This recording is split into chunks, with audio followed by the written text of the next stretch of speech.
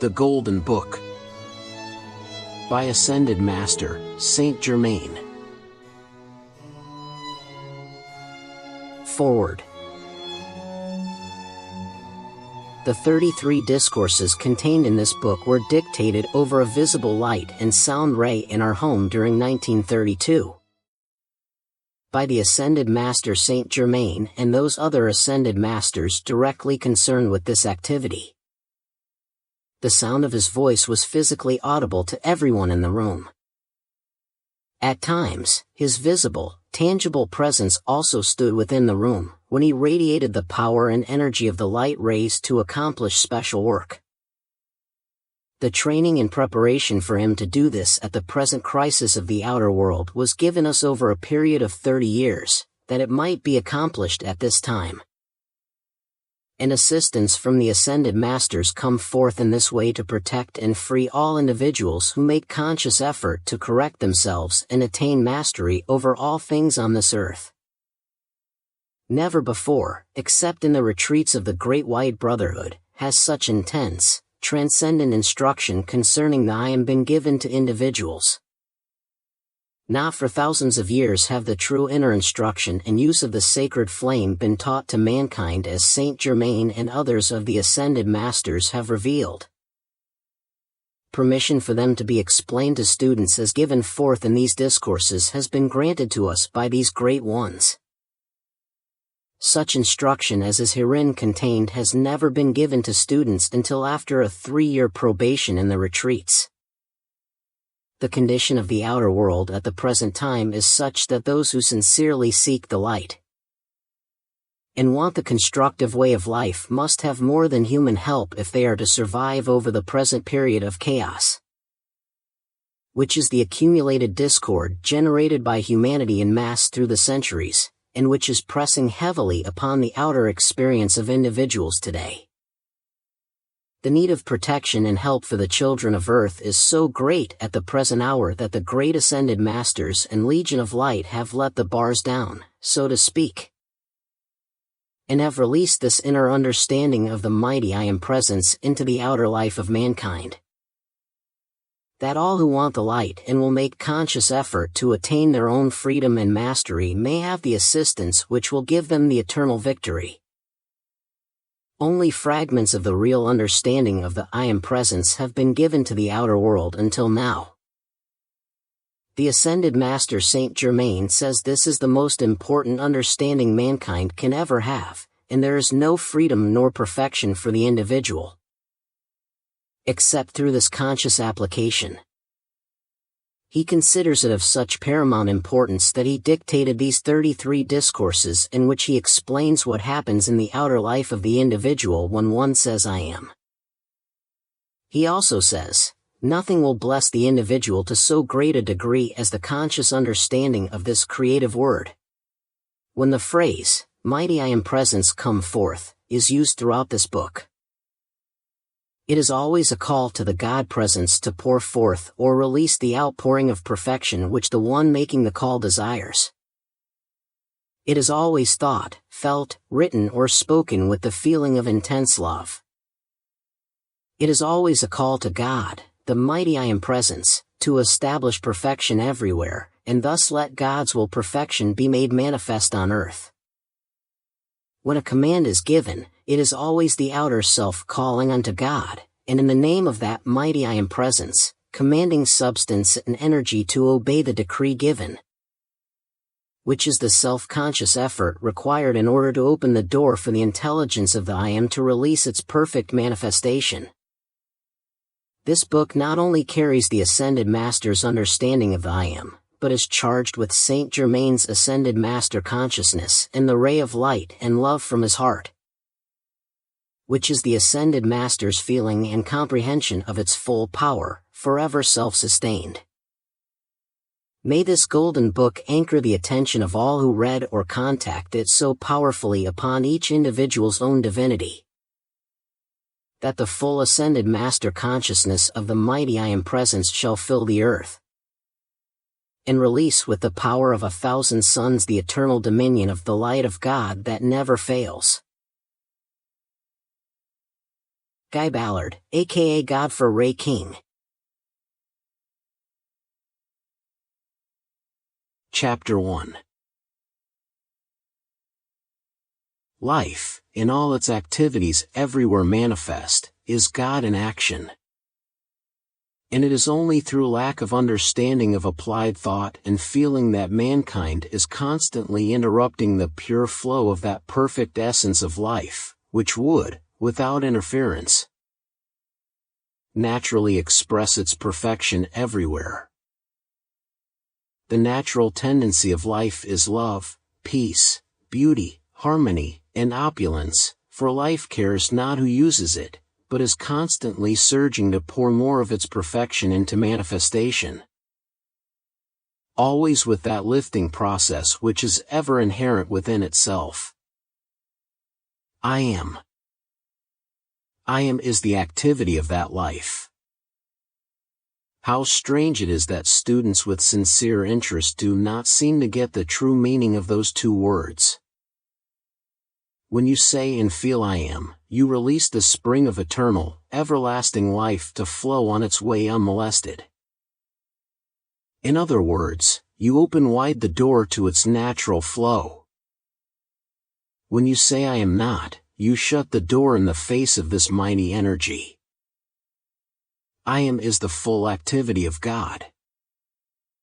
Having placed before you so often the truth of God in action, I wish you to understand its first expression in individualization. The first expression of every individual, everywhere in the universe, either in spoken word, silent thought, or feeling, is I am, recognizing its own conquering divinity. The student, endeavoring to understand and apply these mighty, yet simple laws, must stand guard more strictly over his thought and expression, in word or otherwise. For every time you say I am not, I cannot, I have not, you are, whether knowingly or unknowingly, throttling that great presence within you. This is just as tangible as if you placed your hands about the throat of an outer form, only with the outer form, your thought governing the hand, you can release it at any time. But when you make a declaration using the words I am not, you set in motion mighty, limitless energy that continues to act unless it is recalled and the imperfection consumed and transmuted. This shows you the enormous power you have to qualify this mighty energy of God, and I tell you, beloved students, dynamite is less dangerous, for that would but liberate you from the body. While these thoughts sent forth ignorantly and ungoverned bind you upon the wheel of re-embodiment indefinitely. Thus you can see how important it is for you to know what you are doing when you thoughtlessly use wrong expressions. Because you are using the most divine principle of activity in the universe, I am. Do not misunderstand me, this is no idle, foreign, or oriental expression, but the highest principle of life used and expressed throughout every civilization that has ever existed, for the first expression every self-conscious form of life gives is I am. It is only afterwards, in its contact with outer, wrongly qualified activity, that it begins to accept anything less than I am. Now, dear students, do you not see that when you say I am sick, you are just reversing this principle of life, which is naturally all perfection, thus requalifying it by your willful ignorance with something which it never naturally possessed? Through long centuries of willful misunderstanding, humanity has charged the very atmosphere about them with falsehood and unreality, for I need not say to you that when you say I am sick, it is an abject falsehood in respect to your divinity, which cannot be sick. Does this sound harsh to you? Then I say, think it over, and you will see what a blessing and release it can be to you.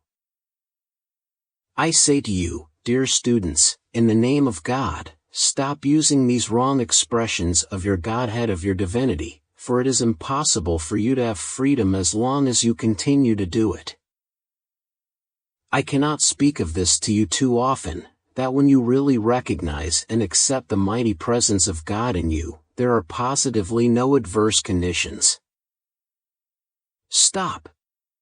I say to you, giving power to the outer conditions, persons, places or things, and in the name of God, every time you find yourself starting to say I am sick, I am broke, I am not feeling well.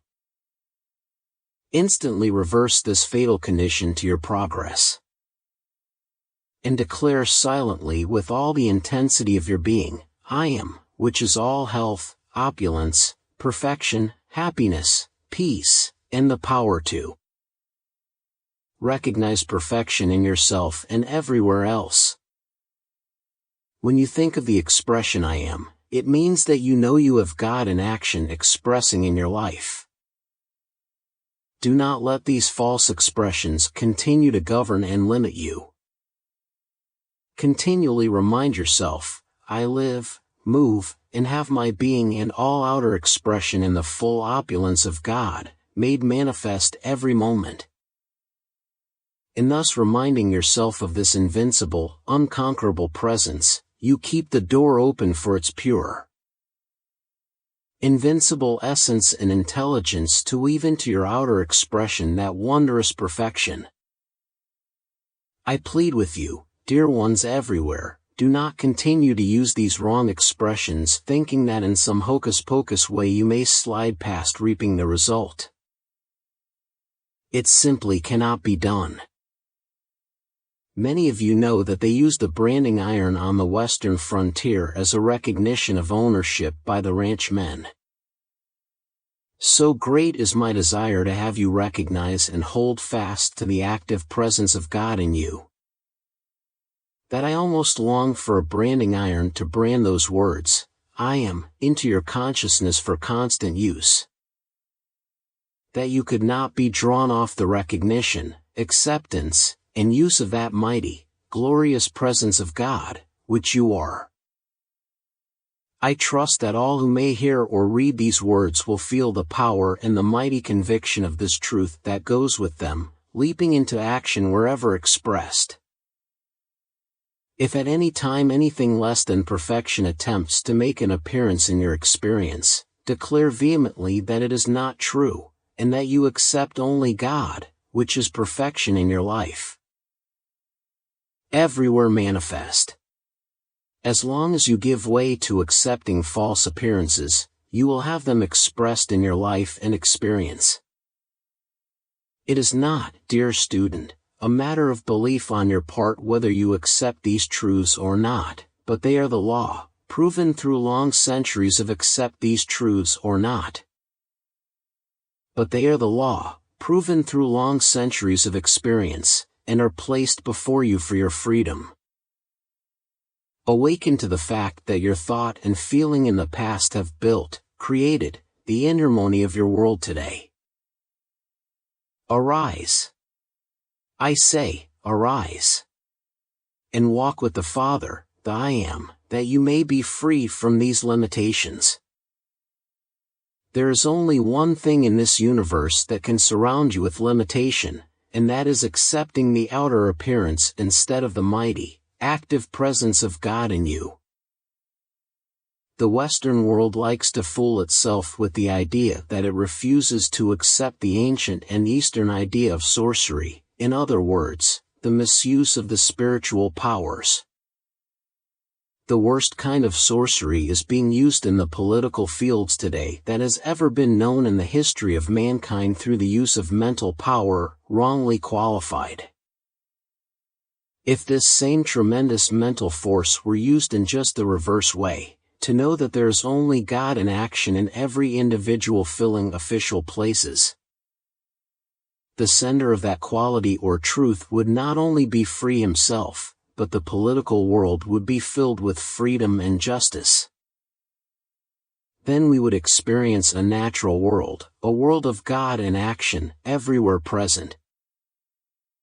It is today as it was at one time in Egypt. Those who misuse the mental power are binding themselves to the rack of inharmony, embodiment after embodiment. Take the stand. I do not take on conditions from anybody or anything about me but God, good, and I am always God commanded. You need to acquire the habit of stilling yourself. Sit down 3 or 4 times a day and simply still the outer self. This will let the energy be supplied. Learn to command and control the energy in your body. If you want the energy still, be still. If you want the energy active, be active. You must stand up, face a thing, and rise above it. There is no other way. The student should watch in every way for habits and break them up. He should not have to be told, but must look within himself and uproot whatever is not perfect. This brings a freedom not possible in any other way. The holding on of old habits is just like wearing old, worn-out garments. The student must not wait for someone else to think these things out for him. He must do it himself. It is not possible for anyone to do it but himself. In this work and under this radiation, everything that is latent in the individual is being brought forth to be consumed. Watch that the attention does not become fixed on the thing you do not want. It is perfectly ridiculous to keep recalling things which have not worked out. If you have built your limitations for centuries and can, by this attention and self-effort, free yourself in a few years, isn't it worth it? Is it not marvelous? A humorous sense of getting away from a thing is sometimes the quickest and most powerful way of doing it, for a buoyant, joyous feeling releases the energy that many times enables a very wonderful manifestation to take place. If one will buckle down to brass tacks and call on the law of forgiveness, he can then consume all past creations in the consuming flame and be free. You must be conscious that the flame is the active presence of God doing the consuming. The freedom of God is here in action. When you have a feeling to do a certain constructive thing, go ahead, stick to it and do it, if the heavens fall. Whether the manifestation comes now or not should not enter into your consciousness at all. Even when students only know a thing intellectually, they should not allow the mind to keep recalling wrong conditions when they know what this activity does to their success. It is unbelievable that people will not conquer this enemy in their consciousness.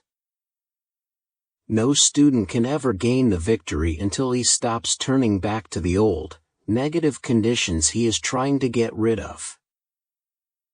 The whole work of a teacher is to get some means and explanation over to the student of the activity of acceptance. What the mind accepts is that which the individual agrees with through his attention, by letting the two become one. When individual agrees with through his attention, by letting the two become one. When the mind accepts and agrees with a thing or condition, the individual decrees it into his world.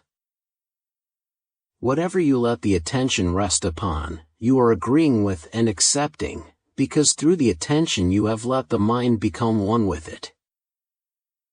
If an individual were to see a rattlesnake coiled, would he walk right up to be struck? Certainly not. Yet this is what students are doing when they let their attention turn back to their troubles. Such habits are only past momentum given a specific quality.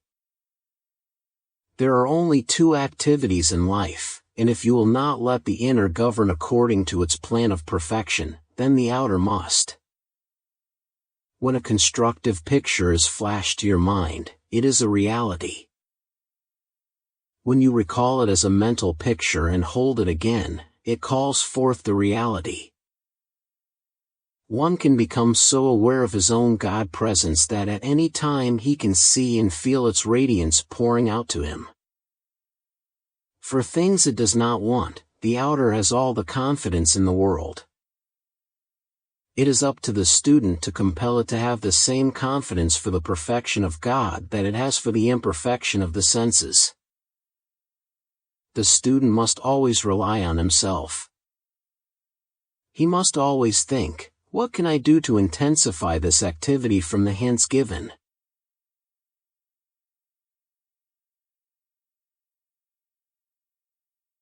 Chapter 2. When Jesus said, I am the resurrection and the life, he gave forth one of the mightiest utterances that can well be expressed. When he said I am, he did not refer to the outer expression, but he did refer to the mighty master presence, God within, because he repeatedly said, I of myself can do nothing. It is the Father within, the I am, that does the works. Again Jesus said, I am the way, the life, and the truth, giving recognition to the one and only power, God in action within him. Again he said, I am the light that lighteth every man that cometh into the world. Prefacing every statement of vital importance with the words I am. Contemplating I am as anything and everything you wish to be is one of the mightiest means of loosing the inner God power. Love, wisdom and truth, and setting it into action in the outer experience. Again let us refer to his mighty utterance, perhaps one of the greatest ever spoken into the outer expression. I am the open door which no man can shut. Do you not see how very vital this is when you come to review understandingly these mighty statements?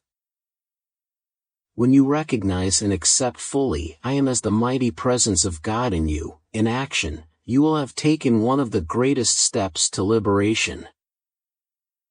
Now mark you, in the utterance of the truth that, I am the open door which no man can shut, if you can but realize it, you have the key that allows you to step through the veil of flesh. Carrying with you all consciousness that you have generated or accumulated which is imperfect, and there transmute it, or in other words, raise it into that perfection into which you have stepped. Too much stress cannot be laid upon the importance of contemplating as often as possible the I am as the mighty, active presence of God in you, in your home, in your world, in your affairs. Every breath you breathe is God in action in you. Your ability to express or send forth thought and feeling is God acting in you. You, having free will, it is entirely up to you to qualify the energy sent forth in your thought and feeling, and determine how it shall act for you. No one can say, how shall I know how to qualify this energy, for everyone knows the difference between destructive and constructive thought, feeling, and action. The student, in receiving instruction, should constantly analyze the motive back of the question to detect if in that motive there is a feeling of intellectual pride, arrogance or stubbornness in the outer mind and body. If there is within the motive a lurking desire to argue and prove the instruction wrong rather than receive the blessing and truth intended, the individual has unknowingly shut the door, for the time being, to his ability to receive the good offered. Again may I remind the students, regardless of their personal opinions as to what the truth shall be, I have proven through many centuries, these condensed instructions now being given forth. If one wants to receive the greatest benefit possible and the comprehension that will be absolute, certain freedom and liberation, listen with an entirely open mind. With the consciousness that the I am, the active presence of God in you, is your certain ability to receive, accept, am, the active presence of God in you, is your certain ability to receive, accept, and apply without limit the instruction which is being given forth with an accompanying radiance, which will enable certain students at this time to comprehend these simple, yet mighty assertions of truth to their great blessing and freedom. The admonition has been before humanity through many centuries: ye cannot serve two masters. Why is this so? First, because there is only one intelligence, one presence, one power that can act, and that is the presence of God acting in you. When you turn to the outer manifestation and give all kinds of expressions and appearances power, you are attempting to serve a false, usurping master. Because the outer expression can only find an appearance through the use of God's mighty energy. Your ability to lift your hand and the life flowing through the nervous system of your outer form is God in action in your body, through your mind. Dear students, try to use this simple means as a reminder of God in action in you. When you start to go down the street, think for an instant. This is God's intelligence and power by which I walk. And this is His intelligence by which I know where I am going. Thus you will see that it is no longer possible to go on without understanding that every move you make is God in action. Every thought in your mind is God's energy, which enables you to think. When you know this is a fact, and there is no disputing it, why not adore, give full confidence to, trust in, have faith in, and accept this mighty presence of God in action in you? Instead of looking to the outer expression which is clothed, qualified, and colored by the outer, or human concept of things, regardless of the one mighty presence which enables the outer to express. All outer form and its attendant expression is but the experience life by which each individual may learn, through his own experiences, the true source of his being, and come again into the fullness of perfection, through the self-conscious knowing thus attained. The outer experience of life is but a constant, changing, passing picture that the outer mind has created in its pretense, imagination, of being the real actor. Thus is the attention so constantly fixed upon the outer, which alone contains imperfection, that the children of God have forgotten their own divinity and must come back to it again. God is the giver, the receiver, and the gift, and is the sole owner of all the intelligence, substance, energy and opulence there is in the universe. If the children of God would learn to give for the joy of giving, whether it be love, money, service, or whatever it may be, they would open the door to such vast opulence that it would be impossible to want for a single thing in the outer expression. The unfortunate thing in humanity, which has caused such rampant selfishness and unprecedented condemnation of each other, is the idea of claiming ownership to these wonderful blessings of God. For there is but one love acting, one intelligence, power and substance, and that is God in every individual. The warning that should be placed before every student and individual is to guard against the desire of the outer self to claim power of its own. If in every act of the personality, God were given full credit, transformations unbelievable could not help taking place in the one thus giving full credit and power where it belongs. There has rarely been a correct understanding of supply and demand.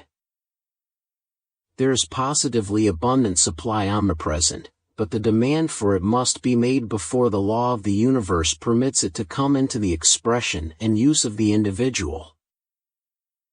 The individual, having free will, must consciously, with full determination, make the demand. And it cannot fail to come forth into expression, no matter what it is, so long as the individual holds an unwavering, determined consciousness.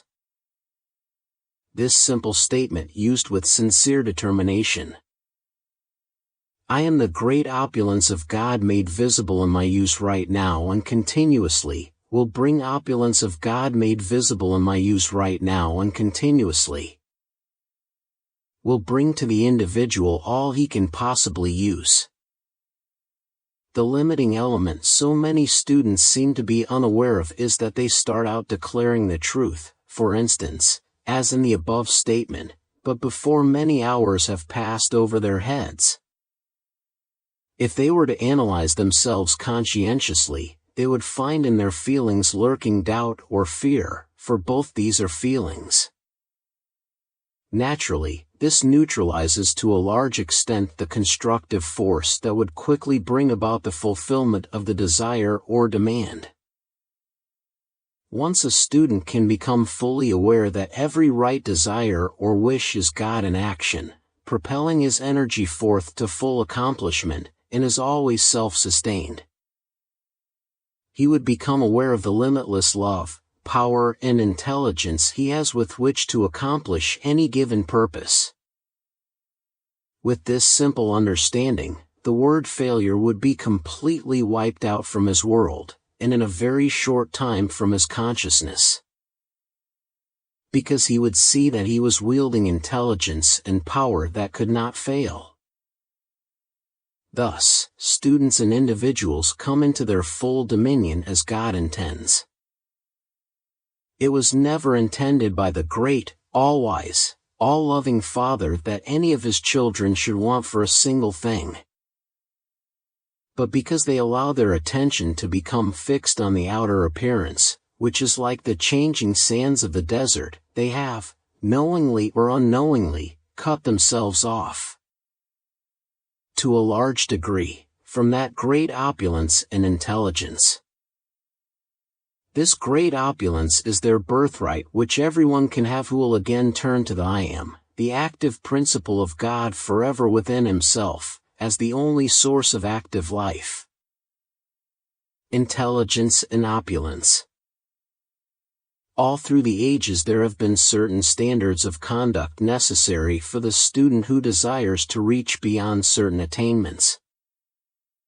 This is the conserving and governing of the life force, through the sex.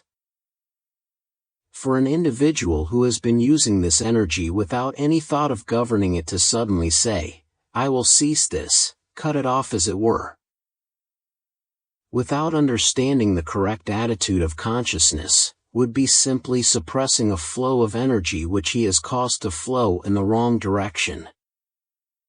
Any student who wishes to govern this will find this simple statement the most efficient, if used understanding, of any one particular thing that can be given.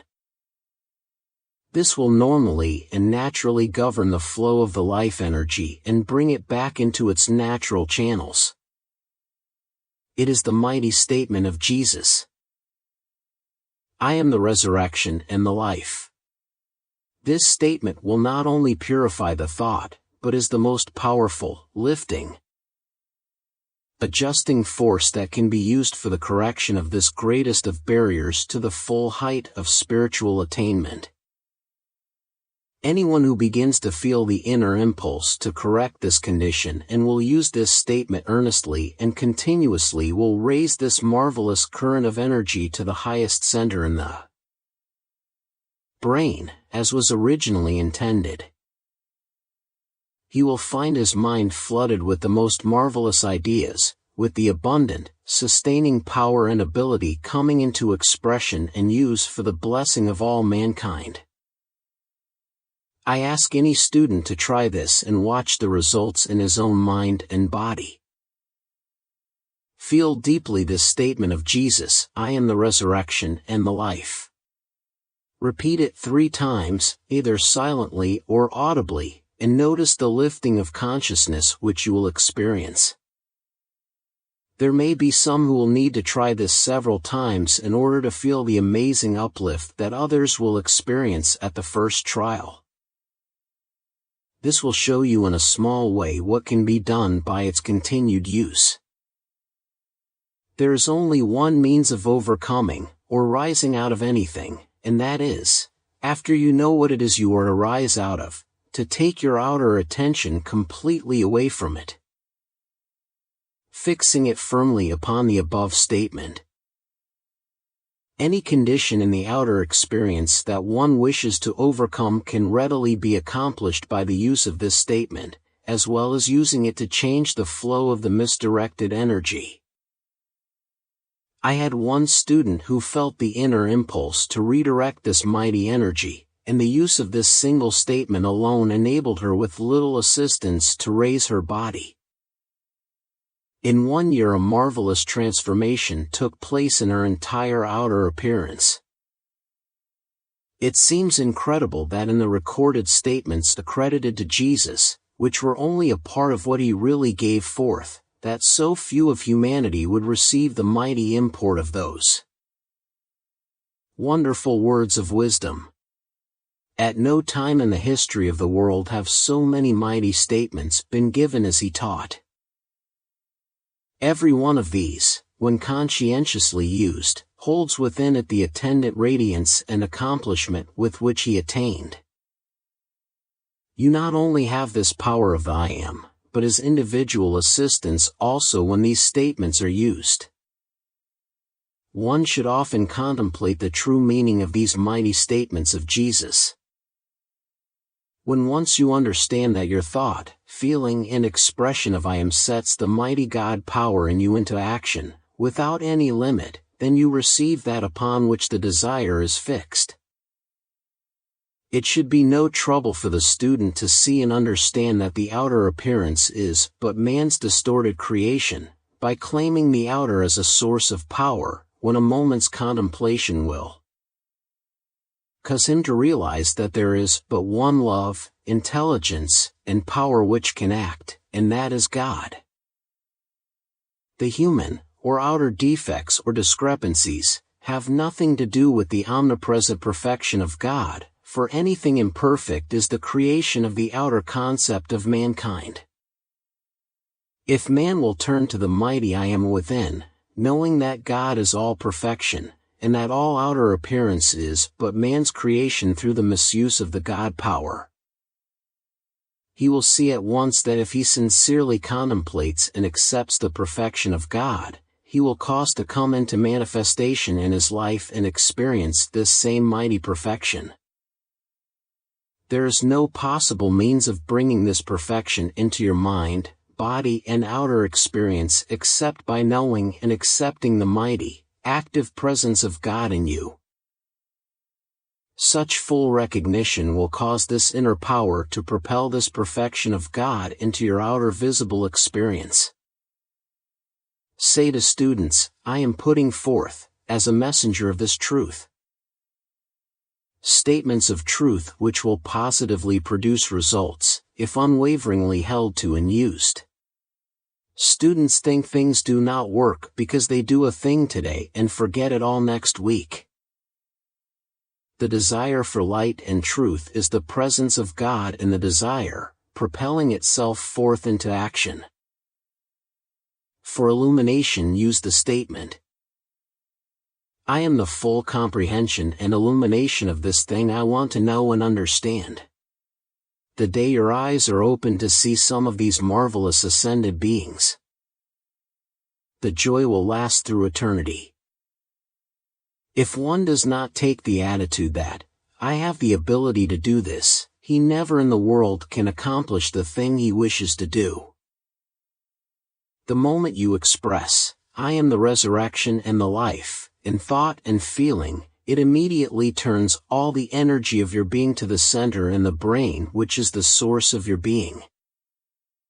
You cannot overestimate the power in this statement. There is no limit to what you can do with it. It was the statement that Jesus used most in his most difficult trials. Always know that when you decree a constructive thing, it is God in you propelling you to do it. It is the most foolish question imaginable to ask. Have you proved this in your own experience? Each individual has to prove it for himself, or it will mean nothing to him. Nothing ever really means anything to anyone until he uses it.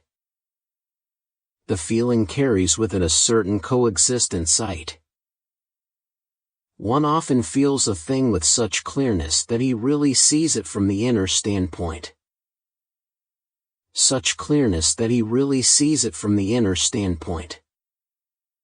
As you enter the ascended state, thought, feeling, seeing, and color are almost simultaneously manifest. Harmonious sound is quiet. This is why ravishing music is the most quieting in its effect, while bombastic music is just the opposite. Chapter 3.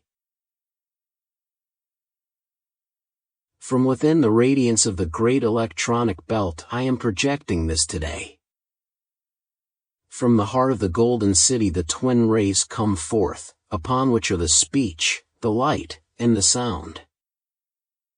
The time has rapidly enfolded us when we must be more aware of the great electronic belts encompassing all creation from the Godhead to the individual. The etheric belt around the golden city is impenetrable, far more so than a wall of many feet of steel would be.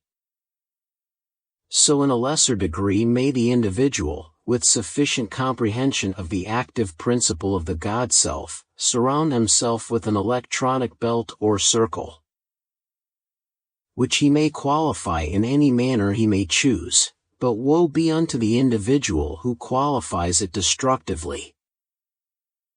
If anyone should be foolish enough to do this, he would find this belt of electronic force closing in upon his own outer form, and it would be consumed.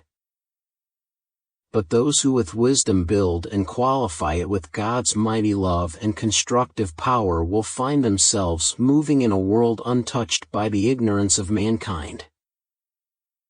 The cosmic period has arrived when those who have attained a certain degree of understanding must create, apply, and use this wondrous electronic circle. Every creation that is self-conscious action has this circle of pure electronic force about it naturally, but to a large degree its force is ungoverned, therefore dissipated. In consciously creating this mighty ring of pure electronic force, you stop all leaks in the generation of this limitless essence, and hold it in reserve for conscious use and direction. After a few months of this conscious creative activity of and within this electronic ring, one will need to be very careful in loosing or directing this force in any manner except by divine love. In the beginning of man's individualization, he was naturally surrounded by this magic circle, but as the consciousness was lowered more and more, rents were made in this great circle of force, causing leaks, as it were, until it has almost entirely disappeared. This, however, was not a conscious creation of the individual, but was a natural, enfolding circle.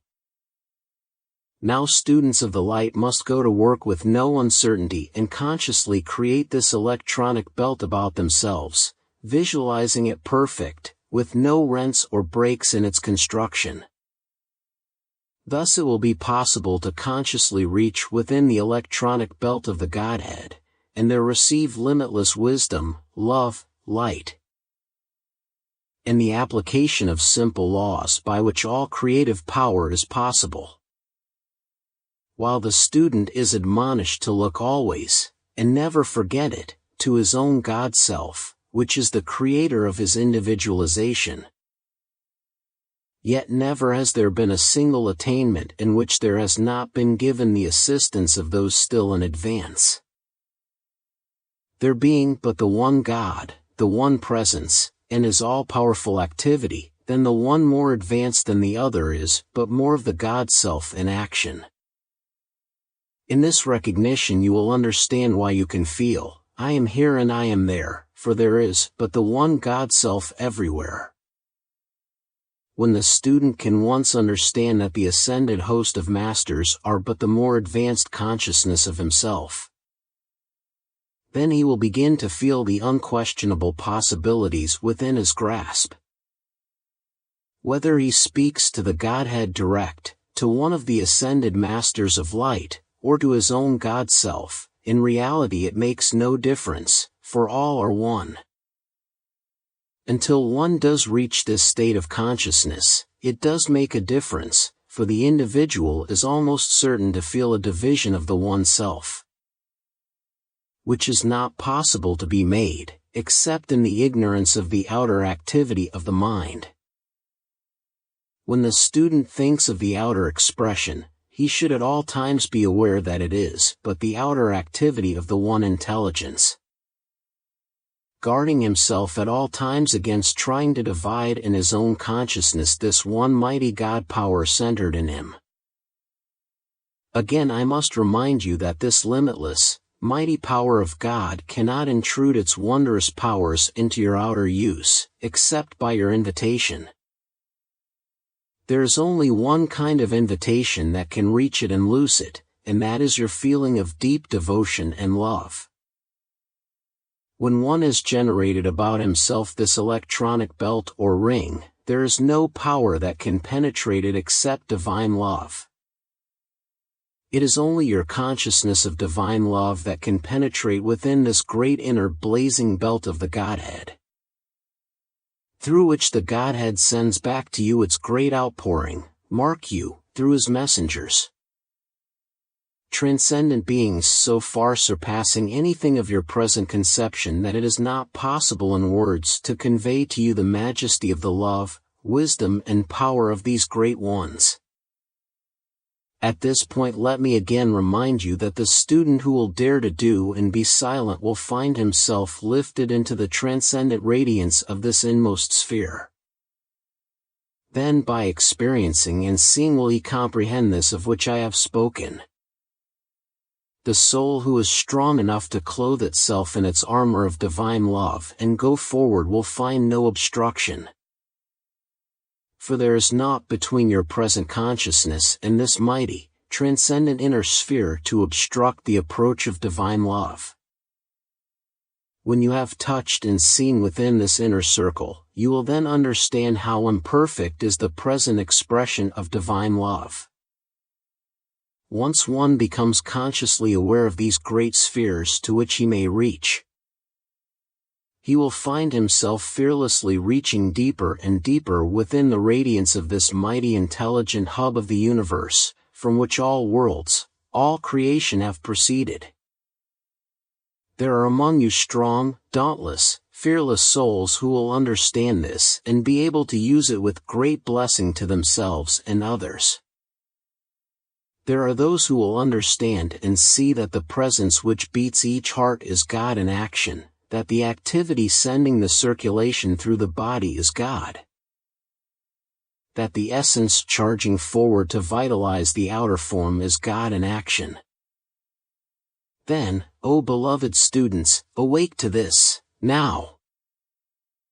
Do you not see how great a mistake it is to sink under the ignorance of the outer self, feeling pain, distress, and disturbance, all created by the ignorance and activity of the outer self?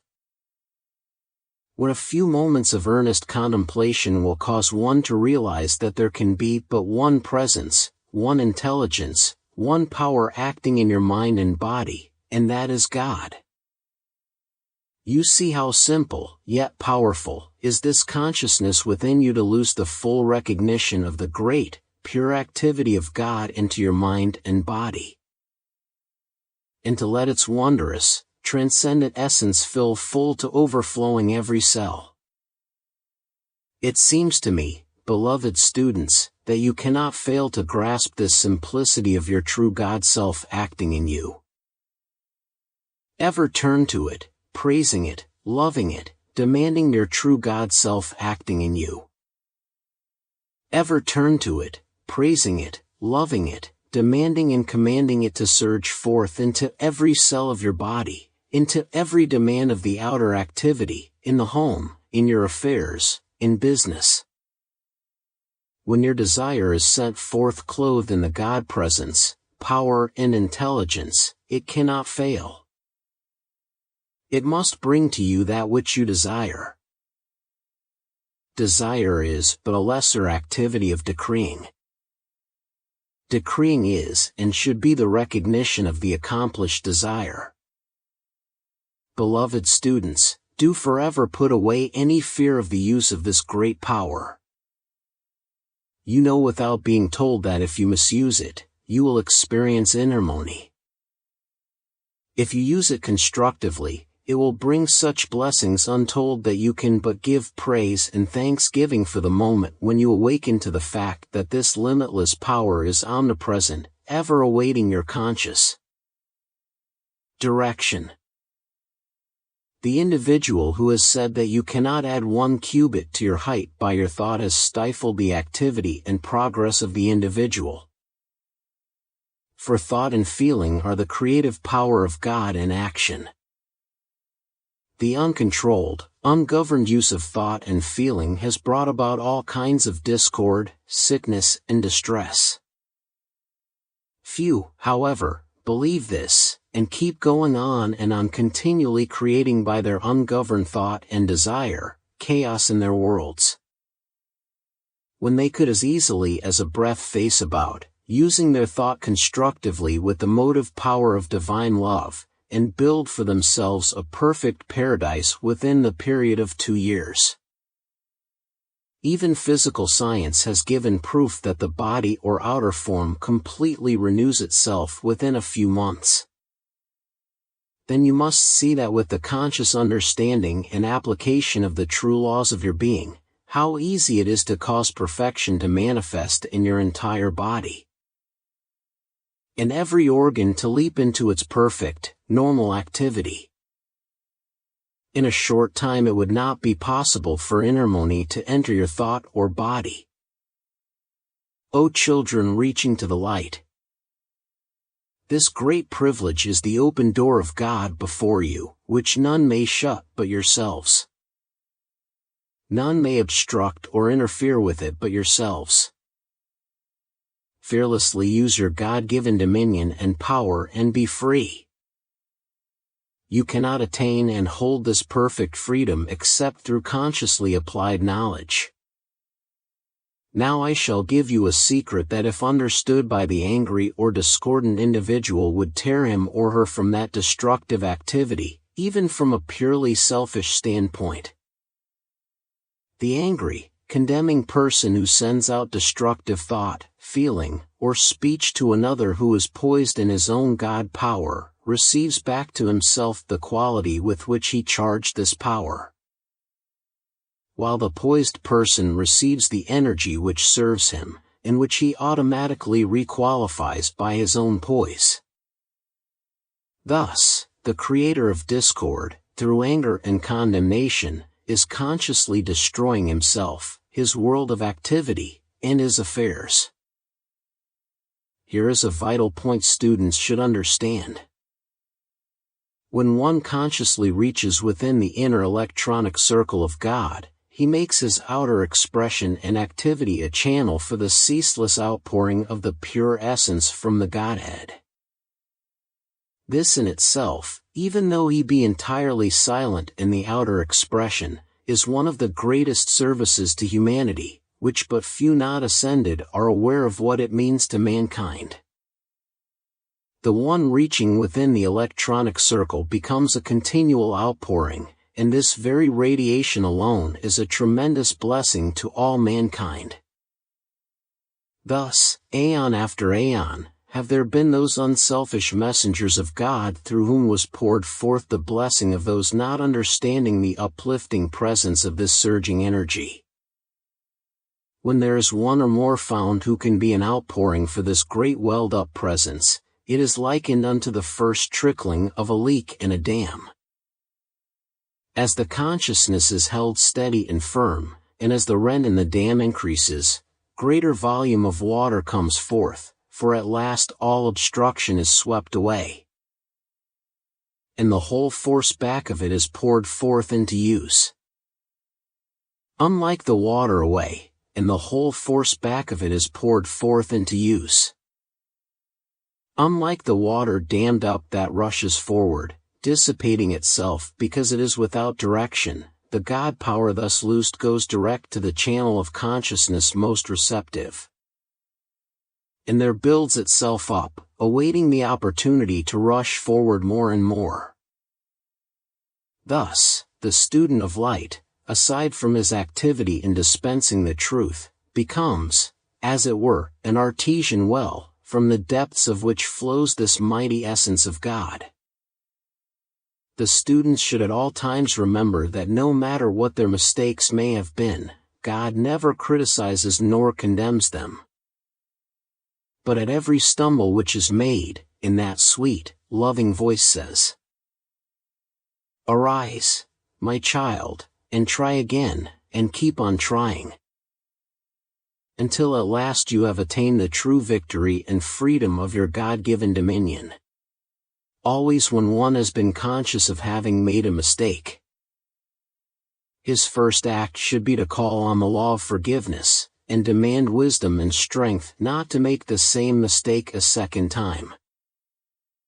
God, being all love, must have infinite patience, and no matter how many mistakes one may have made, he can always once again arise and go unto the Father.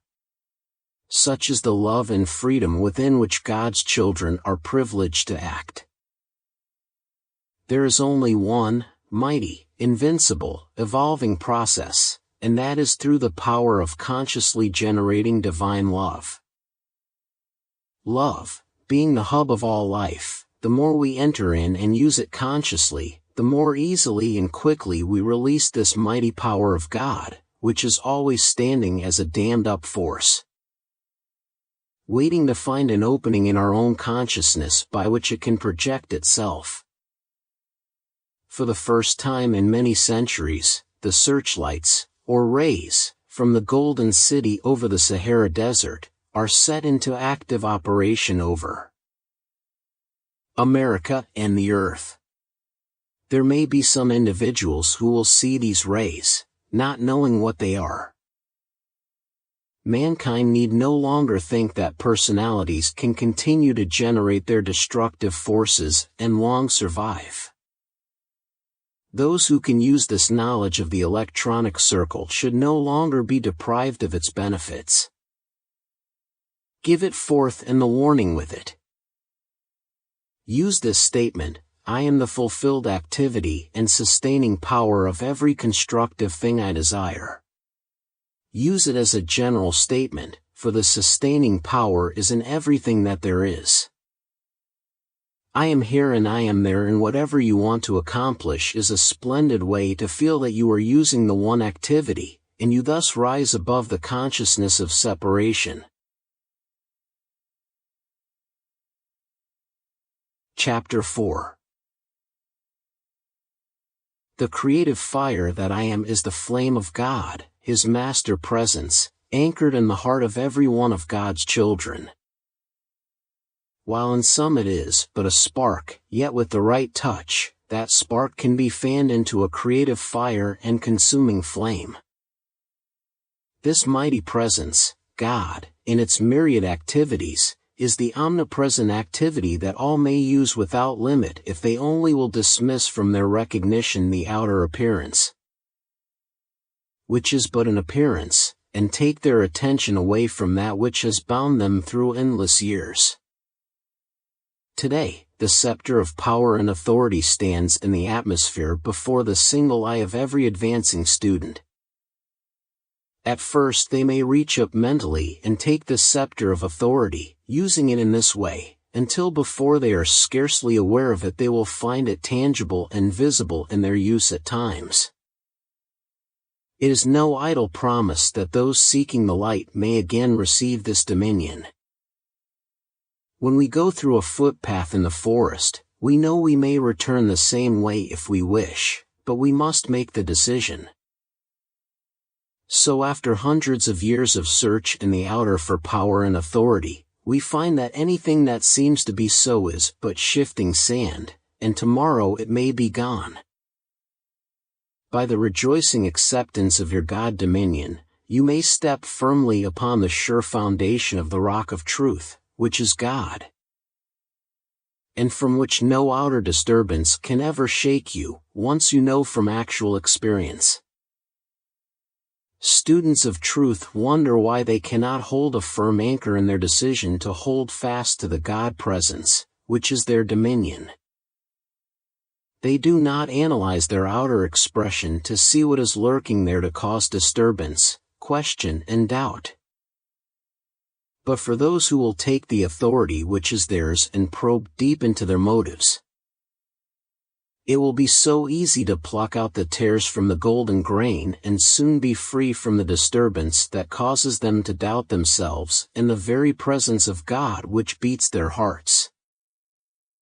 When students will be honest enough with themselves and their God, the I Am Presence, to pluck out by the roots anything that is causing disturbance within them and be able to feel the mighty light and radiance of the great God Self, they will require little effort in loosing the great I Am Presence in love and intelligence, which is an ever-sustaining power and strength, assurance, or whatever they may need, in order to hold their feet firm upon the rock of truth, which is one of the great jewels in God's kingdom. Its dazzling radiance will enfold them upon the slightest invitation. O students of today! Hold fast to this mighty presence which beats your hearts, whose life flows through your veins, whose energy flows through your mind. You have free will and can qualify and bless it to your perfection or imperfection. Always remember that through your failure to turn to this mighty presence, by which you find you have created inharmony and disorder, you must give yourselves ample time to gain the full recognition of this mighty power and give it full activity in your life. Do not become impatient because things do not work out as rapidly as you would like them to.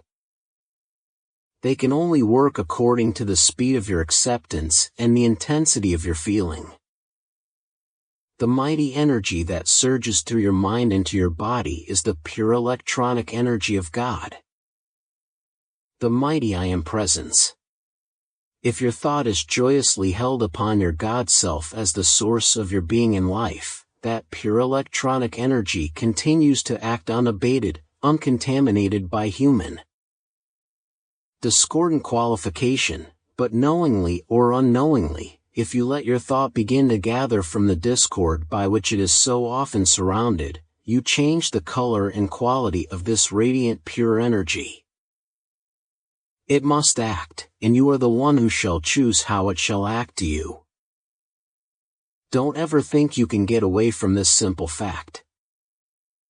It is an immutable law of God, and no human being can ever change it. Students must understand and maintain this attitude if they wish to make steady progress. I tell you, beloved students, you may rage and doubt and fear and rebel all you please at self-correction. But it is the open door to your mighty illumination and freedom from all limitation in the outer world of activity.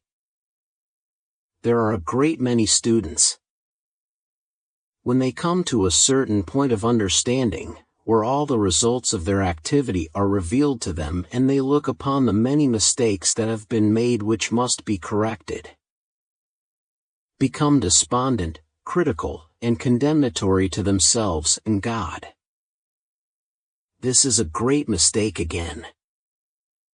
Everything that is revealed to them in which they find they have been making a mistake should make them rejoice exceedingly, that the things are revealed which need correcting. Knowing that God is the power to think, then they know they have the power to correct this and should joyfully set to work to do so. The power of God's life which beats their hearts is absolute proof that they have the intelligence and power of God within them by which they may dissolve and consume all the mistakes and discordant creation they have consciously or unconsciously drawn about them. They may say to this undesirable creation, I am the mighty consuming flame that now and forever consumes all past and present mistakes, their cause and effect, and all undesirable creation for which my outer is responsible. It seems so strange that students seem to have such difficulty in fixing the anchorage and recognition of the limitless power they are wielding when they say I am. When the intellect, which is the outer activity, knows this, then the students should intensify it with all their power by the intense feeling of the truth of this. then they would find greatly added speed and power in their active use. I tell you, dear students, you have come to a time when you can use this power with great authority to free yourselves from the chains of limitation that have bound you so long. Set about it with joyous determination to put your house in order. If you were going to have a distinguished guest, I doubt not that you would spend days working earnestly, cleaning, washing, polishing, and preparing for this guest. How much more important it is to prepare for this great Prince of love and peace, the Prince of consuming fire that dwells within you and controls the element of fire.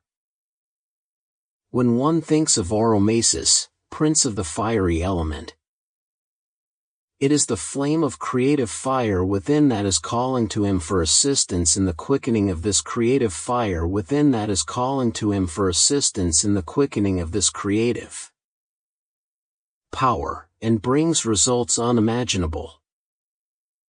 There has been no time in my memory when there was so much natural assistance at hand for the student of light for his use as there is at this time. And the students should take advantage of this with joyous intensity. When you speak in the name, power, and authority of the mighty I Am, you are releasing limitless energy to do your bidding to fulfill your desire. Why longer allow doubt and fear to beset you when I am the open door which no man can shut into the great opulence of God, waiting, surging to press forward to heal, to bless, and to prosper you abundantly? Dare to be, to feel, to use this mighty authority, God and your beloved students. Do you not realize that you can express perfection by taking your determined stand with sufficient intensity that I am the mighty electronic energy flowing through, filling and renewing every cell of my mind and body, right now? Do you not see, with sufficient intensity of this, in a few minutes or hours you could dispel any disturbing condition in the mind or body and allow that mighty, pure energy to do its work, uncolored, unaffected by any discordant element in your own thought? You can renew any nerve, any organ, and build any member of the body into its perfection almost immediately. Oh, why not feel this, apply it, and as you begin to experience the remarkable results, your confidence will leap into its perfect activity.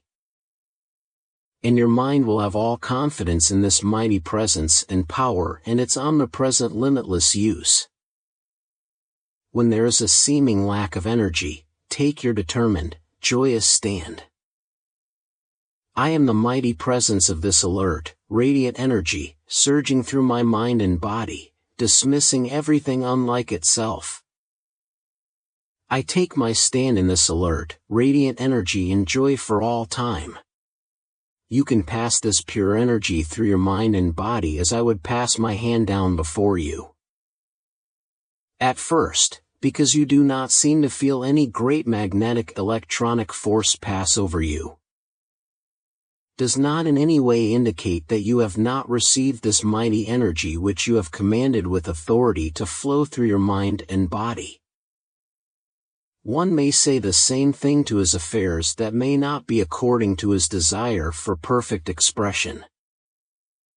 The student can stand and call forth the mighty presence of the I Am, send it forth into his business and world. Command it to consume everything unlike itself, and replace all with the mighty perfection of God, which I am. Command it to be self-sustained, and cause that perfection to manifest his unceasing authority and power, and cleanse his world of every discordant thing, for I am the supreme authority. God in action. One does not need to do this with any tension, or to the extent that he creates tension in the action of the body, but he can rise in the supremacy and dignity of the authority of God, and cleanse everything needing it. In doing this, one need not speak in a loud voice, but in a very low, masterful tone. Stand in the room by yourself and declare, I am master of my world. I am the victorious intelligence governing it. I send forth into my world this mighty, radiant, intelligent energy of God. I command it to create all perfection, to draw to me the opulence of God made visible in my hands and use. I am no longer the babe of Christ, but the Master Presence grown to full stature, and I speak and command with authority. Thus one may consume the mistakes and imperfection he may have created, and in the authority of the I Am, recreate, immediately, the perfection he desires. Know that it is constantly self-sustained, so long as you do not intrude upon it the discordant activity of your thought and feeling. I want so much to have you feel that you are the only authority in this world or any other, so far as your world is concerned. Do not ever fear that the perfecting of your world is going to disfigure anyone else's world, so long as your intent is of your world is going to disfigure anyone else's world. So long as your intent is not to harm anyone. It does not matter what the world about you says, or how much they try to intrude upon you their doubts, fears, and limitations. You are the supreme authority in your world, and all you have to do is to say, when you are beset by those conditions, I am the mighty, magic circle of protection about me that is invincible and repels from me every discordant thought and element which seeks to find entrance or intrude itself. I am the perfection of my world, and it is self-sustained. O beloved ones! It is no longer necessary to wonder, waver, and question. I am the authority.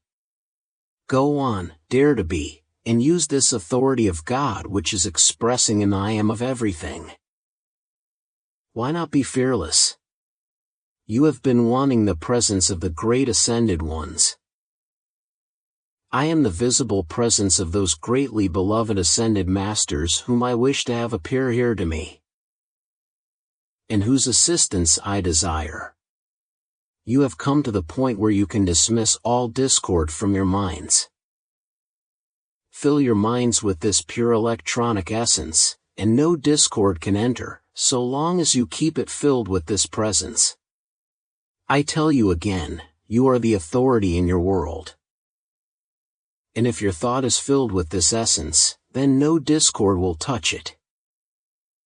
We are going to take this authority and use it, clear away all discord, and declare with no uncertainty, I am the supremacy of man, everywhere I go. I am God in action.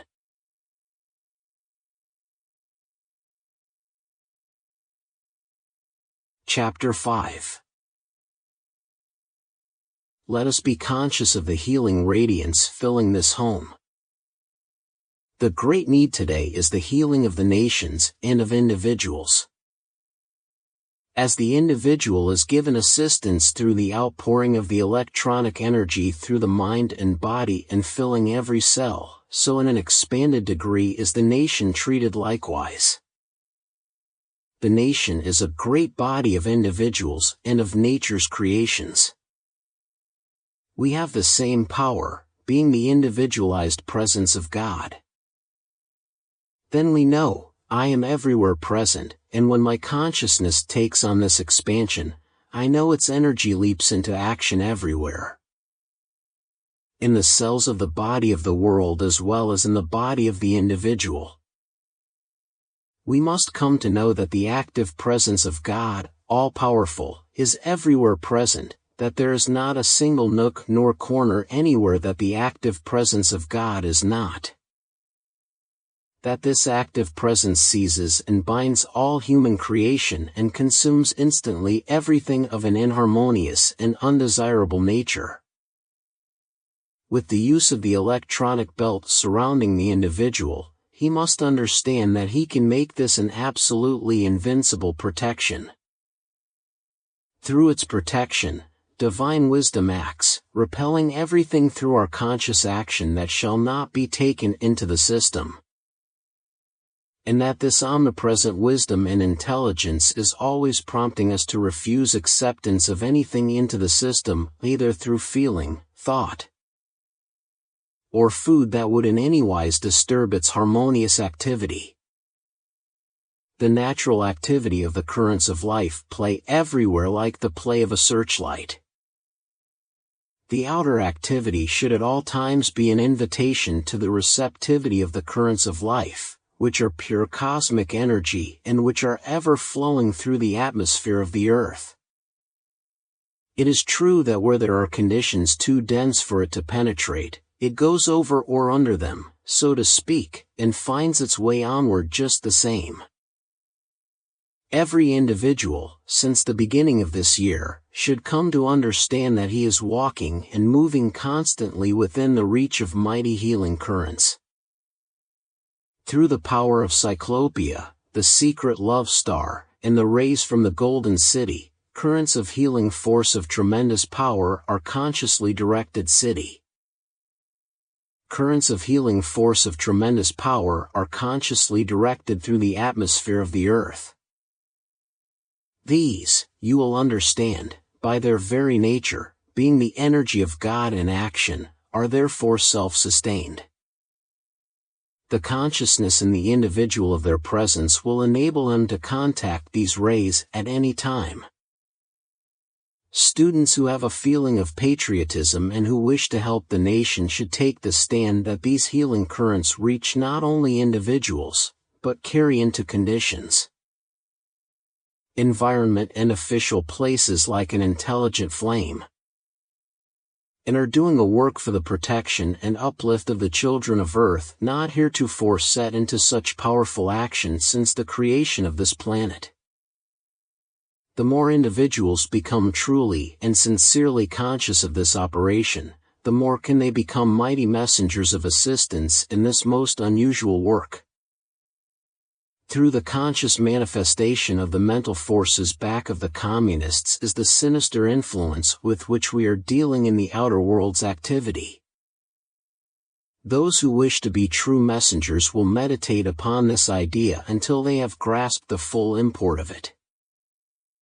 They will use their conscious effort, knowing that these currents of consuming electronic energy consciously directed through the atmosphere of the earth cannot be interfered with, and that in every sincere, conscious effort of the individual, in his desire to give his assistance, there will flow a consciousness of this energy that he has not hitherto possessed. Sometimes there are individuals of such a nature, that while wonderfully kind and willing, the sudden consciousness that they need to let go of certain kinds of food or other activity is a sort of shock to them. I would say to these individuals that the divine intelligence within each one will cause them to naturally let go of the things not in accordance with this great presence at every step of the way, when it is necessary. In order for an individual to consciously let go of a thing, he must have something that he feels is stronger to which he can anchor. As students become conscious of this, the confidence and strength will come to them to take the step. As I suggested once before, I would consciously, at least once or more a day, stand on the floor and charge the home with this pure electronic energy, and keep it charged, so that God's very presence will keep out of the home, food, thought, any kind of presence, and everything that is not in accordance with the desires here. I would suggest that whenever you find someone is coming, you take the consciousness, I am the pure radiance of divine love enfolding these individuals, and this garment enfolds them when they come and when they leave. When you are conscious of this, you clothe them and they will wear this garment into the home and out of it, and for them it will be a sustaining power. Those who come into your home are deserving of assistance, and this will enable them to receive the full assistance they desire and you will love to give. No matter how great the knowledge attained, we at no time ever have the right to force either the knowledge or the discipline upon anyone. Only as students apply what they hear and receive can they ever know the reality. When you say I am, you acknowledge the power that breaks down all barriers and conditions of opposition. This human self is just like a starving lion in the jungle. It will tear anything to get what it wants to eat. In this state, the human consciousness will tear its best friend to pieces to get its own way. In any astral element there is that human desire element through which, unless one shuts his mind entirely to the astral world, will constantly find himself interrupted in a good decision, because he has left that door open to a force far more subtle than is ever found in the outer world. Many think there are good forces in the astral world. I tell you, no good force ever comes from the astral world. Any good force that seems to come from there must come through it, but it makes its own tunnel of light through which it comes.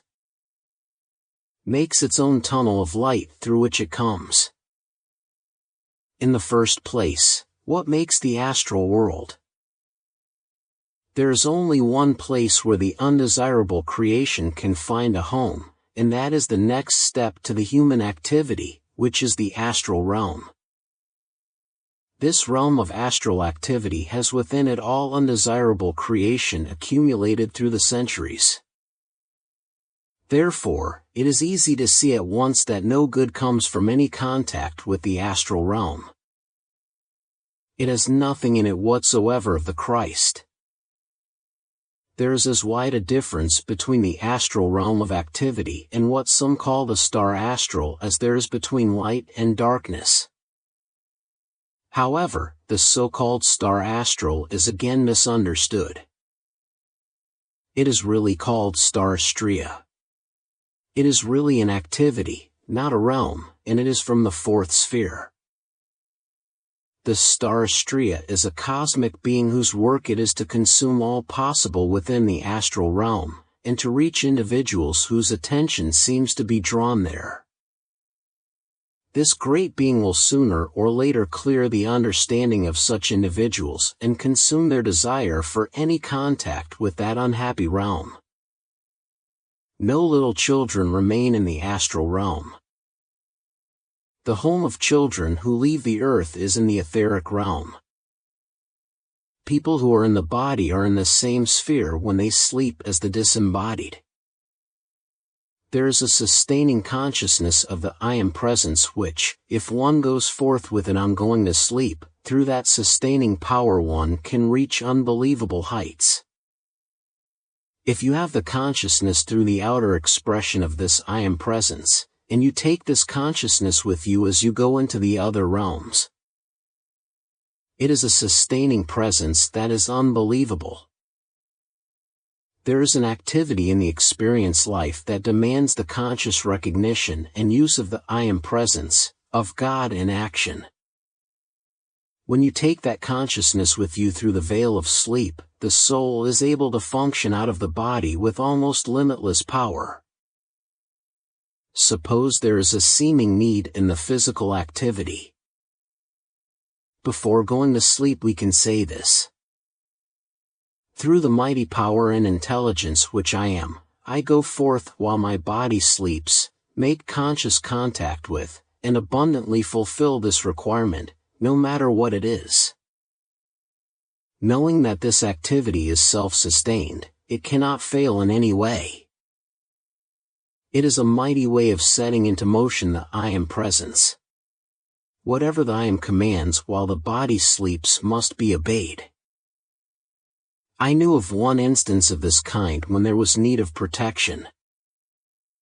The one using it had a certain consciousness of this presence.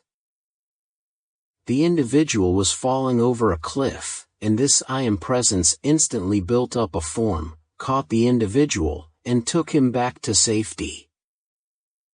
When one enters the conscious path and goes into any environment where there might be danger, one should always do some quick, definite work on his protection. For until one raises the body, he is always functioning more or less where he is contacting the outer thought of humanity. If the student be climbing the mountains, he must do conscious protective work. He must do the protective work, and do it consciously. If the student will always keep up his conscious protection, he will be able to avoid the destruction of other individuals. Steamship protection. God is the almighty power protecting and directing this steamship. Therefore, it moves in a zone of absolute safety. On the conscious path, you must be up and in action all the time. There are some who might think this is a suggestion of fear, but it is not. It is a recognition of the omnipresent protective power. Autos. God is all-seeing and all-knowing, sees ahead, and will naturally avoid undesirable contact. When you say, God is driving this car, the vision of God goes ahead, sees blocks and miles ahead, and the prompting will come to go to the street which is clear. Because God is driving this car, our path is unobstructed in every way. There are two reasons why students have accidents. First, because they have become angry and opened the door. Second, because the student has lain down on become angry and opened the door.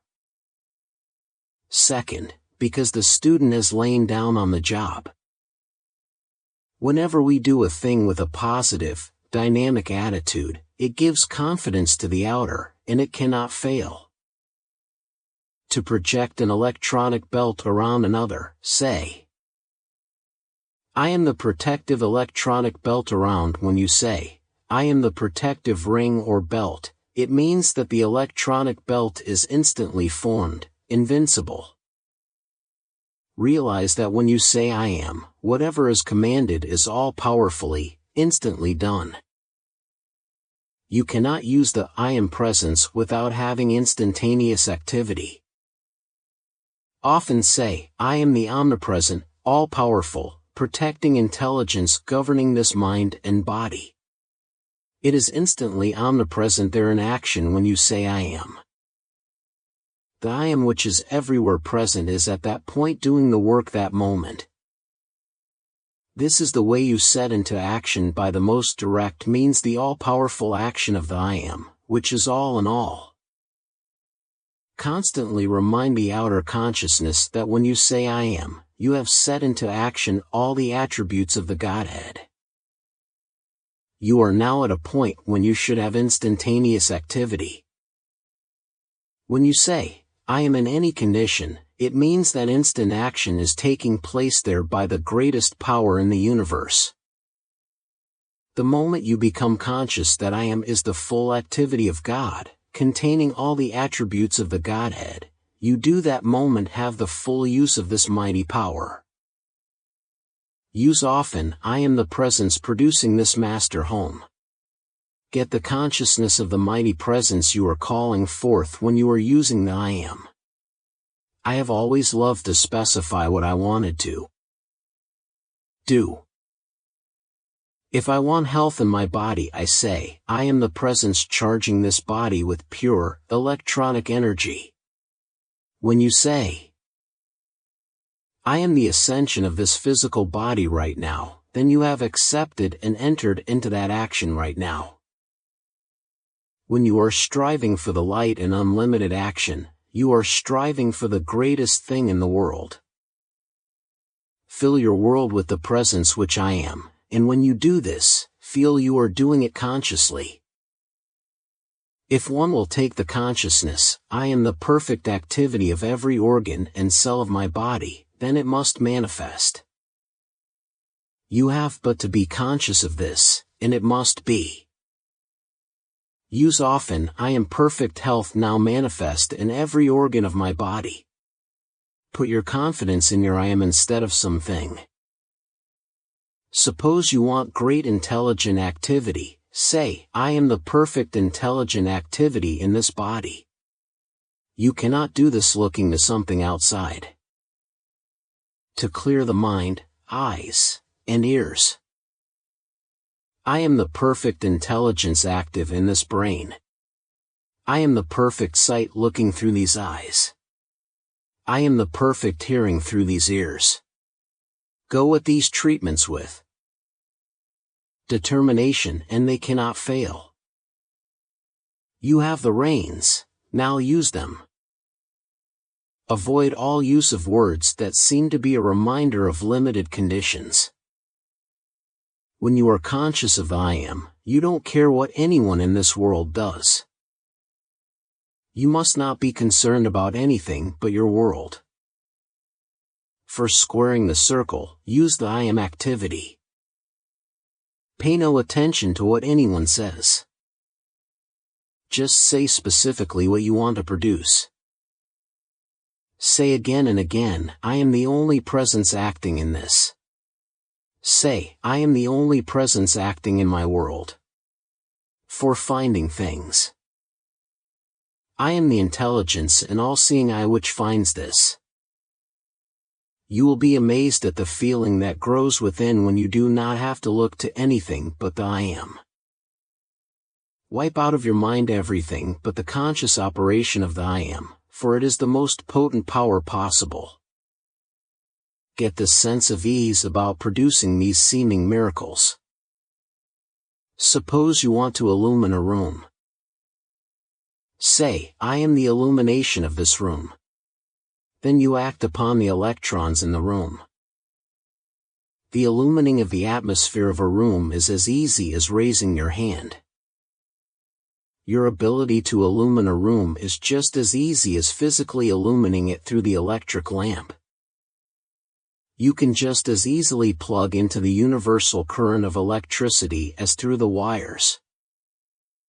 To make visible the illumination within your own body, say, I am the visible illumination through this body now. Right within yourself is a focal point.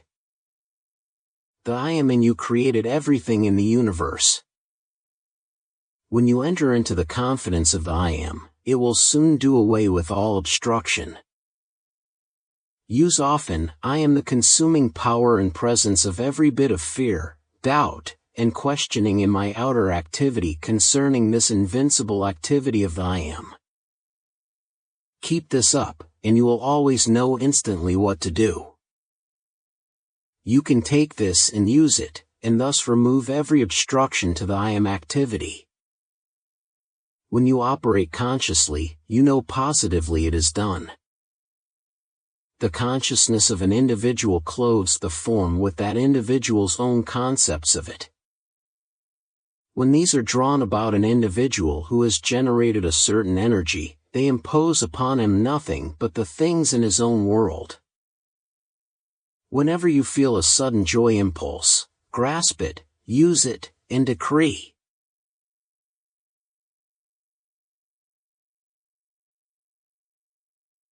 Chapter 6.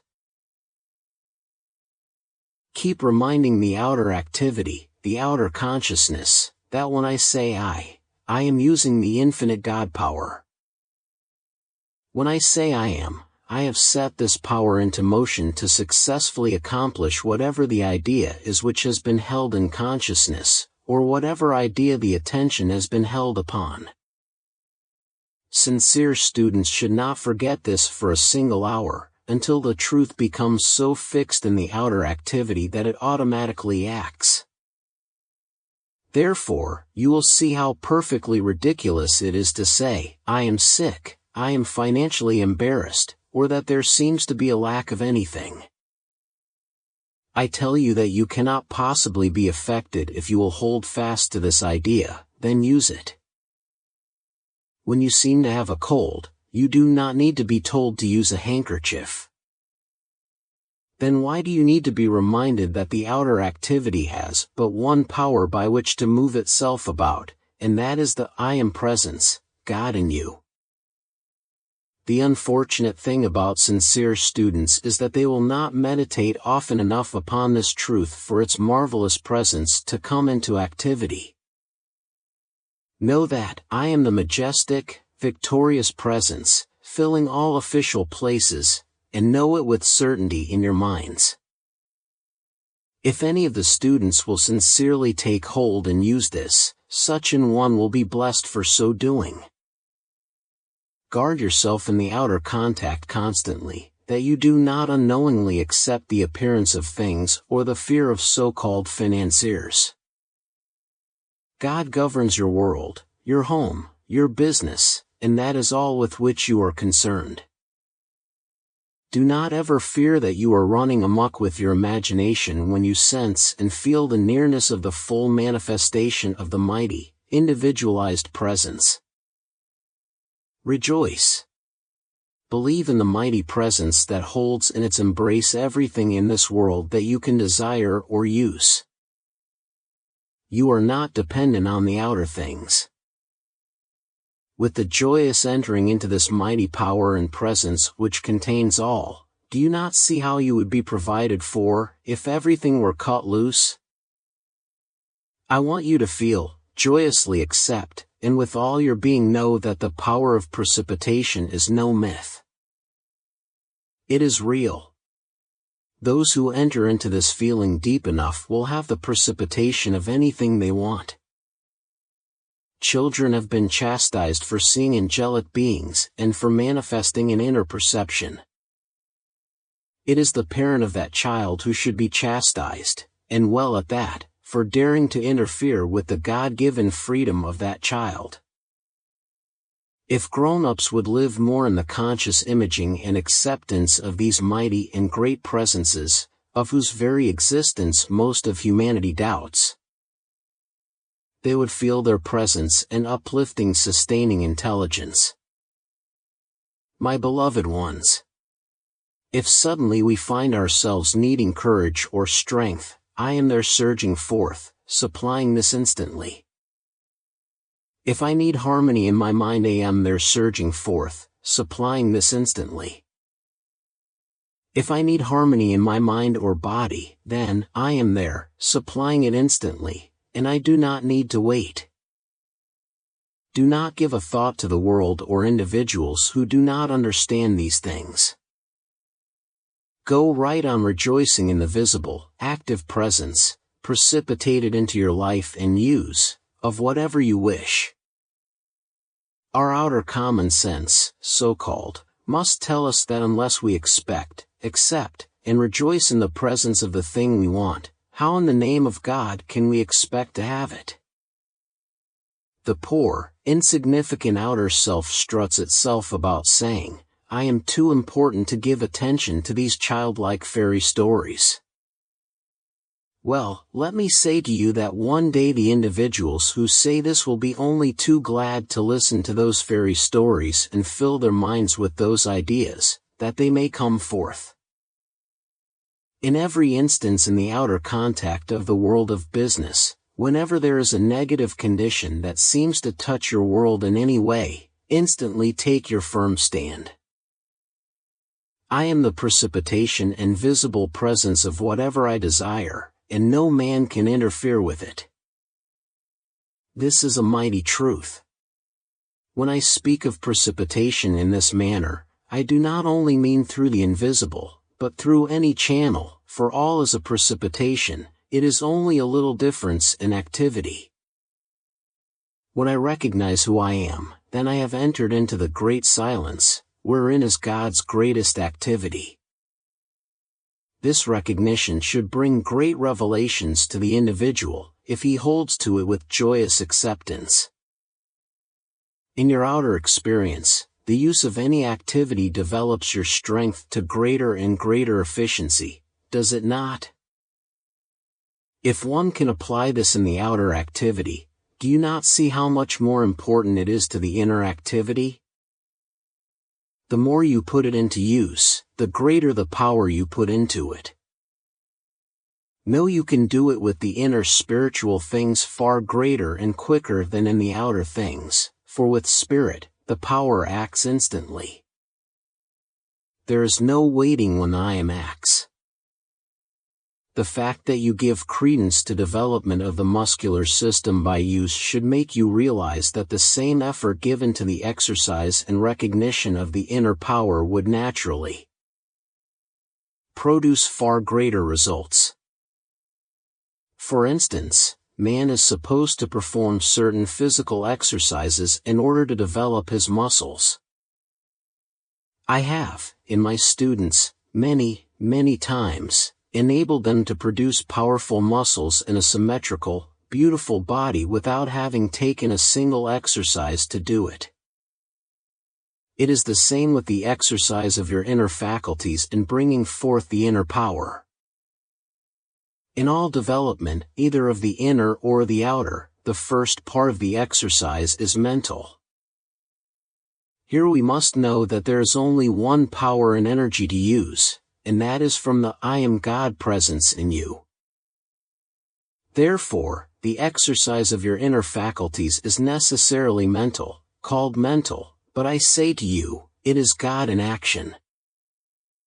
Because you cannot form a thought without the intelligence and energy of God to do it. Therefore, your mental activity is the energy of God in action. Now you see how easy and possible it is to make a strong physical body without lifting your hand in physical exercise to do it. Most scientific, medical, and men of physical culture will deny this, but I assure you it is only because they have not become aware of, or thought deeply upon the energy or power that is acting. Because no kind of activity can take place except by the use of this inner energy and power. Individuals allow the impingement of doubts and fears to rush in and overwhelm them when it comes to the recognition of these great faculties, which are free for their use at any time. You see, they are but submerged as it were, by the outer, like a cork that has been pushed beneath the water, which when released by a little effort, pops up to the surface into use. I must say it is positively pitiful when earnest students spend so many years straining at intervals to gain the use of these faculties, and then because they do not operate immediately, relapse into a state of inactivity until something spurs, not operate immediately, relapse into a state of inactivity until something spurs them on, and then relapse again. Persistent, determined recognition of this I am presence will take you through anything to absolute certain accomplishment, unless you lie down on the job. I see, and especially at this time, a goodly number of individuals who, with a little encouragement and description of the simple use of these faculties, will quickly leap into their freedom, and especially those who have this verbal instruction and the radiation that goes with it. Is it not appalling that sons and daughters of God will submit to the binding claims of limitation when, with persistent effort and determination, they would open the door and step through into this great inner chamber, filled with such dazzling light, jewels, gold, and substance from which every kind of food in the universe can be precipitated? Then with this truth plainly before them, these individuals still hesitate, through unbelief, to step through, take this scepter and be free. Beloved ones, again I say to you, sing the great melody of the I am conquering presence. Sing it in your hearts continuously. Feel it with all your ability, be determined to use it. Hold fast to that determination, and the knowledge and the way will steadily open to give you that mastery which is your eternal freedom. Just keep joyously knowing that you are through the veil now. Whatever mastery the individual has gained over himself, his affairs or his world, is always, and should be, a sacred chamber, an inner sanctuary upon which no other inquiring individual may intrude. No one may attain mastery through the desire of the outer to find the mastery within another.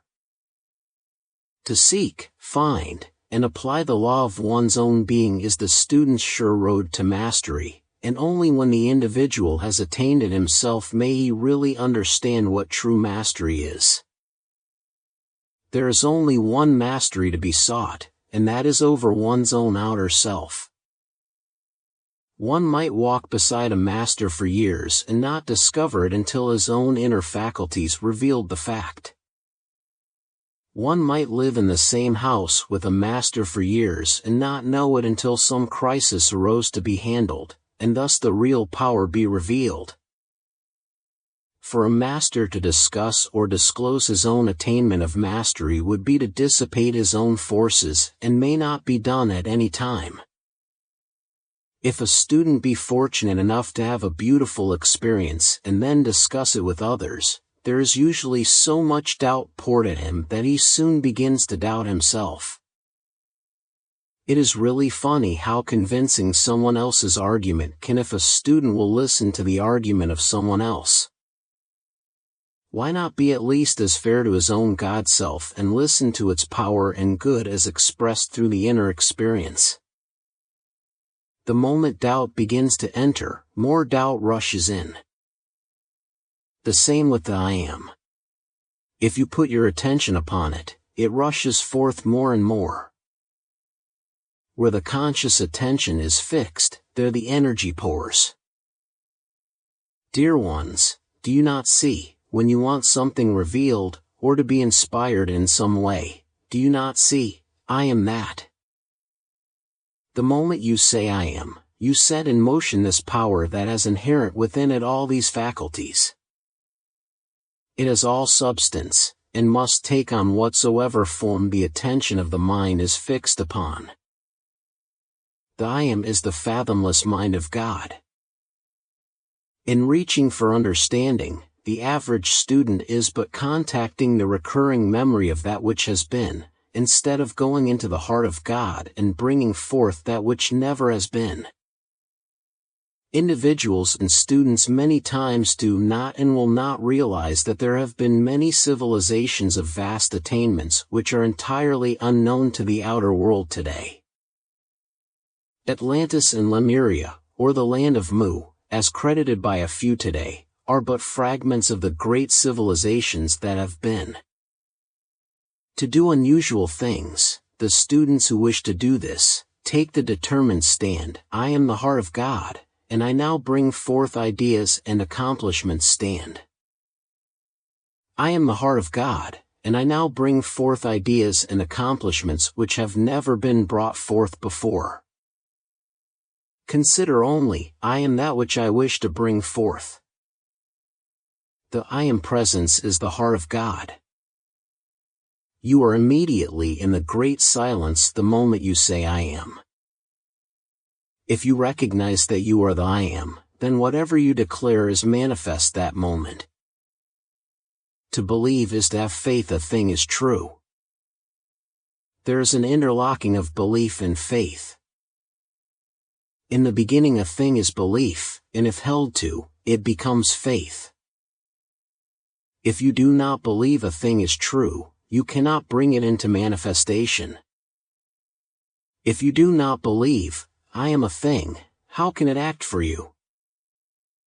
The old saying, there is nothing good or bad, but thinking makes it so, is an absolute truth.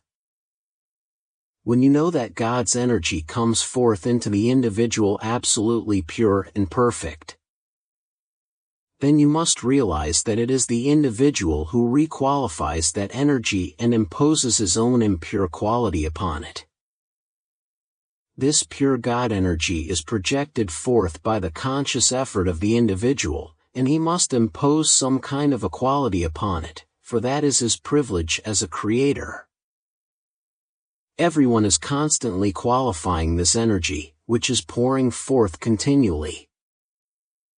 Each one is continually pouring his color into it, through his own consciousness. Every activity of the outer that qualifies carries with it the inherent faculty of sound and color. No activity of any kind can take place which has not sound and color inherent within it. God's perfection naturally has no discoloration within it. Within the outer faculty which gives quality to a thing is where the discoloration takes place. Every student must take the responsibility of his own activity in qualifying the energy he sends forth. the mind cannot act upon anything that has not intelligence inherent within it.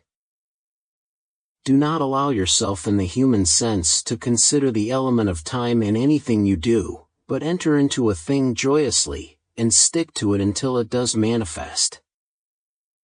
Be like a blowtorch. If you will hold steady on the mighty God presence as the actor doing the thing, you will enter into the fullness and perfection of everything, ready for your use now.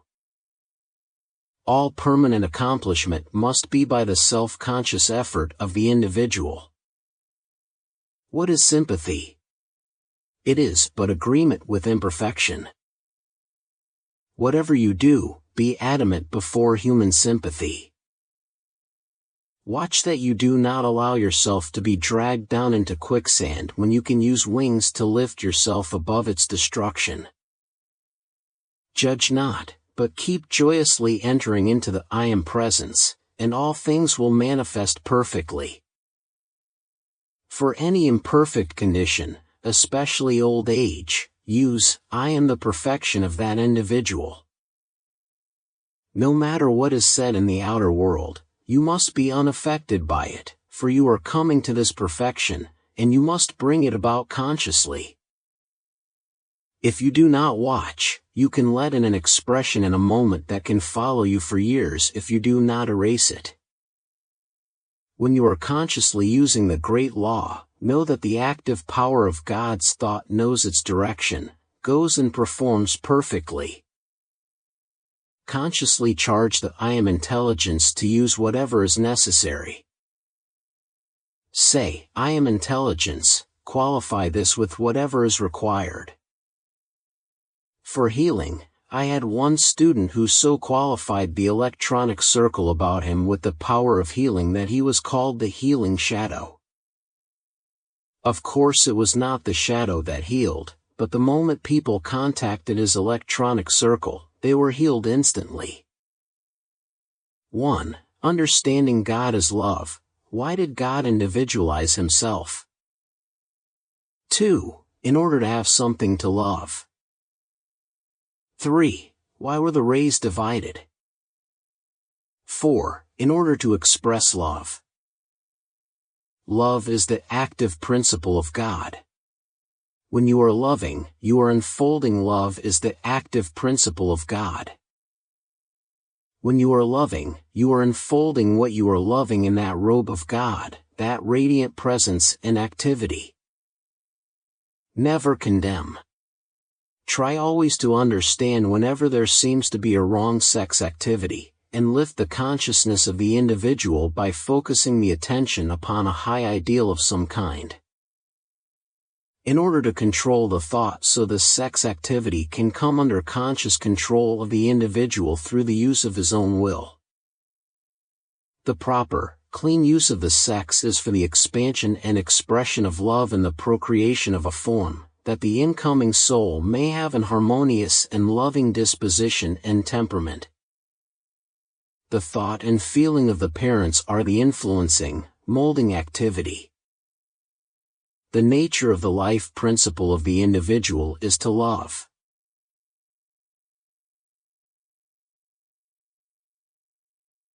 Chapter 7. I bring you greetings from the great host of light who watch attentively the outpouring of divine radiance, whose great love, peace and light always enfold you, as messengers of the light. Giving always strict obedience to the great light. Obedience of all manifestation is the first demand of the great host. When the command went forth, let there be light, obedience was the first activity. Consequently limitless light was at hand. It is so with all outer activity of the one active principle, God. The first activity of the outer should be to give perfect obedience to that inner presence. Thus is it enabled to receive harmoniously the unadulterated pure essence, and so it should be with friends, with relatives, with associates, and with all outer contact of individuals. There should always be this wondrous grace of love, light and obedience. It matters not the age of the individual. Still the outer expression often, for its need is obedience to the great inner light. When the impulse surges forth to argue, criticize, or feel a resistance, it is your signal that the outer is intruding itself to demand attention. Then is the time, by the power of your free will, to command the outer to be silent and obey the I am presence. It is useless to argue any point. Silence the outer, and then in loving obedience, give the instruction. In this way it can come forth unobstructed. When students have entered the conscious path, the slightest intimation of disturbance or resistance of any kind should be followed instantly by silencing all outer activity and declaring, I am the obedient, intelligent activity in this mind and body. I am the governing power and do govern it harmoniously. It matters not upon what plane or in what sphere of activity the Son of God, that is, the son or daughter of God, acts. Obedience to its laws, or the divine laws of the sphere in which he is acting, is always imperative to his steady, onward progress. Someday, I hope in the near future, we shall take up for consideration the elements of outer activity which are most disturbing, and the effect of their activity upon the body. I do not wish to do this, however, until the students are strong enough to hear the truth of this activity without a single twinge of resistance or self-condemnation, because to start an activity within the individual of either condition would be a mistake upon my part. I spoke some time ago about the student keeping on guard to watch that in an unguarded moment he did not find himself unknowingly entertaining some feeling of resistance, criticism, or some activity which he later discovered had been acting.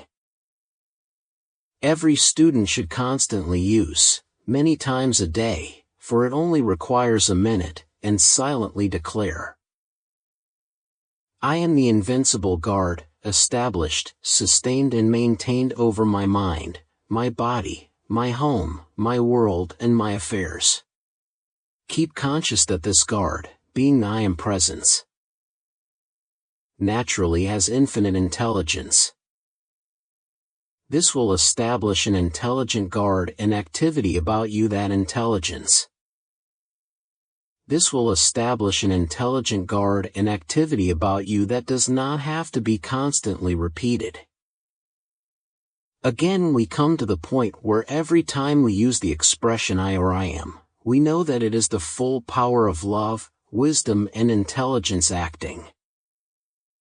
Use frequently, I am the full liberation of divine love acting.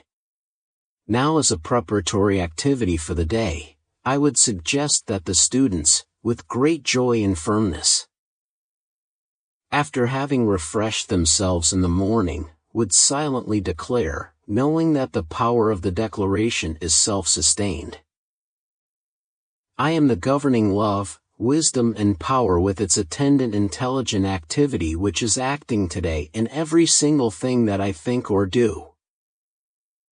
I command this infinite activity to take place every moment and be the sustaining guard about me, that I move, speak and act only in divine order. Then during the day, whenever you think of it, take the firm consciousness, I am the commanding, governing presence, moving everywhere before me during the day, commanding perfect peace and harmony in all activity. In this manner you will lock the door open for the continuous outpouring of this inner intelligent presence, which will transform your world and keep you from contacting inharmony of any kind, enabling you to have that steady flow of inner peace and harmony in all outer contact. It matters not what the manifestation may be within the body or without. The student must take his firm stand that his body is the temple of the Most High Living God. This is an unquestionable truth. And this attitude consciously maintained will more rapidly bring the body into the perfect activity which was intended from the beginning. I say to the students in all sincerity, there is no possible way of attaining a quality or a desired attribute without claiming it. The outer has drifted into a limited consciousness of declaring it did not have the desired quality, and of course it could not manifest it under those conditions. The thought of the student often is, well, I have been holding this idea for a long time, but it doesn't manifest. It doesn't work. This is positive proof that somewhere in the consciousness there was lurking a doubt, possibly unknown to the individual. I tell you that no matter what appears on the surface, if you will continually, with firm determination, claim the quality, condition or things you desire, and go right on claiming them with that firm determination, they will find expression in your use just as certain as you do this. But I cannot urge you too strongly always to keep on guard in this matter, for the outer, when you have tried a thing for a few hours, days or months and it seems not to have appeared immediately, begins to say, it's no use, if it were going to have acted, it would have by this time. Such a thing as failure is absolutely impossible when you have set the power of the I Am, God in you, in action to accomplish a given purpose. If you hold unwaveringly to it with determination. Many times I have seen students nearing wonderful achievement, wonderful victory and freedom, and this outer attitude of, not yet being accomplished would rush in. Get their attention to such an extent that it would either retard greatly their progress, or shut the door indefinitely. The student should compel himself or herself to hold before the mind this truth. That when I Am power and presence is set in motion, it can no more fail in its accomplishment than the universe stop its activity. For this mighty I Am presence to fail in its accomplishment would mean that the universe would instantly be thrown into chaos. Such is the certainty and power of the I Am accomplishment. It simply cannot fail unless the outer obstructs the way. Every student should guard with great watchfulness that he does not use the I Am in negative expression, for when you say, I am sick, I have failed, I am not accomplishing this thing as I should, you are throwing this mighty energy into action to destroy the thing you wish to accomplish.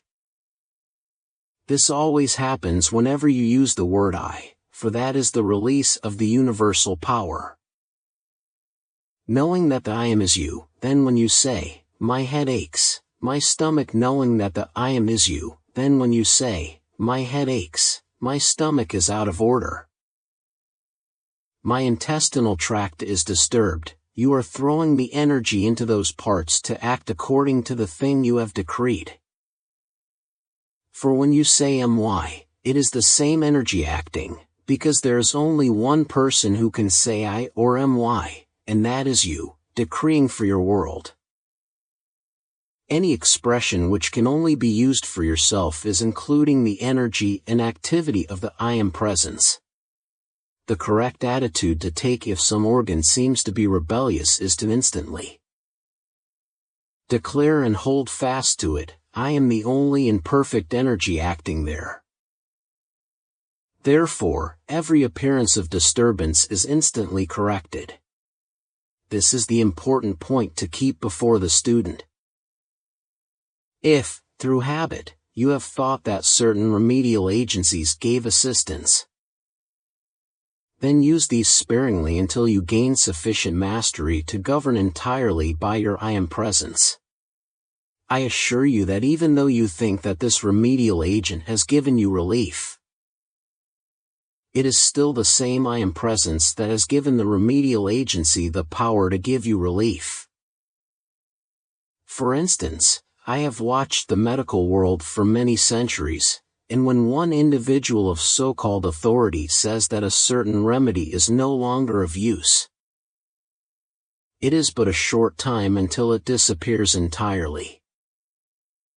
The question within the mind of all thinking individuals is that certain herbs or remedial agencies have a certain natural chemical action corresponding to the element within the body. I say to you, what gives or makes the chemical affinity? The power of your I am, which enables you to think. Thus, when you come to go round the circle of activity, you will find that there is only one intelligence and presence acting, and that is the I am, God in you. Now why not look this truth square in the face? Take your stand unwaveringly with the I am presence, God in action in you, and know that it is the only life in you and all things or remedies to which you alone give power. Is it not much better to go directly to this great I am presence and receive its all-powerful, limitless assistance which cannot fail, than to give power to something that leads you around Robin Hood's barn to get assistance from something in the outer to which you have given the power? I know it is not easy for students to turn away from old habits or dependence upon certain remedial agencies. But a little thought and meditation upon this fact will simply compel the outer reason and dependence upon these outer things to give way completely before the great I am presence. There is no way of convincing the student upon this most vital of questions, except he apply the wisdom and knowledge with unwavering determination until he proves for himself the active truth of these simple things. There is no one who can tell to what degree the student can apply this, for only he alone, by trying, may know. Many times the inner accumulated energy is such that the student is amazed with the results when he begins to apply this. The Oriental phrase for I am is Om. That means the same thing that I am is beginning to mean to the Western world. For myself, I like very much the use of the I am because its very expression indicates God in action in the individual. Om, as understood by the Orientals, is a universal presence, and not nearly so apt to give the student the consciousness of the I am presence acting in the individual, as the use of I am. This largely explains the reason for the condition in India today. Hundreds of thousands in India, through the confusion of many castes, have fallen into the error that the intonation of Om was all that was required in their lives. While this brings a certain activity in hundreds of thousands of cases, it does not bring the energy of that activity into the individual's action, and so is of little benefit. The method of the ascended masters throughout the ages from time immemorial has been the conscious use of the I am presence, the recognition and full acceptance of God in action in the individual, which more and more brings into the individual the full intelligent activity of the God presence, the Godhead. Those Orientals who have reached great attainment, which many of them have become aware of this true activity through their sincere meditation. Perhaps the simplest, most powerful single thing that the individual can keep himself reminded of is that when he says I am, he is knowingly or unknowingly setting into action within himself the full, unadulterated energy of God. Energy becomes power through conscious use. The fact that individuals are in human embodiment is the command to raise the world of the individual into perfect activity. When the consciousness of the individual is raised, everything in the world of that individual is raised into the inner activity.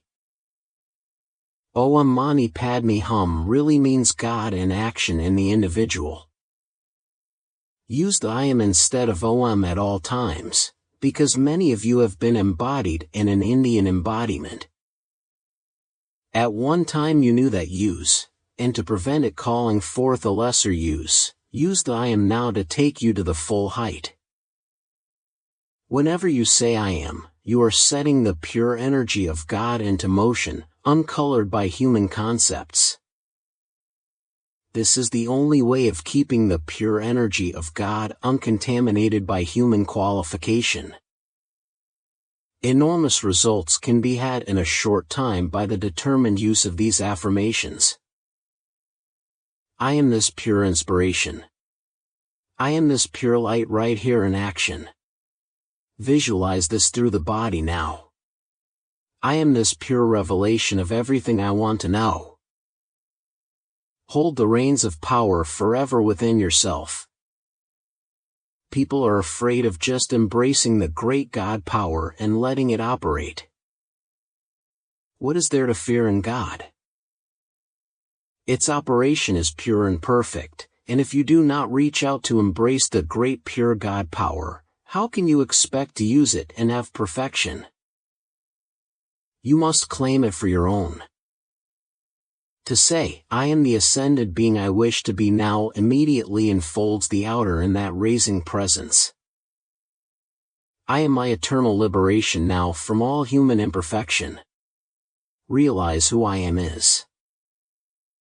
You have to use terms of explanation up to a certain point. No, this body is the temple of the living God and is ascended now. The human side is such a doubting, criticizing Thomas. All instruction is but to give the individual student a chance to prove it within himself by applying and using the explanation of the law given. Say often, I am the governing power of this activity, and therefore it is always normal. There is no human being in the universe who can recognize this I am presence for another. In your recognition of this I am presence as who you are, every step you gain is a permanent accomplishment, and there can be no retrogression.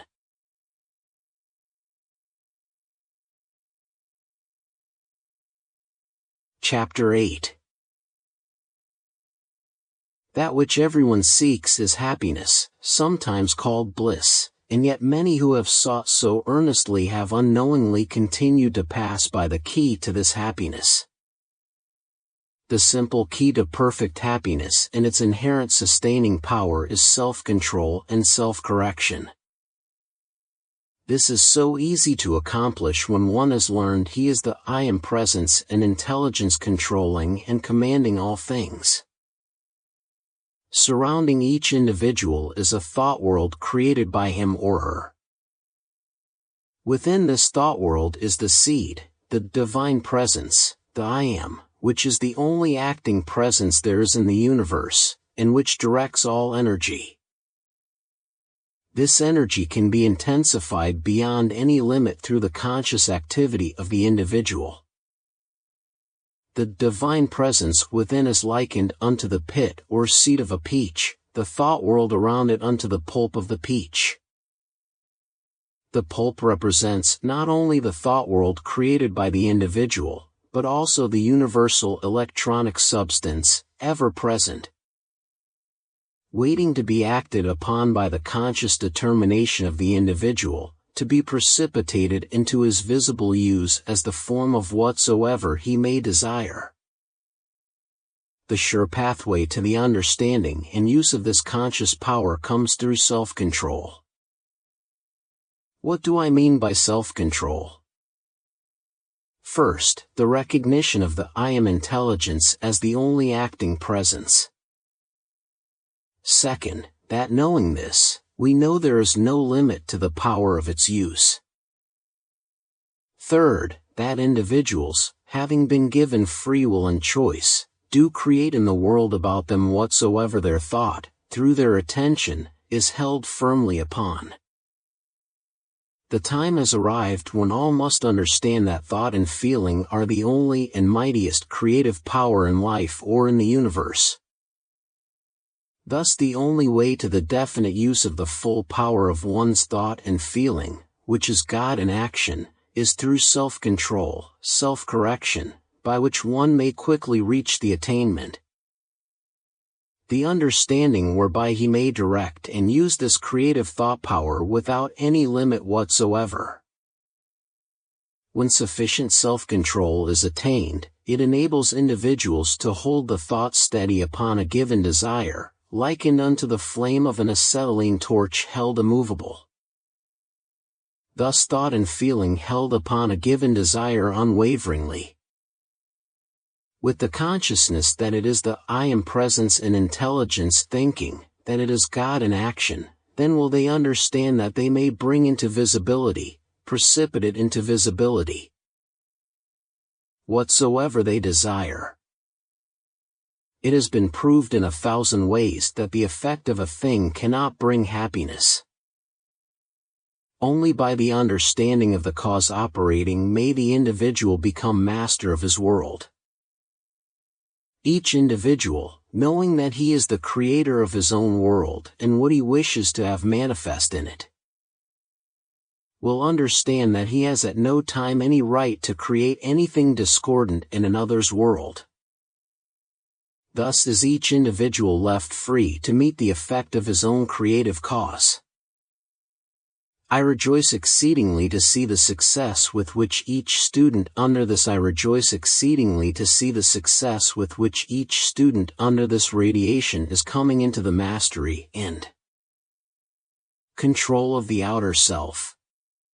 Here I must say to them, beloved students, could you but understand and see the magnificent splendor of achievement before you through asserting self-control over the outer activity, you would bend every effort, every moment to attaining control and mastery over all outer expression.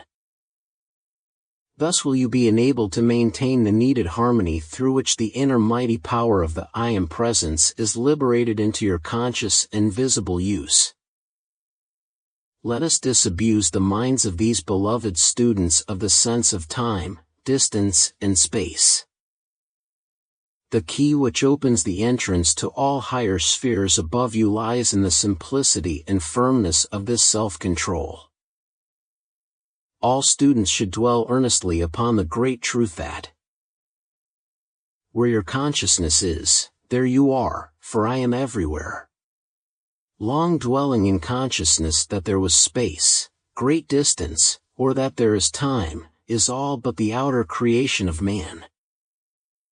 Therefore, to step through this gossamer veil that separates your outer consciousness from its full inner power and activity is but a state of thought and feeling. Those who are reaching to the light so earnestly, desiring to live in and be children of the light, are dwelling constantly in these higher spheres. The beauty of these spheres surpasses the fondest imagination of the outer consciousness. When you enter them consciously you will find all creation there just as tangible as your physical buildings are here. To take your firm stand, I am the power of my complete self-control, forever sustained, will make it easier for you to gain this mastery. Students must be conscious that when they recognize the I Am Presence acting, it is impossible for it to be interrupted or interfered with in any way. Know there is no time nor space, then the knowing of the vastness of eternity is within your grasp. To enter a higher sphere than your physical world in full consciousness is but an adjusting or changing of your consciousness. How do we do this? Answer: by knowing we are consciously there. Affirm often, through the power of the electronic circle which I have created, I am no longer touched by any doubts or fears. I joyously grasp the scepter which I am and step boldly forth into any of these higher spheres that I wish. Retaining perfectly clear conscious memory of my activity there. In this way one may quickly find himself enjoying limitless freedom and the perfect happiness of being active in any sphere he chooses. To be aware of what is 1,000 years in advance is as easily and readily attained, in fact more so, as going to your library in search of a book. The great delusion the outer consciousness of mankind has built up, creating time and space in its belief, has been the great stumbling block to humanity's freedom. Those who have reached the great disillusionment that wealth, or the outer effect of things, cannot bring happiness, will understand with great blessing that within their own creative thought, power and feeling are held perfect happiness, perfect freedom, and perfect dominion. When the student once understands that whatsoever he connects himself with through his attention he becomes a part of to the degree of the intensity with which his attention is fixed, he will see the importance of keeping his attention off the seeming destructive angles of human experience, no matter what they are. To discuss the seeming inability, shortcomings, or faults of your friends and associates but builds that element upon which your discussion rests within your own consciousness, and also adds to the appearance which seems to be in the other individual. Because there are black magicians in the world, certain of God's children who are misdirecting and contaminating the pure electronic energy of the I Am Presence, is no reason why we should let our attention rest upon that fact, just because we are aware of it. Our business is to hold the attention free to rest within our own are aware of it. Our business is to hold the attention free to rest within our own self-control, compelling it by the conscious action to rest on whatsoever we choose. Few understand that when their attention is called to some destructive thing, how much and how often they allow the attention to go back to it. Or if another has displeased them in some way, how much and how often the attention returns to that incident, when they have the full power to control their attention and make it obey their command. Few, even among earnest students, yet understand what a mighty power their faculty of attention becomes under their controlled use. I wish so much to impress upon the students how foolish it is to be affected, displeased or disturbed by the imaginary activities of the ignorance of the outer self. When they once know, I am the only all-powerful acting presence in my mind, my body and my world, they cannot possibly be affected or disturbed by any of their associations in the outer world. They must know then that they are entirely immune from hurt or disturbance of the outer mind of other individuals, no matter what they try to do. With this understanding, or by giving willing attention to this great truth, they will soon find a peace, happiness, and self-control operating about them to such an extent that no outer condition, disgruntled comment or disturbance of their associates could in any wise disturb them, their world or their affairs. As soon as the individual becomes aware that he really has control of his own creative thought, power, and feeling, then he knows positively that he can precipitate into his visible use, or bring into his use from the outer where it is already created, anything whatsoever upon which he holds his creative thought and feeling firmly. The moment that he is truly aware of this, he will know he is forever free from the need of the wealth of the outer world, or anything that the outer world can give. Thus has he entered into the mastery and dominion of his own world, the only world that is ever existent to him, and which is his God-given birthright. I assure you, there is no such thing as a supernatural world. As we step from this sphere of activity into another higher, that one becomes just as real as this is. It is simply a different state of consciousness we have entered into. To the joy, glorification and blessing of the mothers, sisters, wives and daughters, I will say that within 100 years there will be hundreds who will be able to use the cosmic rays to cleanse their homes and keep them so, to weave their seamless garments when they will have no desire to follow the freakish styles created by some commercialized idea. I find so many of the students wondering how it is that ascended beings or masters, with all their creative power, often choose to live in humble quarters. I assure you the explanation is very easy. The far greater part of their life and activity is spent in the higher spheres in which they are directing mighty rays of light to the blessing of humanity, from homes and temples of light and wisdom so beautiful, so transcendent as almost to stagger the imagination of the outer consciousness. Those homes and temples are eternal, ever becoming more and more beautiful. So they only spend a few hours in the visible world, which causes them to lower the density of their transcendent forms, that they may become visible to those yet occupying the physical body. If the students will understand this, it will save them much questioning and confusion in the outer expression, which time they can use in the activity of the mighty I Am Presence. This will bring them into that transcendent state and consume the longing for the wealth of the outer world, which is but rubbish in comparison to the transcendent creative power inherent in every individual. They can bring this transcendent power into their use through their own self-control and mastery.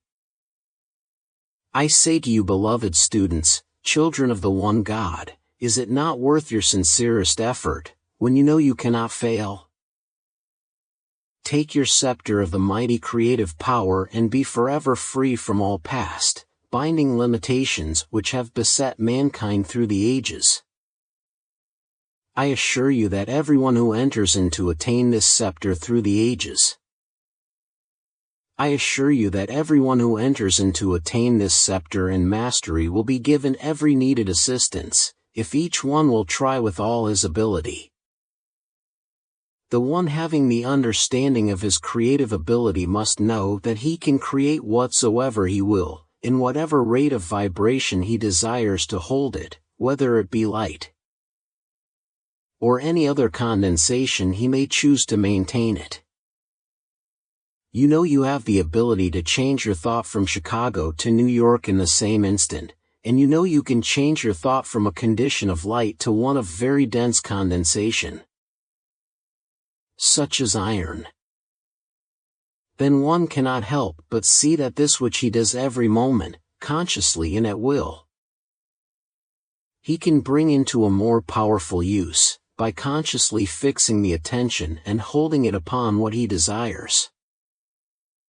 The attention is the channel by which God's mighty energy, through thought and feeling, flows to its directed accomplishment. Because one has not yet precipitated something from the invisible, there is that lurking doubt, until some simple manifestation has occurred. Then his courage and confidence leap into dominion, and in the future he has no trouble in precipitating whatsoever he desires. The precipitation of gold or jewels from the invisible to the visible is as simple as breathing, when once that foolish questioning doubt accumulated by the outer is consumed or pushed aside. Mankind, through the centuries, has built up these walls of limitation. Now they must be broken up, shattered and consumed in any way that we can do it. At first it does take determination to do it, but when you know it is the I Am power acting, you know it cannot fail. The outer only has to hold the attention fixed on the object to be made visible. Dwell on this, and all of a sudden you will find yourself into the activity, and you will be amazed that you dwelt so long without using it. The length of the ray from a precipitated substance or condensation of light is controlled by the consciousness of the wearer. If the wearer's consciousness is raised very high, the scintillation is very great. The jewel of light is yet in its transcendent state of perfection.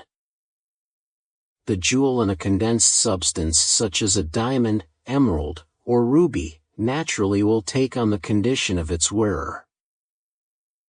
If the rate of thought vibration in the person wearing it be low, the jewel will become lusterless, while if the thought be transcendent, it will become very luminous. When one has become a sincere student reaching to the light, he must qualify everything in his environment with the quality of the I am presence, no matter what the appearance seems to be. You see, there cannot be a quality or an appearance in your world except what you give to it. If fear causes you to believe in a disturbing presence, you are responsible for it, because if there were to be a disturbing presence and you qualified it by the I am presence, you see how impossible it would be for it to disturb you. There is only one energy acting, and the moment you acknowledge the I am presence, you have requalified that activity with perfection. Expectation is a very powerful qualifying consciousness to maintain. Intense expectation is a splendid thing. It manifests always.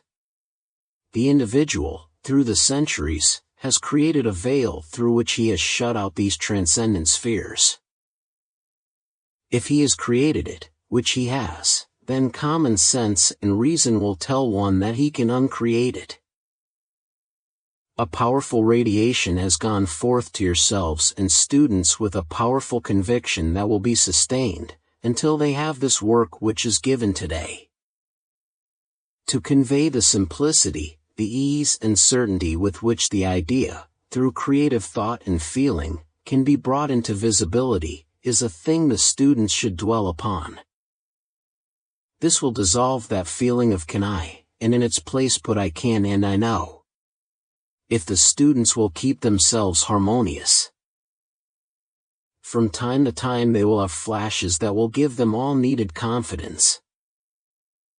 Add to all commands ongoing flashes that will give them all needed confidence. Add to all commands on going out of the body that you retain the conscious memory of whatever you experience. Stick right to a thing from the start and know that whatever knowledge you need will be forthcoming instantly. When you allow the attention to become fixed upon a thing, you that moment give it power to act in your world.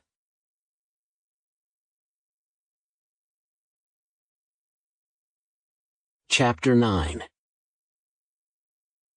One of the great needs of individuals, and even of sincere students today, is to feel the necessity of giving time morning and evening to sincere meditation. To the stilling of the outer activity that the inner presence may come forth unobstructed. Meditation really means feeling the active presence of God.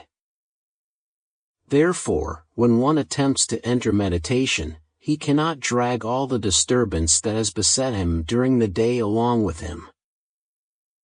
Therefore, consciously remove from the feeling and attention every disturbing thing, enter into your meditation to feel the presence of God, and do not revolve your troubles. When the statement was given, "Know the truth, and the truth shall make you free," it meant the recognition, acceptance and activity of the mighty I Am presence. First, know. I Am is the first principle and absolute certainty of freedom now. Second, know, I am the active presence, governing all manifestation in my life and world perfectly. Then I have entered into the truth which shall bring all freedom. I must relate a thing that would be most laughable, if it were not really serious. You would chastise it and rebel considerably if your little pet dog continued to carry bones from the alley into your living room. You would think you were doing that which is very much out of place. Do you know, beloved students of truth, that when you allow your minds to dwell upon disturbing things or experiences, you are doing a great deal worse than bringing bones into the living room? The unfortunate thing with students and individuals which seems so difficult for them to understand is, never under any circumstances try to hold the water that has gone over the wheel. In other words, the unpleasant experiences, losses, or any imperfection that has passed over your wheel of experience to the present time should never be held close to you. They have gone over the wheel, forgive and forget them. To give and forgive is godlike indeed. For illustration, if an individual or group of individuals has gone into a business undertaking, and through lack of understanding, it has failed or gone to pieces, it is always because of inharmony in the mental attitude failed or gone to pieces. It is always because of inharmony in the mental attitude and feelings. If every individual in such an association would take his stand, and hold it, that there was only God in action, only the most perfect success would come out of it. Since the individual has free will, if he will not control his own thought and feeling, he will wreck things for himself and others. Such is the great law. Unless every individual corrects his own thought and feeling, and keeps it so. Everyone who manifests in the physical form today has made plenty of mistakes, sometime, somewhere, so let no one take the attitude, I am more holy than thou. But each one's first attitude should be to call on the law of forgiveness.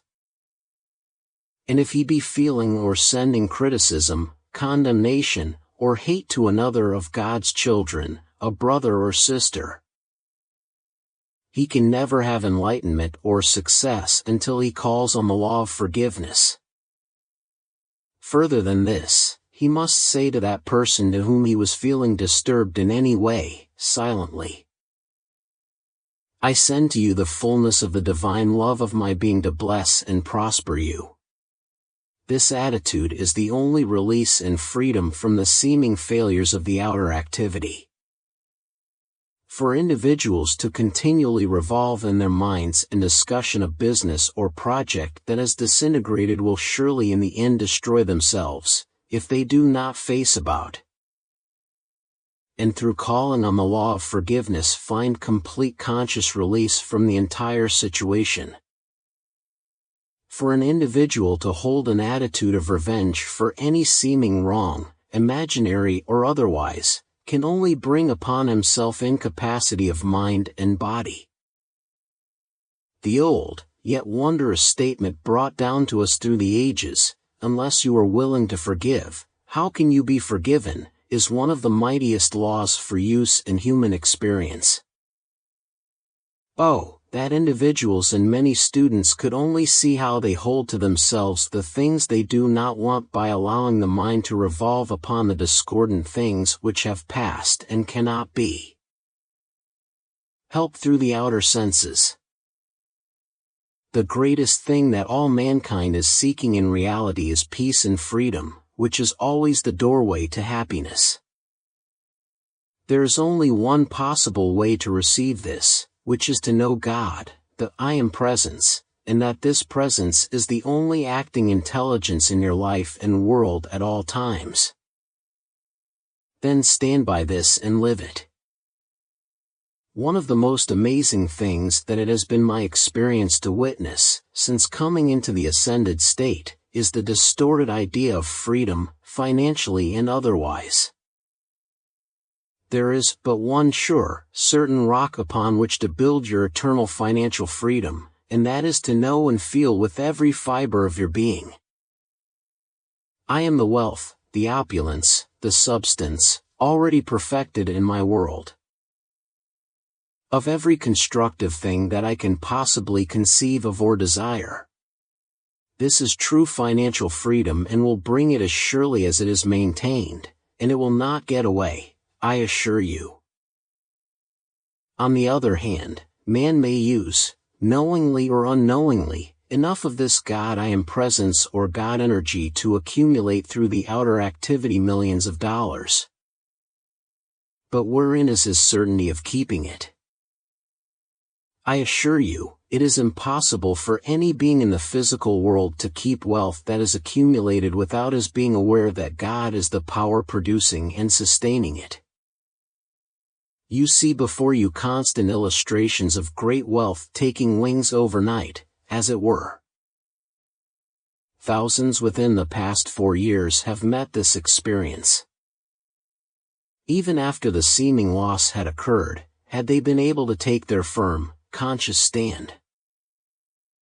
I am the wealth, God in action, now manifested in my life, my world, the way, the door, would have immediately opened for them to have again received abundance. Why do I say, again to have received abundance? Because they had built the momentum and had attained great confidence. Therefore all requirements were at hand ready for further use. But in most instances, they allowed great discouragement, often hatred and condemnation, to enter in, which shut and locked the door to further progress. Now let me assure you, beloved children of God, there is no outer condition ever existed in this world so bad, so disastrous, but that there is the I Am. The active presence of God with the eternal strength and courage of the universe, to again rebuild you into freedom and independence, financially in every way. I especially want the students who come under this radiation to understand this, because in this day of falling thrones and governments, individual fortunes and otherwise, they need to know and understand if their wealth has flown away through ignorance of understanding, then the I Am presence in them, God in action, is the sure rebuilder of their faith, confidence, wealth, or to whatever they wish to direct their conscious attention. Thus they allow this mighty inner energy to flow into their desire, which is the only power that ever accomplished anything. Every individual who has seemingly expressed a loss of wealth to any degree should immediately use the marvelous statement of Jesus. I am the resurrection and the life of my business, my understanding, or whatever thing I wish to focus my attention on. I tell you frankly, beloved students and individuals, there is not the slightest hope for you in heaven or earth so long as you persist in holding within your consciousness thoughts and feelings of criticism, condemnation, or hate of any description. And that includes mild dislike. This leads us to the very vital point that you are concerned only with your own activity in your world. It is not your province to judge another, for you do not know the forces playing upon another or the conditions.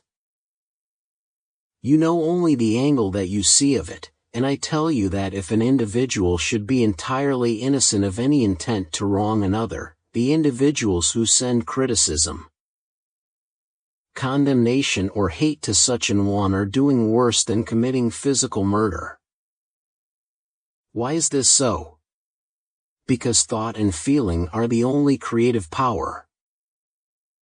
And while such thoughts and feelings may not touch or harm their objective, they must return and bring with them the conditions sent out by the individual who sent them forth, and always with accumulated energy.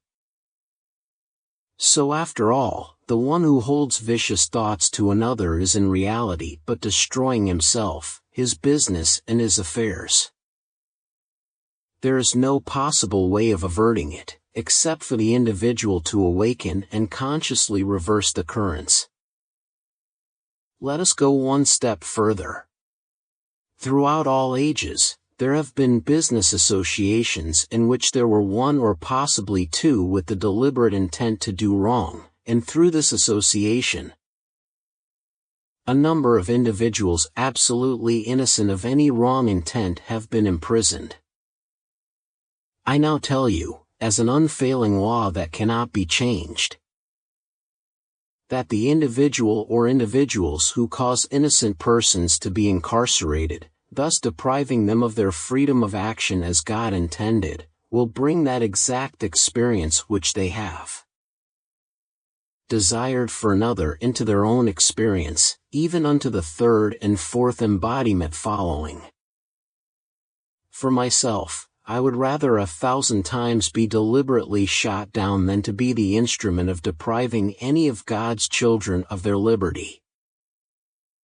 There is no greater crime reigning in human experience today than the prevailing use of circumstantial evidence, for in 99 cases out of 100 it is afterwards found to be entirely wrong. sometimes the truth is never known to the outer senses. So beloved students, let no one seeking the light ever set himself up in judgment on another of God's children. Again, supposing someone we love very much seems to be going all awry. What is the first thing the outer would do? As a rule, to begin sitting in judgment and criticism. The most powerful thing that can and should be done for such an individual by everyone who knows anything of the circumstances is to pour out all their love and to silently know.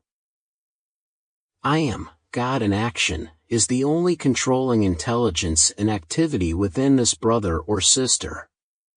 Keep silently speaking to intelligence and activity within this brother or sister.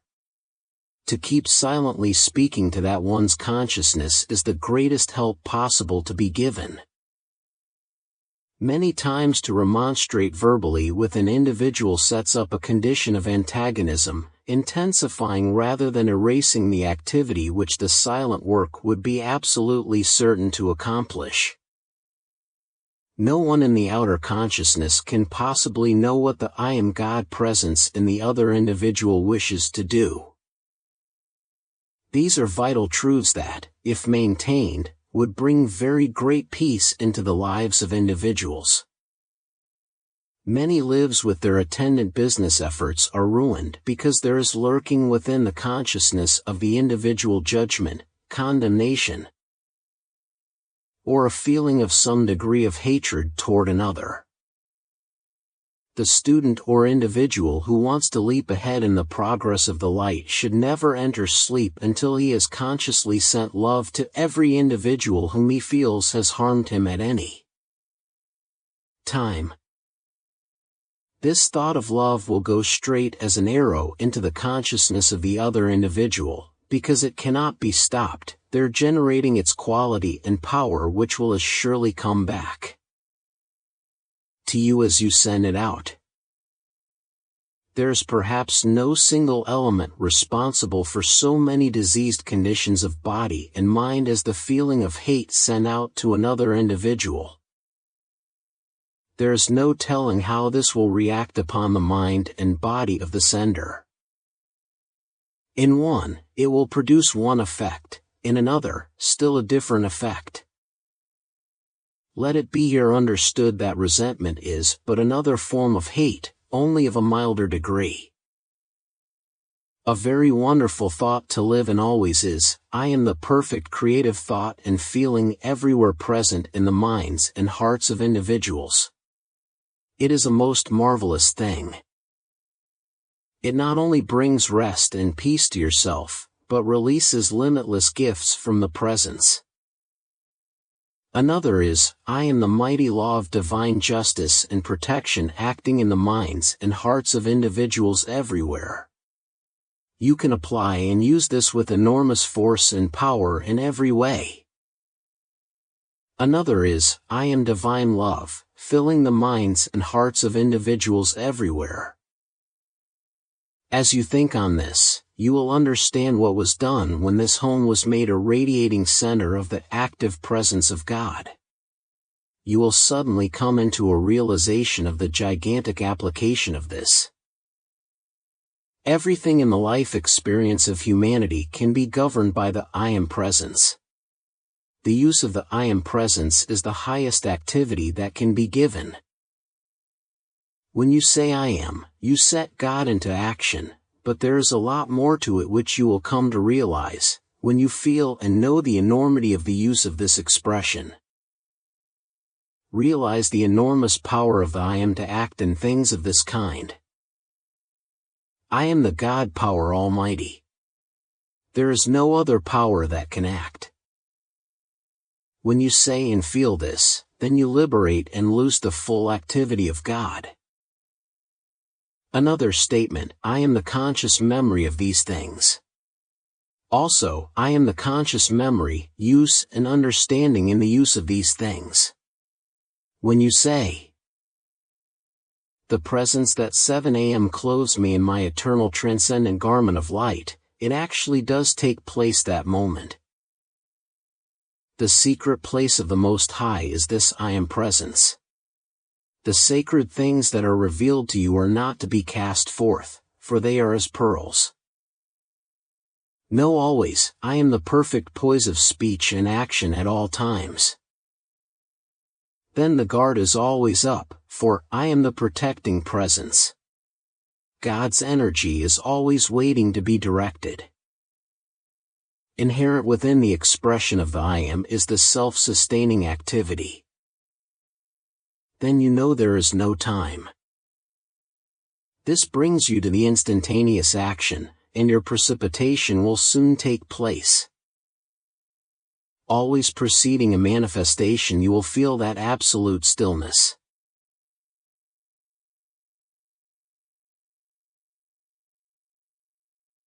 Chapter 10. From out the centuries of activity we have arrived at the focal point where the experiences of ages come into instantaneous action, where all time and space become the one presence. God in action now. Knowing that it is the presence of God, I Am, that beats your heart, then you know that your heart is the voice of God speaking. And as you come to meditate upon the great truth, I am the supreme intelligent activity through my mind and heart, you will bring the true, dependable, divine feeling into the heart. So long mankind has been loving on the periphery of the circle. Once the student becomes really aware that God is love, and love's true activity comes through the heart, he will understand that to focus his attention on the desire to project love forth for any given purpose is the supreme privilege of the outer activity of the consciousness, which can generate love to a boundless degree. Mankind has not previously understood that divine love is a power, a presence, an intelligence, a light, that can be fanned into a boundless flame or fire. And it is within the conscious intelligence of every individual, especially students of the light, to so create and generate this presence of love that it becomes an invincible, exhaustless, peace-commanding presence wherever the conscious individual desires to direct it. Somewhere it has been said that love may not be commanded. I say to you, love is the first principle of life and may be generated to any degree, or without any limit whatsoever, for infinite use. Such is the majestic privilege of the conscious use and direction of love. When I say generate, I mean the opening of the door through conscious devotion to the outpouring of this exhaustless fountain of love, which is the heart of your being, the heart of the universe. Students, by contemplating this infinite power of love, become such a fountain of its outpouring that its conscious direction may be infinite in the student's use. When my beloved students wish to hasten their liberation from certain events or outer activity, I can but say, I am the commanding presence, the exhaustless energy, the divine wisdom causing my desire to be fulfilled. This will bring the quickest release from any undesirable condition that the very law of your being will permit.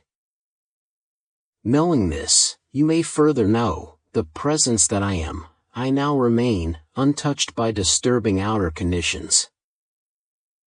Serene, I fold my wings and abide the perfect action of the divine law and justice of my being. Commanding all things within my circle to appear in perfect divine order. All things within my circle to appear in perfect divine order. This is the greatest privilege of the student and should be the command at all times. Here I shall say something that should be very encouraging, and I trust it will. Each student who is earnestly striving for the light is being toughened as you make the toughest steel, which wears the longest, holds the best, and is the strongest. Such is what the life of experience brings to the individual. when one craves to be released and still there appear trying experiences. It is the toughening of the steel of character and the strengthening of the individual that gives him at last the perfect and eternal mastery over all outer things. One may, with the right understanding of this, easily rejoice in the experience which is enabling him to turn to and bask in the glorious, wondrous I Am presence. Thus, beloved students, you should never grow weary of well-doing, nor meeting the experiences that sometimes seem to weigh heavily upon you. But rejoice that every step forward leads to that eternal goal which does not have to be repeated. This is what methinks the student often forgets to use. I am the strength, the courage, the power to move forward steadily through all experiences, whatever they may be, and remain joyous and uplifted, filled with peace and harmony at all times. By the glorious presence which I am. To the athlete on the racetrack, the beginning of the race is glorious anticipation. But as he reaches the goal and his adversary draws near, he puts forth every effort, his breath becomes short, and with one last leap, he crosses the line to victory. So it is with students on the path. They know in the use of the I Am presence they cannot fail. Therefore, all that is necessary is to tighten your belt, gird yourself for whatever is required, and with a wave of the hand to your adversary, bid him farewell. More fortunate than the athlete, the student knows from the beginning that he cannot fail, because I am the exhaustless energy and intelligence sustaining him or her. The power of precipitation, the student should understand and remember at all times, is within the I Am presence. I am here, the life principle and intelligence in this body. I am everywhere, even unto the heart of God, the governing intelligence of the universe. Therefore, when I wish to precipitate anything whatsoever, I know, I am the power acting, I am the intelligence directing. I am the substance being acted upon, and I now bring it into visible form in my use. The contemplation of this phrase just expressed will enable the student to enter into this activity without strain or anxiety. The question that so often confronts the students in the power of precipitation is that of money. The first question is, how is it that money may be precipitated without interfering with the government allotment? Since the creation of money as a standard of exchange. Gold being its standard and heart, so to speak, and the security of all issue. It will be remembered that there have been almost a countless number of disasters in one form or another through which gold and the issue of money have been, to the outer sense, destroyed. Billions of dollars in this manner have disappeared. Therefore with any money, and it is usually gold that is precipitated, there is no danger of passing the limit set by a government for its use. Again, there have been billions of Spanish gold and denominations of other countries that have been burned, lost, submerged at sea, etc. To the extent that precipitation would have to run into great numbers before there would be any question as to its legality. More often, however, gold is precipitated in its natural state, therefore always legal in its use. As the world has recently offered a premium for more gold production, why not precipitate it and bless the world by its use? But I shall not hold myself responsible for the questions that will be asked when you do precipitate it, unless you have a mind from which you can supposedly have brought it forth. For you have no idea what the curiosity of the outer mind is until you call its attention to gold. I assure you, the outer is immediately set on fire. However, I am the presence governing it. the supposed demand to know the source of gold is but a subtle form of inquiry that someone else may discover your source. My idea would be to answer their inquiry that it is none of their business. Simply say, here is the gold, test it. If it is not 100%, you may refuse it. If it is, you are compelled to receive it by the laws of your government. You will understand, beloved students, that it is only in the outer activity of the physical world that you require a medium of exchange, for the moment one rises into the power of precipitation. He has little use for gold or money or any kind of exchange, except as incidents may require. As one by one you come into the ascended state, you will have many a hearty laugh over the seeming importance of these outer problems of the physical, or outer world, for they are all but the Maya. Which means but constant change. Remember, there is only one thing in the universe that is permanent, real, and eternal. That is the I Am Presence, God in you, which is the owner, the creator, and the intelligence governing all manifested form. Then to know that you are that presence, that I Am Presence, places you, beloved student, independent of all outer manifestation. Do not misunderstand me. I know you have to come into this understanding sufficiently, but if you are sincere, have dauntless determination in your recognition of the I Am Presence, God in action in you. You will find yourself, even to the outer sense, quickly rising into that dominion and independence in which you can say to all outer things, is it possible thou didst once disturb me? Some of you have had an inkling of how gross and coarse all outer form seems when once you are liberated from it. To your finer, higher sense, it seems incredible that you could have inhabited and still are inhabiting and using a form so gross and imperfect. Had you long ago recognized, claimed, and rejoiced in the I Am Presence as you are doing today, these outer forms would have become so refined that you could have come back to them with very great grace. However, one has but to rejoice at every step of attainment and every step he hopes to attain, because hope becomes faith, and faith becomes reality. Now, beloved students, under no circumstance allow the experience of the outer to pall upon you, but in this recognition, rejoice every day, every hour. Every minute that brings you nearer to the goal of freedom and release from limitation, that freedom you have so longed for and so much desired. The light is growing very bright within some of you. Continue on with that calm, dauntless determination to scale the heights, for I am that great presence sustaining you, and you cannot fail. You know the old phrase used to spur one on, and especially among soldiers, was to tell them they were cowards and yellow. Now, beloved students, I say to you, you are not cowards, but you are yellow with the golden light of truth, of dominion, of mastery over all outer things which have bound you.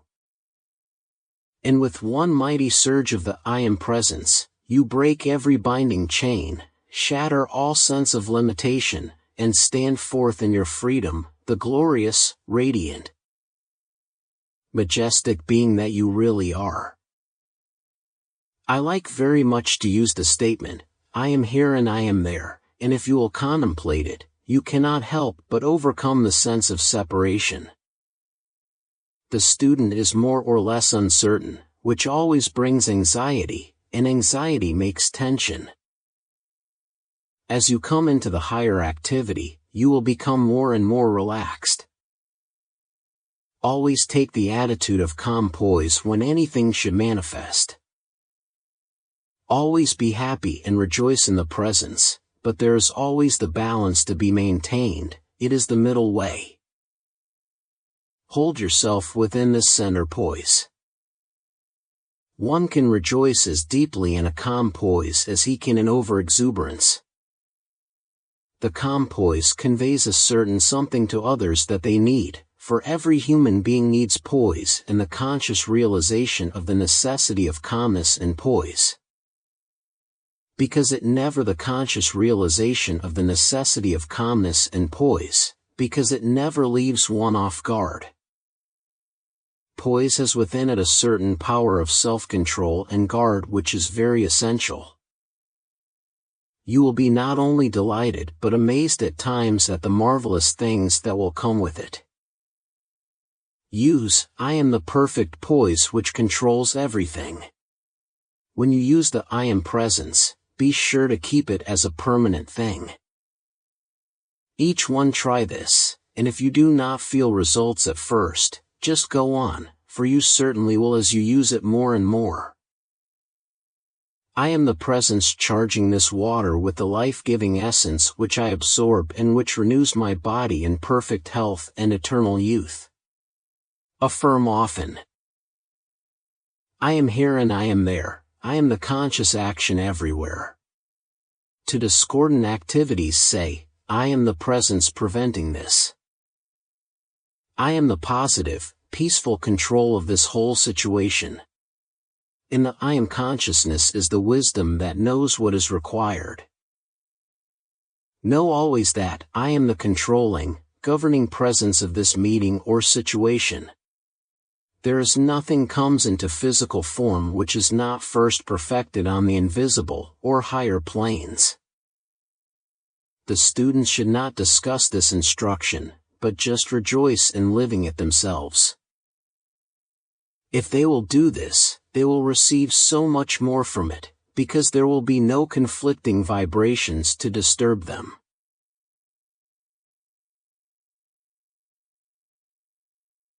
Chapter 11. As the destiny of India and America are entwined as two vines encircling the tree of life, so again this day has the radiant help come forth to try and blend in harmony the minds of America, that its progress proceed unhampered and uninterrupted. Today there are in America thousands who have been reborn from India, and there are being reborn in India thousands from America, each to bring its interblending, balancing process required in both sections of the earth. This great being who has been introduced to you, has after many centuries in the great silence, again stepped forth to exert that conscious blending process of spirit and manifestation. To hold forth the chalice, that its heart may be filled with the liquid fire of spirit, pouring forth into the hearts of mankind, creating that fullness of desire within them for greater and greater light, looking to and depending upon the one great source of light, I am, God in action everywhere. The entrance of this great presence again into the activity of mankind will spread like a thread of light through all the activity of America and expand its luminous presence like a mantle of softly falling golden snow. It will be absorbed by the minds of humanity, the majority being entirely unaware, although there will be some who will sense the inner penetrating presence. If those under this radiation continue in their present harmonious, beautiful progress, it will be possible shortly to bring to their attention certain activities of the nerve fluid which will hasten their mastery over the outer form. It means the mastery over all conditions that seem to bind or limit. I shall be surprised if your students do not feel the strength, if they do not feel the presence of this great being today. Even as I speak, his rays go out to them, presence of this great being today. Even as I speak, his rays go out to them, touching the heart of each one, and I feel their thrill of joy, they not knowing just what it means. Watch carefully, each of you and your students, to be on guard to reverse all negative conditions that appear to the senses. On the lesser things for practice, if the senses report you cold, reverse your consciousness and assert your warmth. If the senses report too much heat, reverse it with a sense of perfect, normal coolness. If the senses report to you ecstatic joy over certain enlightenment, say, peace, be still, and assert your calm poise and assurance. The ideal in all sense reports is to move in the middle way, the balance always asserting the calm mastery of control which I am. This will enable the establishing of a steady, flowing stream of creative ideas and energy from the heart of the great central sun, from out which has come this great being, the Master Himalaya. This will enable you to receive and use immensely more of that radiant energy which he pours forth. The reason for drawing your conscious attention to him has been that if you understand what it means, you may receive without limit from his energy, besides what you draw forth by your own conscious effort. The students must at all times understand that the masters do not come to them of the student's choice, but that they have been chosen to receive the radiance. A privilege for which words are entirely inadequate to convey the true meaning that can truly only be felt or visioned. Again, they should understand that the master's province is not to assume their responsibility by solving their problems for them, but to convey intelligent understanding which they may apply in their own lives to solve their own problems. Thus they gain the needed strength, courage and confidence to continue to reach up step by step, gaining their own conscious mastery over the outer self and the outer world. Always at certain points of growth, expansion, we hear students call out, many times with great sincerity, "Great masters, help us to solve our problems." For encouragement and strength, I wish to say that far more than one has any concept, is the radiating presence of the master pouring out strength, courage, confidence, and light, which in most instances the students are quite unaware of in the outer sense consciousness. There's only one way in which anyone with wisdom can be of permanent help, and that is to consciously instruct his brother or sister in the simple laws by which one may wield the scepter, gain the victory, and attain to full dominion over the outer self and his world. To do the thing that the student requires in solving his problems would not only retard his progress, but weaken him immensely. Only by asserting one's conscious strength, winning victories, and thereby attaining confidence which comes in no other way, does the student enter into the fullness of his own powers. With the powerful, masterful use of the consciousness of the I Am Presence, the student goes forward with absolutely no uncertainty to his goal of victory. The reason we have not and do not say more to the student concerning the assistance that we may be giving is to prevent his leaning upon an outside source. To say or do that which would cause the student to lean upon us because he knows of our presence would be the greatest mistake we could make.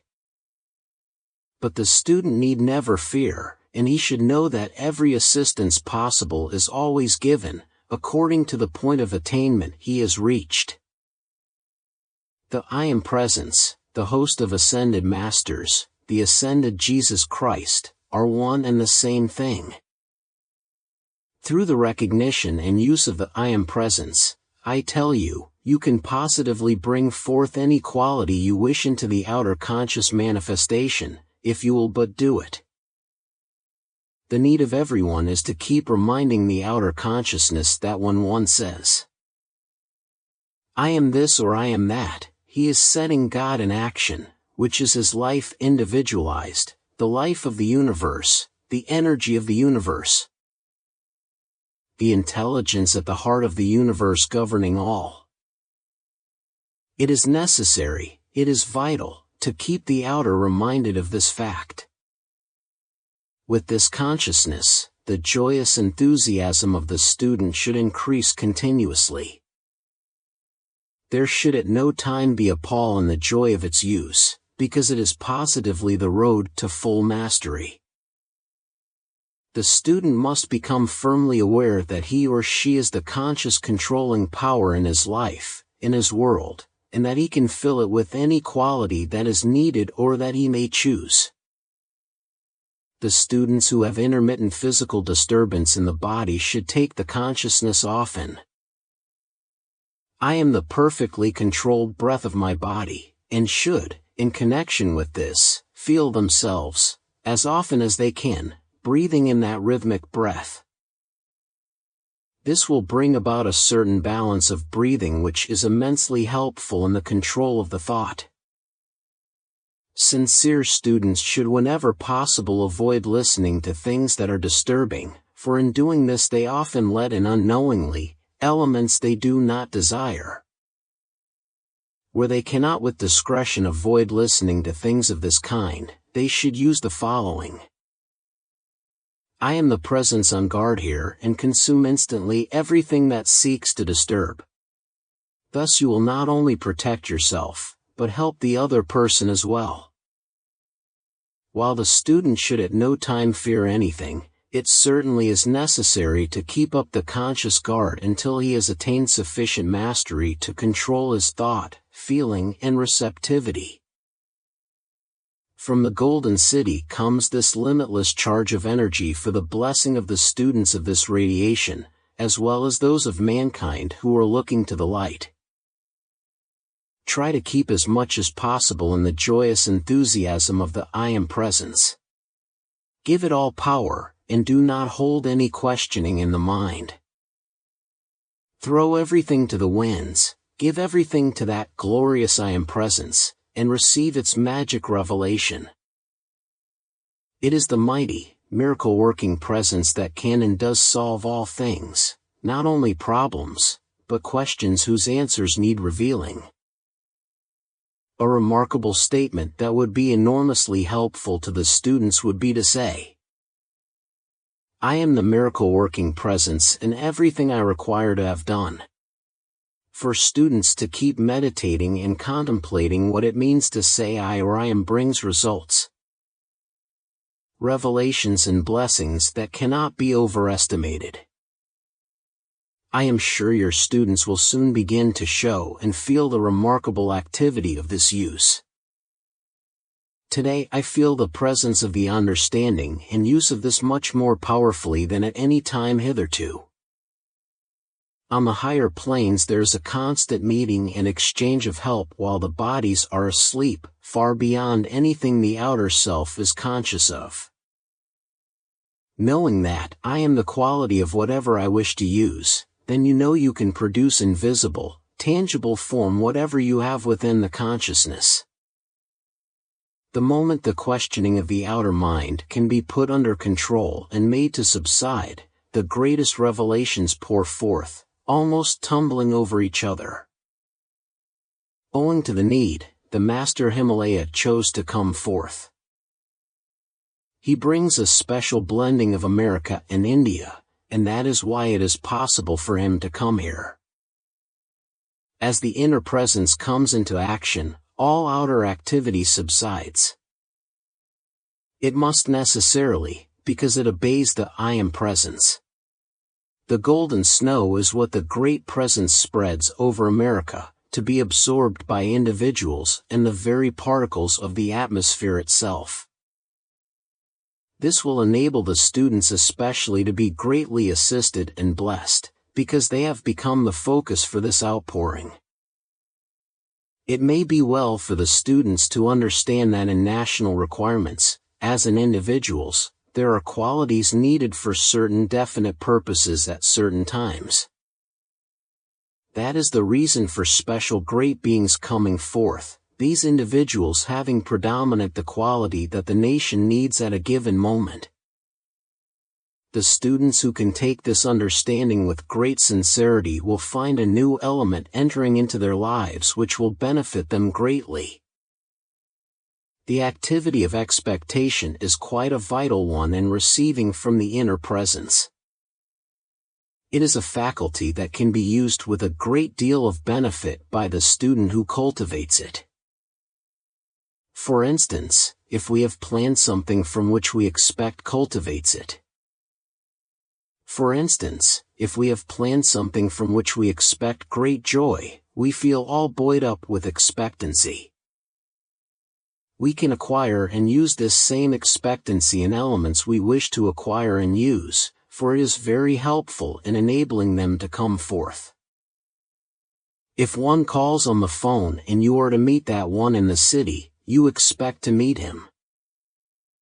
If you desire to meet the masters, one requirement is to expect to meet them. That is very helpful. Why not expect to meet them now? People have become so abnormal in their habits that naturally they have interfered with their breathing as well as other things.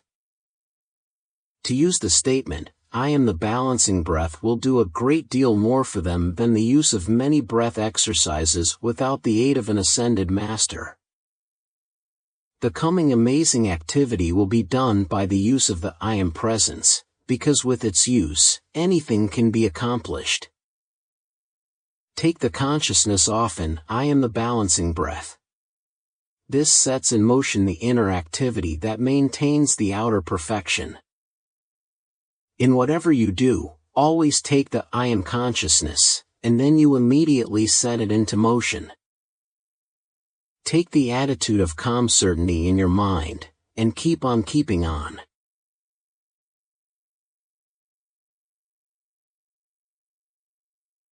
Chapter 12. The seeming mysteries of life with their attendant experiences are, when rightly understood, blessings in disguise. For any experience that causes us to turn more firmly to the one active presence, I am, God in action, has served us a wonderful purpose and blessing. The unfortunate situation in which personalities find themselves exists because they are constantly looking to outside sources for sustenance, directing intelligence, and for the love that is the supreme presence and power of the universe. It matters not what the conditions are that we face, at no time must we lose track of or allow ourselves to be drawn from the great truth that love is the hub of the universe upon which everything revolves. This does not mean that we shall love inharmony, discord, or anything unlike the Christ, but instead we can love God in action. The I am presence everywhere present, for the opposite of hate is love, and one cannot hate in any sense without having loved deeply. The admonition that Jesus gave was truly this idea. Each human being is a power, and is intended to be the governing principle of his life and world. In the recognition that within each human being is the I am presence of God ever acting, then everyone knows that he holds within his outer hands the scepter of dominion, and should use his conscious determination in knowing that the invincible presence of God is, every moment, the intelligent activity in his world and affairs. This keeps the attention from becoming fixed on the outer appearance, which is never the truth unless illumined by the I am presence. No matter what the problem is to be solved in the individual's life, there is only one power, presence and intelligence, that can solve it. And that is the individual's recognition of the all-powerful presence of God, with whom no outer activity may interfere, unless the individual's attention is knowingly or unknowingly drawn from his central recognition and acceptance of the supreme God power. The principle of life, always active, is ever striving to pour itself forth into expression, thereby producing its natural perfection.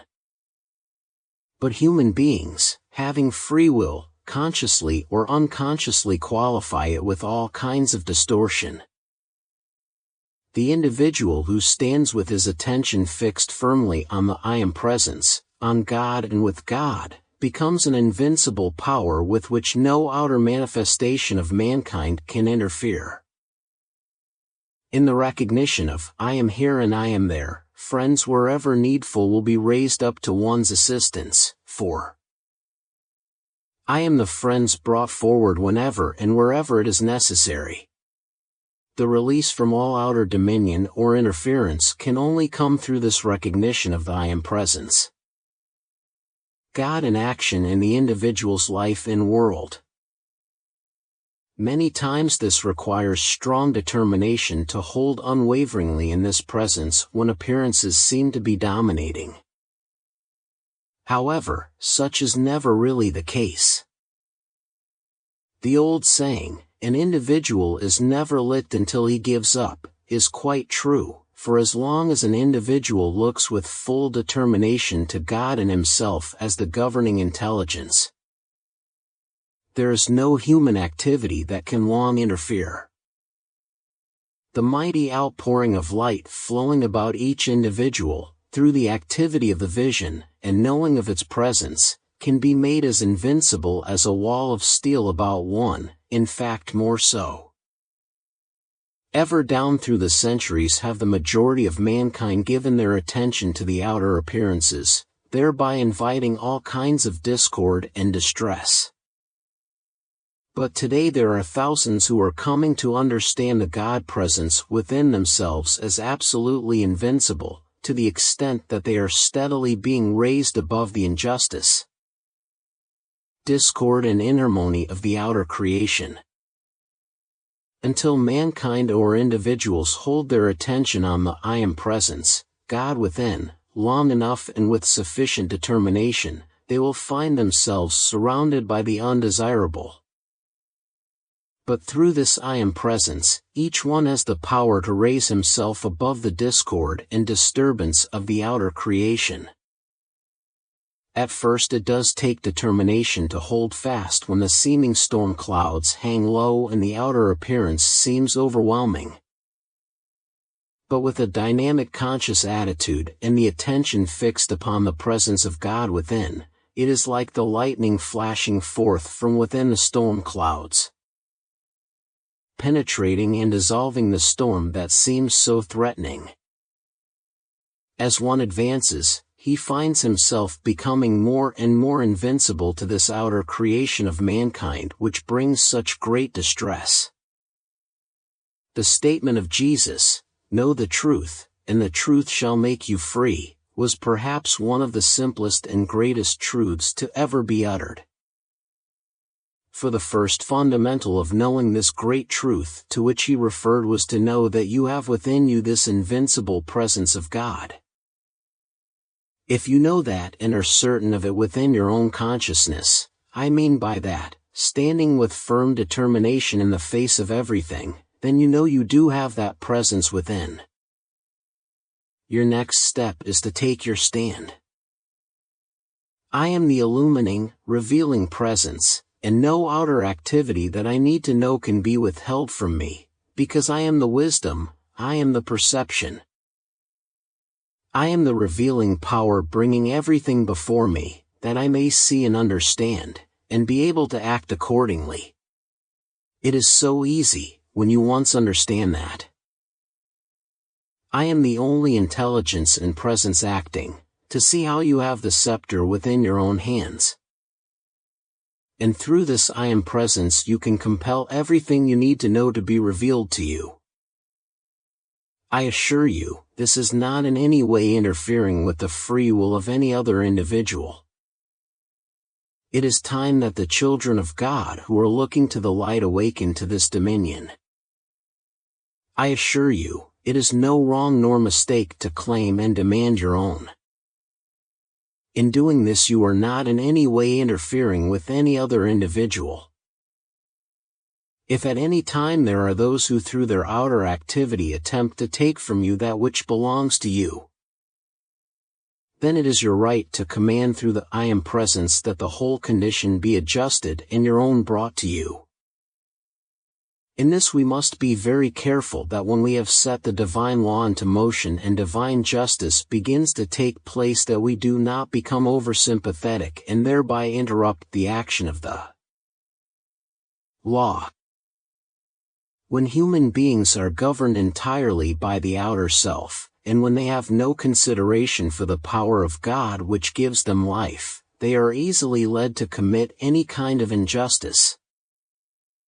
But does that mean in any sense that you shall allow them to do it in your world? Not when you know that you have the mighty power of God within to command and demand right and justice from everywhere. I want to cite you an instance. One of my students was going through a very trying experience, and the nature being very spiritual, I told her to demand right and justice. She did as advised, and presently things began to happen to those who wished to do her injustice. Through kindness of heart she began to relent and wish that she had not demanded justice. She came to me and said, "What am I to do?" I said with no uncertainty, "Stand by the decree that you have issued. You are not responsible for the lessons these individuals have to learn who have wronged you, so let them get their lessons and be undisturbed." When individuals start to do wrong, that moment they set in motion the great universal, or cosmic law of retribution, and they can no more avoid retribution striking them sometime, somewhere, than they can stop the action of the planets. To the innocent victim, retribution sometimes seems a long time coming, but the longer its arrival is delayed, the more powerful it acts when it does arrive. There is no human being in existence that can avoid this law. Many times students and individuals have thought that something could be imposed upon them. Such, I assure you, is not the case. The only way one can open himself to undesirable thought is by entering into condemnation and hate. If he has done this, he has generated the thing in which he believed. The student who knows the power of God within himself need never fear anything from anyone. The individual may, if he or she choose, experience the fullness of the activity of God in his life and world. It is simply a matter of choosing what you shall have. If you want peace and harmony, know, I am the power producing it. If you want adjustment in your affairs and world, know, I am the mighty intelligence and power producing it. And no outer activity can interfere with it. From out the seeming mystery of life's ceaseless activity there is the illumining presence of the mighty I am within that stands ever ready to bless you with untold, inconceivable blessings, if you only let it. How do you let it? By the joyous acceptance of the mighty presence, that you have this mighty power within you. And then do not hesitate in every detail of your activity, no matter how small it seems, to call it into action. For there is no energy in the universe but God to act through your consciousness, your mind, your body, your world. Say often, I am the presence in everything you wish to have done. This opens the way for the power of God to act and bring you justice. Have no sympathy for the outer that in its ignorance does the wrong thing, whether in yourself or someone else. Keep calm and serene, knowing, God is the only intelligence and power acting in your world and affairs. I am in you as the self-sustaining strength and healing, manifesting in your mind and body. This keeps you in greater atonement. Face God. And the energy always surges forth to command every situation. Individuals who understand this law are not subject to injustice and the conditions which the outer selves of other beings try to impose upon them. Keep the outer reminded of this often. Be sure always within yourselves that there is only the presence and power of God acting in you and your affairs. Keep using the statement at all times that, there is nothing hidden that is not revealed to me. This is always necessary. However, no matter what individuals want to do, your safeguard is always to pour out the love of God to them. When individuals try to enjoy something through injustice, without question, they never enjoy it, for they always lose some faculty by which they could enjoy it. Other personalities always have the same privilege to stand with God that you do, and if they do not choose, that is not your business. God is the all-knowing presence and power, knows and discovers all things. You may say for another, mighty Master Self, the I am presence within this individual, come forth in thy conscious power, with thy mighty insight and foresight, with thy wisdom and directing intelligence. And see that all things are adjusted for her, and that she is given the peace and rest she so much deserves. I am the commanding presence directing and commanding this to be done, and it is done now. Lift the consciousness into the full dazzling light, where she may see and know the repose, rest and beauty that is hers by her own creation and service. It is a mistake to let sympathy draw you into conditions that are very destructive. It is a mistake to let sympathy draw you into conditions that are very destructive. Take the stand, I am the only presence acting there, for helping those who have passed on through so-called death. I am the presence holding that individual in the sphere where he belongs, teaching and enlightening him. If the student can get the correct idea of pouring out the love to his own divine self, he will receive complete relief from every discord. To perfect conditions say, I am the presence there, governing and healing the situation. Mankind in general and the doctors have distorted things pitifully. The individual who wants to rise into the God presence and live there needs the energy he wastes. The very energy individuals waste is the force and strength by which they are enabled to hold fast to the God presence. This energy is the life they need to enable them to turn and hold steadfast to the God presence. When the outer self has for centuries used life's energy to create wrong conditions, that waste of the energy becomes a wide-open drain upon the consciousness of individuals.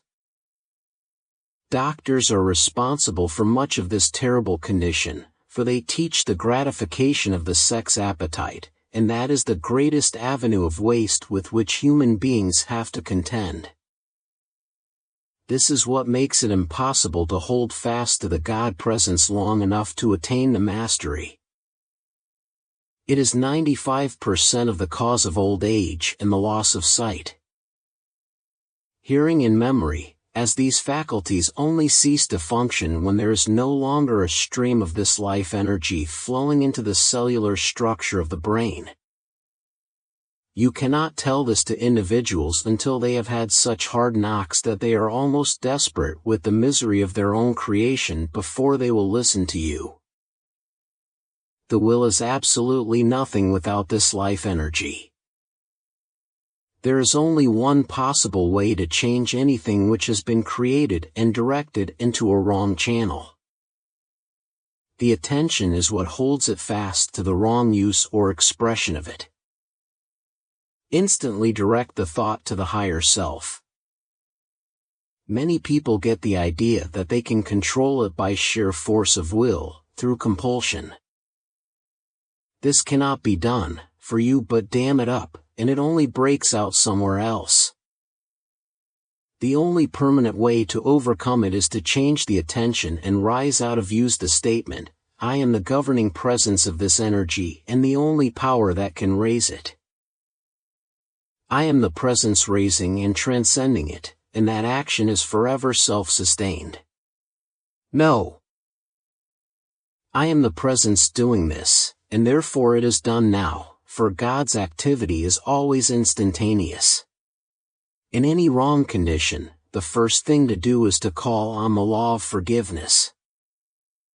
Remember that when a thing has been set in motion or energized, it simply acts. The physical body is the vehicle for contact with the sense world. When nearing the point of precipitation, continue on using the physical vehicle for doing the ordinary physical service. There is the inner, the mental, and the physical world. The physical body has been created to act in the lower rate of vibration and is the natural vehicle provided. To direct and handle physical objects by the mind alone needs an accumulation of electronic force in the electronic circle of the individual. When using the energy below the ascended state, this consciously generated energy is held within the electronic circle which surrounds every individual to a more or less degree. This accounts for some individuals seeming to have a limitless amount of energy, for that which is accumulated in one lifetime is carried over into the succeeding lives. Perhaps one of the most unfortunate things in which human beings live is the man's so-called legal right to bind another individual in the sex activity when the other wishes to rise out of it. Even in the ignorance of the outer mind, some natures have a powerful development of the love activity. The pure love of God never goes below the heart. True love never requires sex contact of any kind. The great ascended host of light are ever with those who want to do right. Send your thought out to them, and you shall always receive help.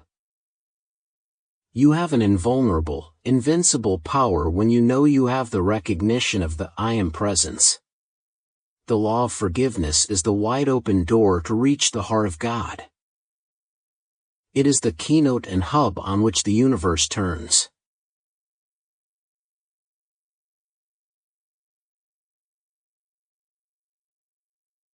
Chapter 13. I am the resurrection and the life. I am the energy you use in every action. I am the light, illumining every cell of your being. I am the intelligence, the wisdom, directing your every effort. I am the substance, omnipresent, without limit, which you may use and bring into form without any limit. I am thy strength and thy perfect understand. I am thy ability to apply it constantly. I am the truth that gives you now perfect freedom. I am the open doorway into the light of God that never fails. I give praise I have entered into this light fully, using that perfect understanding. I am thy sight that sees all things visible and invisible. I am thy hearing, listening to the bells of freedom, which I hear now. I am thy ability, sensing the most ravishing fragrance at will. I am the completeness of all perfection you ever wished to manifest. I am the full understanding, power, and use of all this perfection. I am the full revelation and use of all the powers of my being which I am. I am the love, the mighty motive power back of all action. I wish to give the most kindly warning to the students under this radiation to watch every feeling, that at no time anyone accept a feeling of jealousy at the progress of another.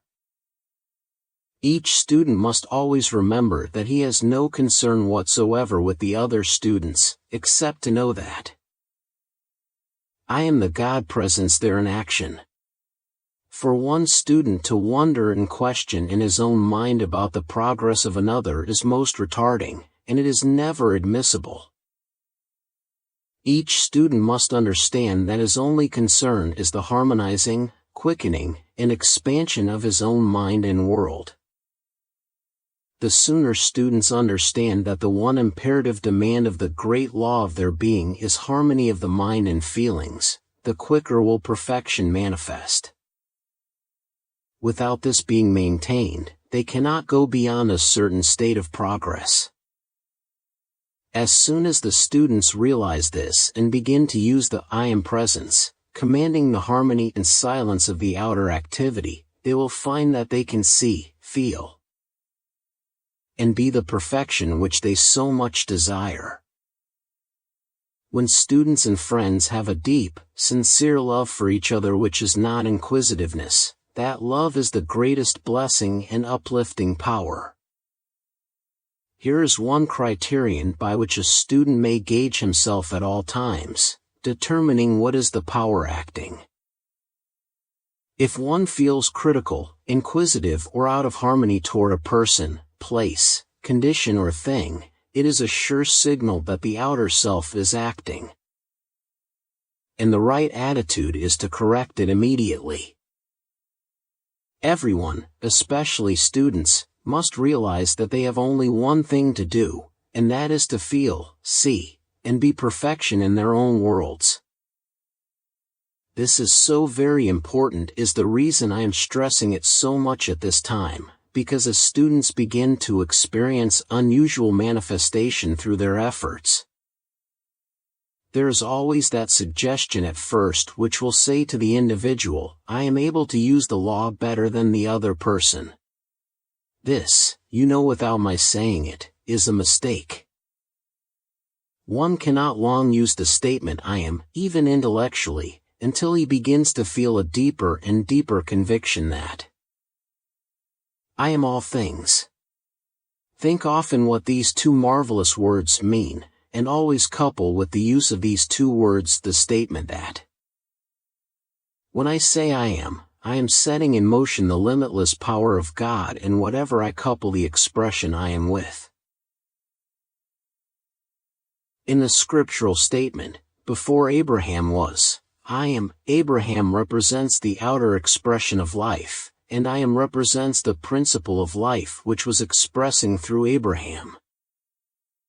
Thus there was the perfection of life, before any manifestation ever occurred, and thus is life without beginning and without end.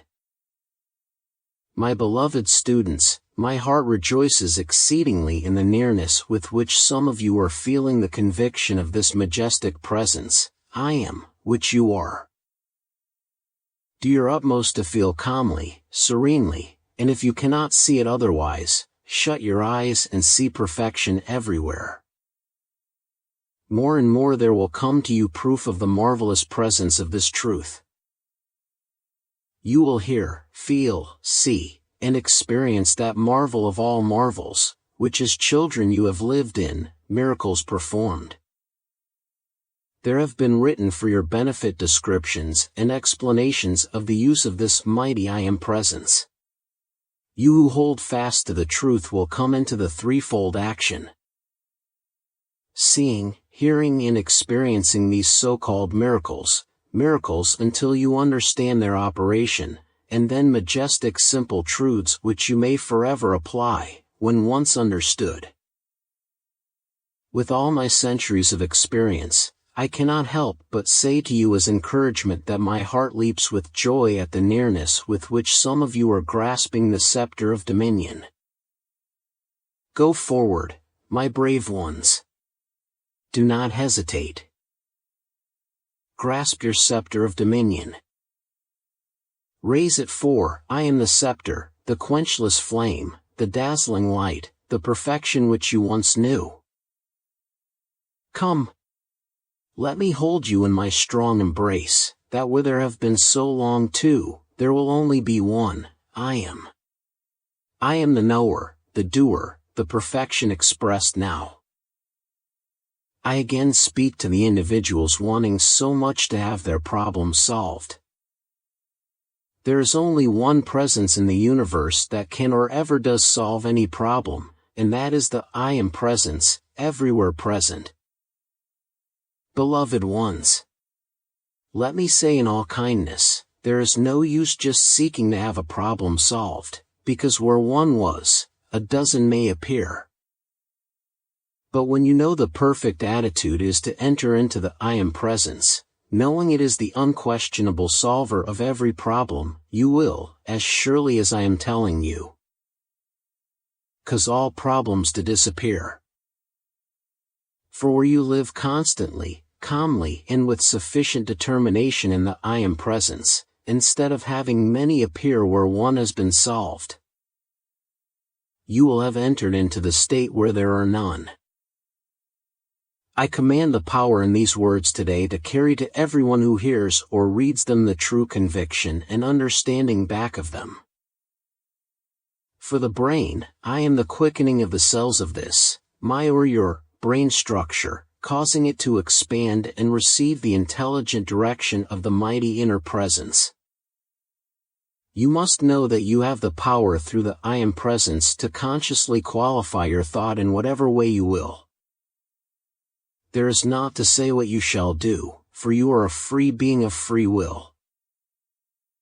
If you could be conscious of every thought that passed through your mind for 6 weeks and keep it qualified with perfection, you would see the most amazing results.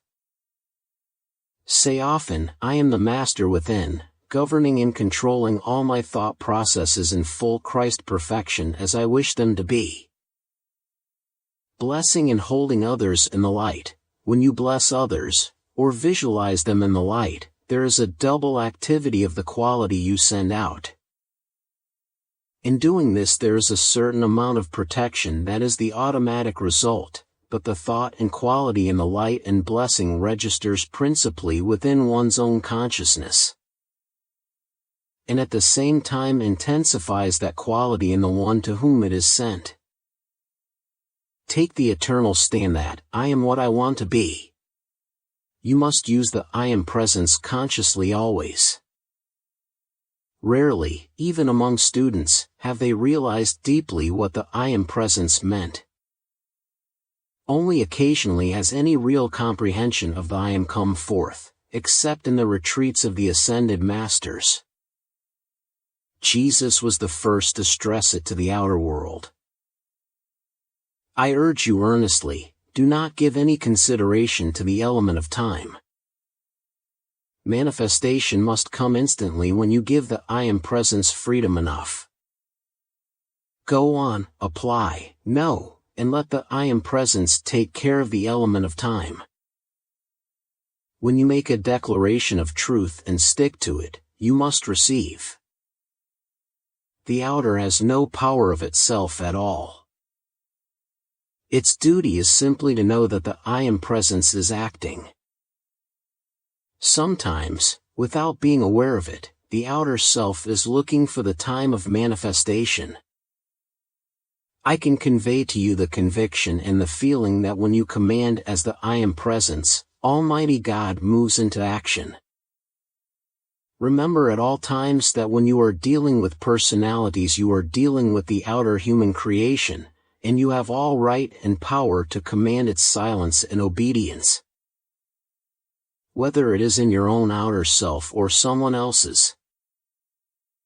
If you will count 10 before you speak, you can control all sudden impulse, and back of this is a mighty law which can help the student immensely. When there is a sudden impulse, there is a release, or rushing forward of accumulated energy. If there be anger, then the energy is instantly qualified with it, or with destruction of some kind. The power of self-control would say, only God's perfection goes forth.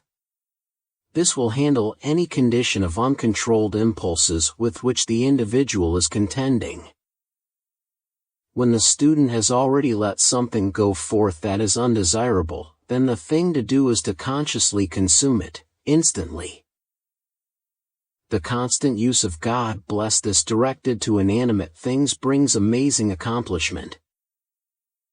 The easy way to see and feel perfection is to qualify every thought and feeling going forth with perfection. When an impulse comes to do anything, instantly qualify it with perfection.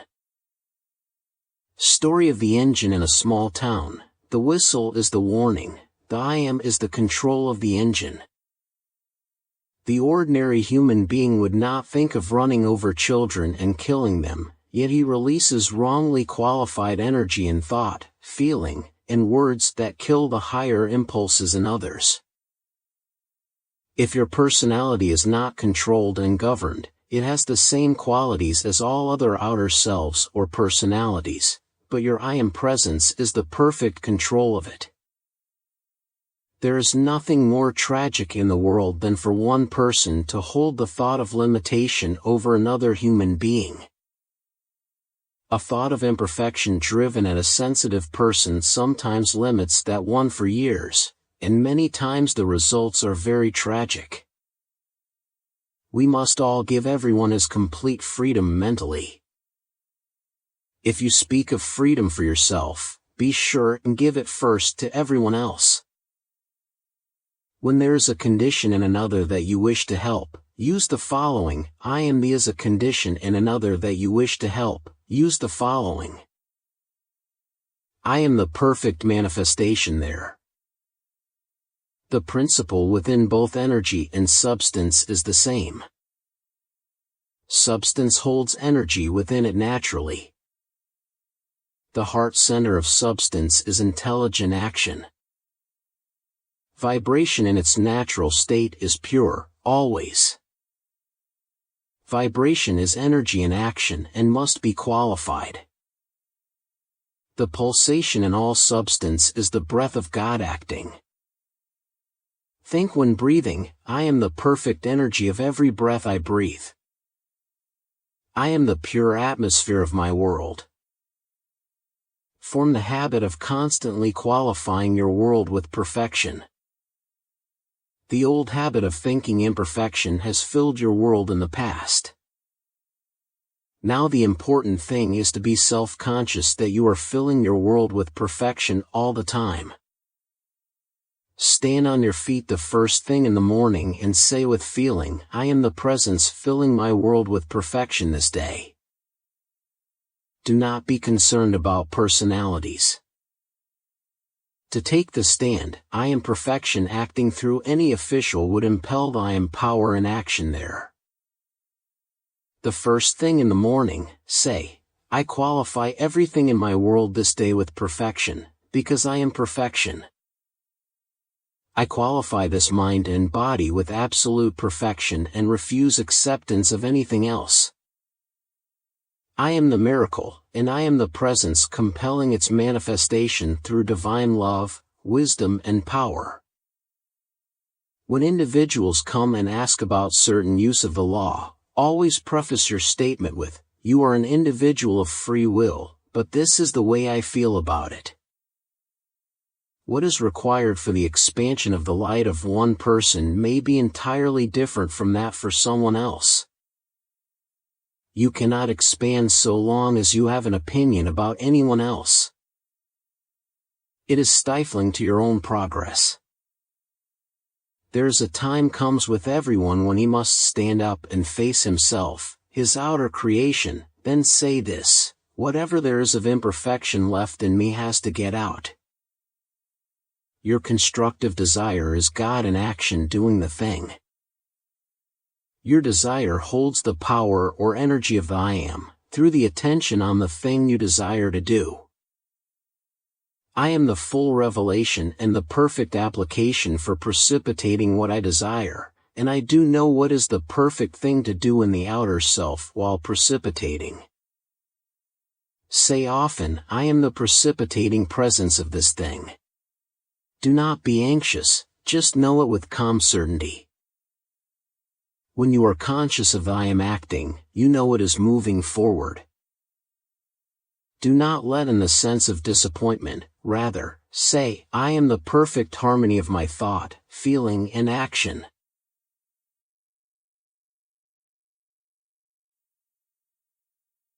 Chapter 14. I wish to call your attention this morning to the active presence of faith, hope, and charity. In this consideration, we will think of faith as the conquering, emanating power, hope, the open doorway through the veil, acting in the pure presence. Charity, as the determination to think no evil, to speak no evil, see no evil, hear no evil, feel no evil. Students should always watch the inner activity of the outer mind and not let themselves be fooled by its action. This may sound like a paradox, but it is not. This is more important than it seems at first.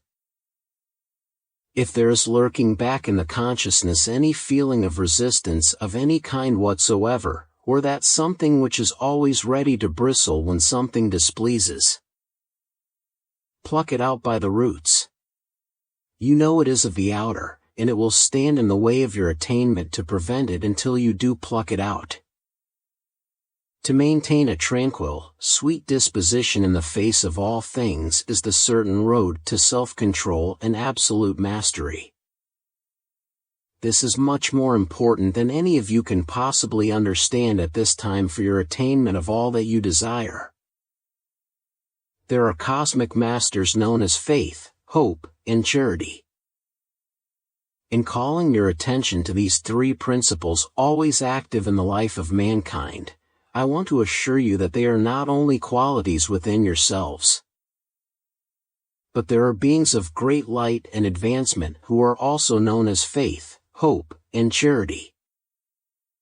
The individuals and students who make the conscious effort to cultivate these qualities and consciously expand them in their worlds will find themselves receiving great assistance from these conscious, mighty beings, from whose names come these qualities into individualization. These are cosmic, self-conscious, intelligent beings, whose special action with mankind is to encourage and expand these qualities. Therefore, let all the students understand that this is far more than a scriptural phrase or expression. At this time these great ones have come from a scriptural phrase or expression. At this time these great ones have come from out the cosmic silence because of the need of faith, hope, and charity in the minds and hearts of mankind. The sinister force that would have destroyed the confidence, the hope, and the charity in the minds of the American people is doomed to fail utterly. Even now, hundreds who voted for a wet administration are finding their own uncontrolled thought recoiled upon them and are regretting the unwisdom of the action. So out of seeming wrong activity will still come great good. Since the hypnotic force that was generated has spent itself, many of mankind are wondering what caused them to do certain things. And their very rebellion will generate the force which will be used to correct conditions after all. God, which is progress, knows no defeat in anything. Let students always remember this, which will enable them to maintain the so much needed peace and poise of mind.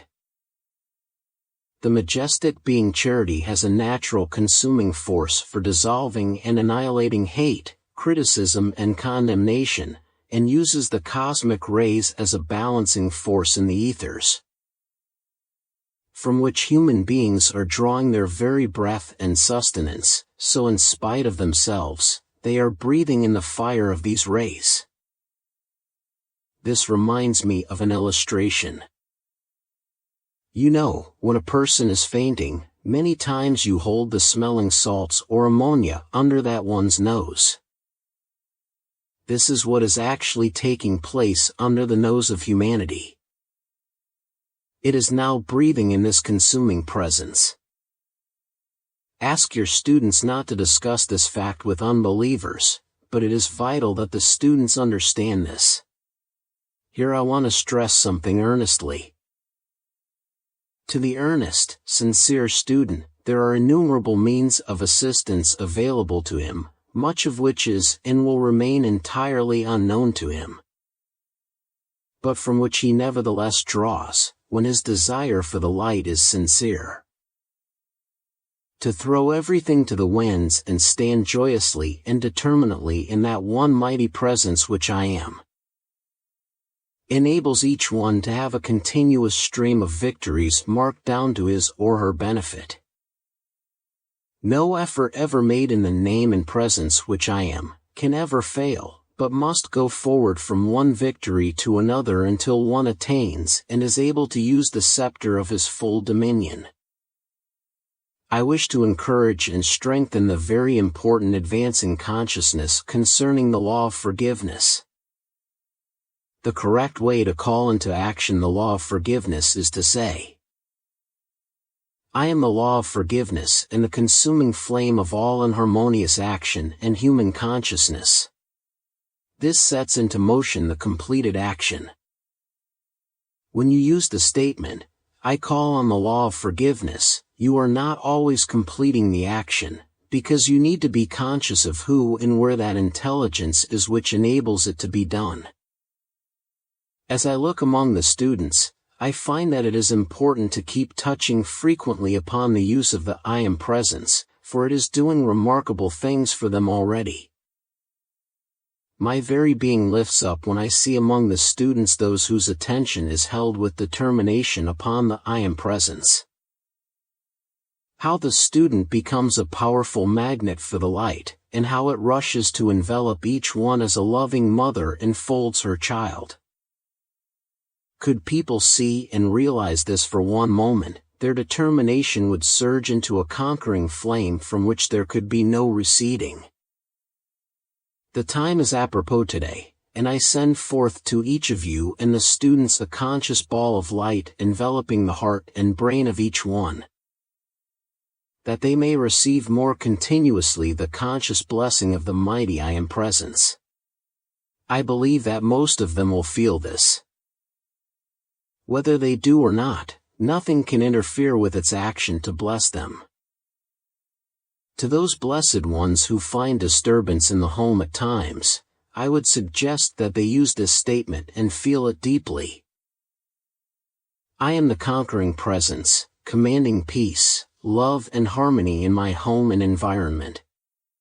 Anyone commanding peace, love and harmony in my home and environment.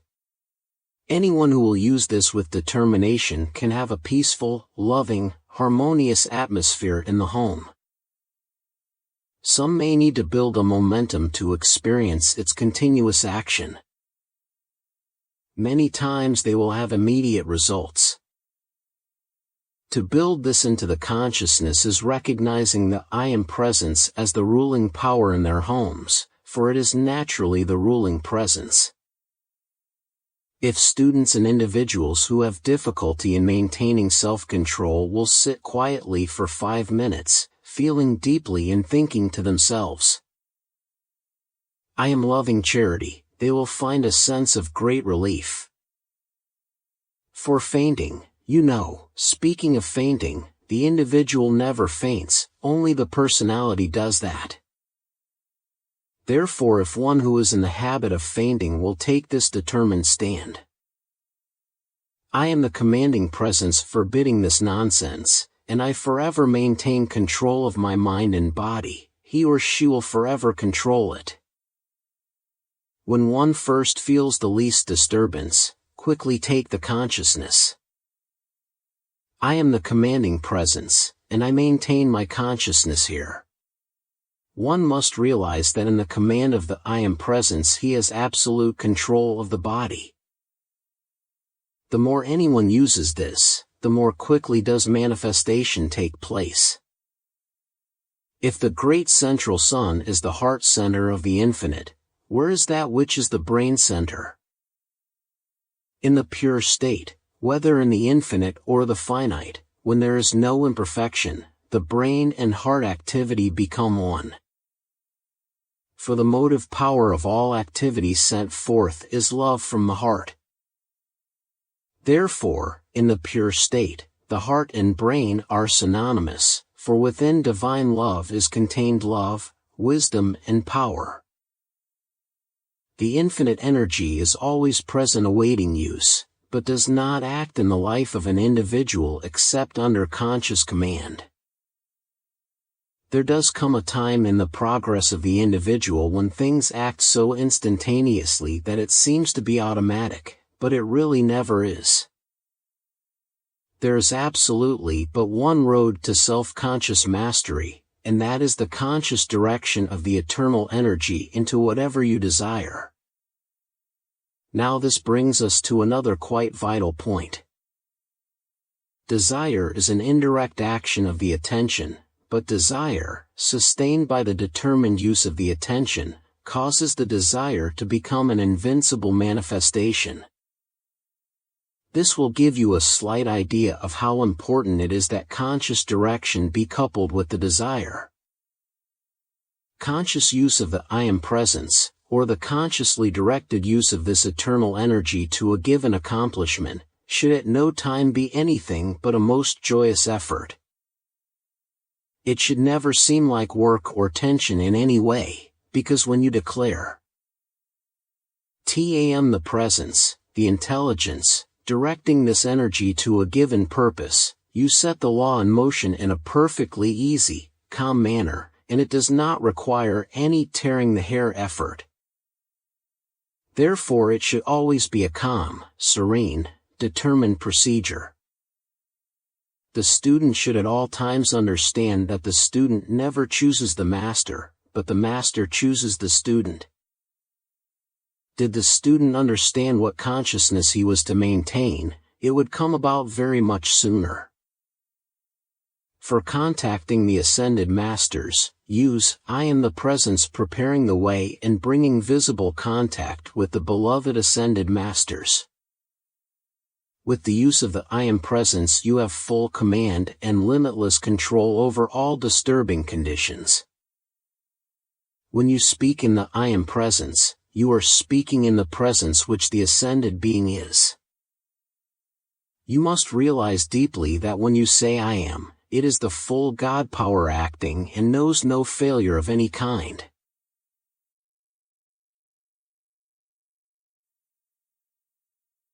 Chapter 15. Out of the glorious fullness of God's omnipresent light and substance comes the fullness of all things. The student who is strong enough, firm enough, to stand alone with his or her mighty I am presence, never dividing for a single hour the presence and power of God, will find himself or herself steadily rising into that mighty perfection, forever free from all sense or recognition of any limitation. The student is fortunate indeed who can hold himself or herself within this mighty presence undivided. For the benefit of some of the students who are so sincere, and yet are unknowingly allowing their attention to be withheld from that undivided presence, I wish to state certain facts with no intent to intrude upon the free will of the individual. These records which I shall quote, we have within our possession, and they cover the past 100 years. That of which I wish to speak today is the delusion of astrology. No one living can give his attention to astrology and enter into the presence of the I am and remain there. Underlying the present use of astrology is the human desire and opportunity to justify and gratify the outer desires. Here let me state an appalling fact which is within the records we have. There is no one thing or phase of study which has caused more failure or more indirect murder than the present delusion of astrology. In your city of Chicago, within very recent years, was a splendid student of metaphysics who, consciously accepting the delusion of his horoscope, was driven to commit suicide. The one thing humanity needs most, and students above all else, is the firm rock in consciousness of the mighty I am presence upon which to stand safely and free from the pitfalls of outer concoctions. It is not the negative statements of prospective death and the so-called ill-fated star force to be overcome that students need to know, but the unconquerable, all-pervading I am presence that is the only and all life of their beings to which their attention needs to be drawn, and held there with a firm grasp. In the I am presence there is no height the student may not reach. But by allowing his attention to be held by astrology, numerology, and the many isms of today, there is no depth he may not reach. The present use of astrology has no semblance of the use to which it was put centuries ago. Then it conveyed no negative statements of any kind. The great harm of the attention fixed upon it is that students accept the negative statements far more than they are willing to admit. The sinister negative force generated by mankind in the world always takes advantage of such things as this to get and hold the attention, especially of the student who is progressing, and thus keep it upon that which will pull him down instead of raising him up. Where there is a horoscope that indicates the death of someone, various minds become fixed upon that idea, and actual indirect murder is committed, so subtle become fixed upon that idea. An actual indirect murder is committed, so subtle that individuals would be shocked to be reminded that they had any part in it. But I assure you, it is none the less the truth, for all of their surprise. Could the students of astrology see for one day from the great inner standpoint the destructive force generated and used through the present use of astrology, they would turn from it as from a poisonous serpent waiting to strike death into their veins. I say to you, beloved students, in the name of your light and progress, and of all progress, stand within your own mighty I Am presence and let not your attention be held or divided by any outer thing if you wish to avoid the wheel of birth and rebirth indefinitely. From the great love of my heart, seeing and knowing from the inner standpoint as you do not and cannot possibly as yet, I urge you to avoid everything that savors of a negative expression or condition. Then you shall rise on the wings of your mighty I Am presence into that everlasting freedom and blessing of the perfect, eternal, limitless light. As I said, I do not wish in any manner to intrude upon your free will, but the gates of eternal freedom are open before you, if you will but believe the truth I have uttered, which will enable you to enter within these gates and receive the eternal blessing of the light waiting there to enfold you. If there are conditions in your life, home or environment that you wish to be rid of, command through the I Am presence that they be dissolved and consumed before its mighty light and power. Beloved students who have come under this radiation, with you we shall not touch upon this subject again. May the I Am presence within you enable you to see the light and truth of which I have spoken. I have seen within you the glorious light that can be quickened into a dazzling radiance, enabling you to express perfection. Hence, of my own volition have I offered my humble assistance. But if the personality persists in allowing the attention to be held on anything but the mighty I Am presence, which I know is the mightiest and only raising presence and solver of all problems, then my humble efforts must necessarily be in vain. I assure you, dear ones, you have reached a point where you must go up or down. With your determined attention and acknowledgement constantly held on the mighty I Am presence, there is no condition, force or presence in earth or heaven that can prevent your wondrous, glorious attainment into everlasting freedom and perfection. If you have not that within you which causes you to feel and tells you of the great divine love that enables me to voice this truth to you for your protection, then we must but wait such time as the truth of it does appear within you. When students and individuals have once learned of and acknowledged the mighty I Am presence and then allow their attention to longer be held by or upon outer things, whether it be consciously or unconsciously makes little difference. For they are deliberately turning their backs to the presence, which is the source of their being and the life within them that enables them to move their bodies about. I declare with all the love of my being that I am the presence enabling you to see and feel this truth and stand by and within it, for the sake of your own wondrous progress. Those who will hold steadfast enough to that mighty presence will find abundant proof coming into their experience of its limitless power and intelligence. Beloved students, Many hands of the ascended host are extended to you to give their assistance when you can hold your undivided attention on the active presence of God in you, and stand there unyielding to the pull of all outer appearance. Truth is mighty and does prevail. May you feel its majestic presence at all times. It is a mistake on the part of the student to feel disappointment because a certain thing he has worked on does not manifest instantly, when as yet he has worked on does not manifest instantly, when as yet he has not generated great enough power and activity to produce it that quickly. The attention must always be on the I am only.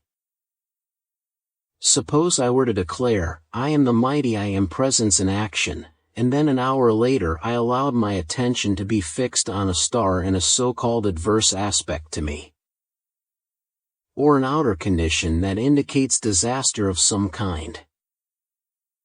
Do you not see how that would annul the statement I had made, which would liberate the power of freedom? Jesus said, "Ye cannot serve two masters." This means that you cannot divide the attention, for you must stop, look, and listen. I tell you, you cannot make steady progress if you give power to anything but your mighty I am presence. The unfortunate thing with so many students is that they do not hold long and steadily enough to the mighty truth of their being to gain momentum and strength enough to stand against the pull of suggestion and outer appearance. The strange thing to me is that when the student's attention has been once drawn to the all-power of the I am presence, which is the only active principle of life they have, God in action within and about them, they cannot or do not see that they are dividing the power when the attention is fixed on outer things, and but delaying the magnificent activity and accomplishment which the I am presence would otherwise bring forth.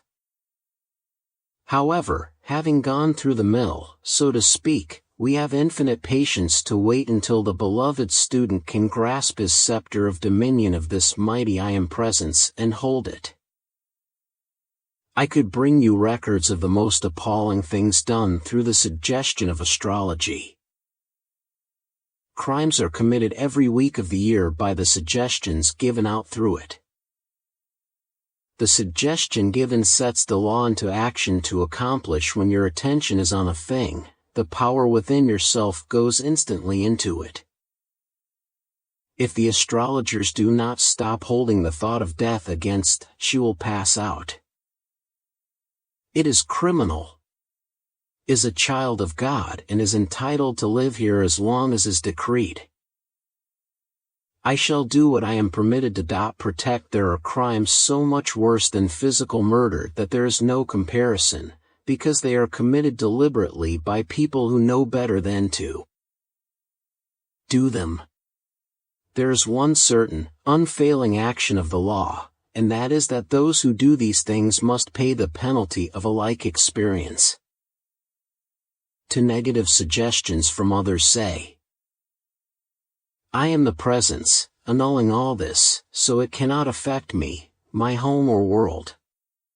It is the easiest thing in the world to consciously dissipate something that is voiced in your presence.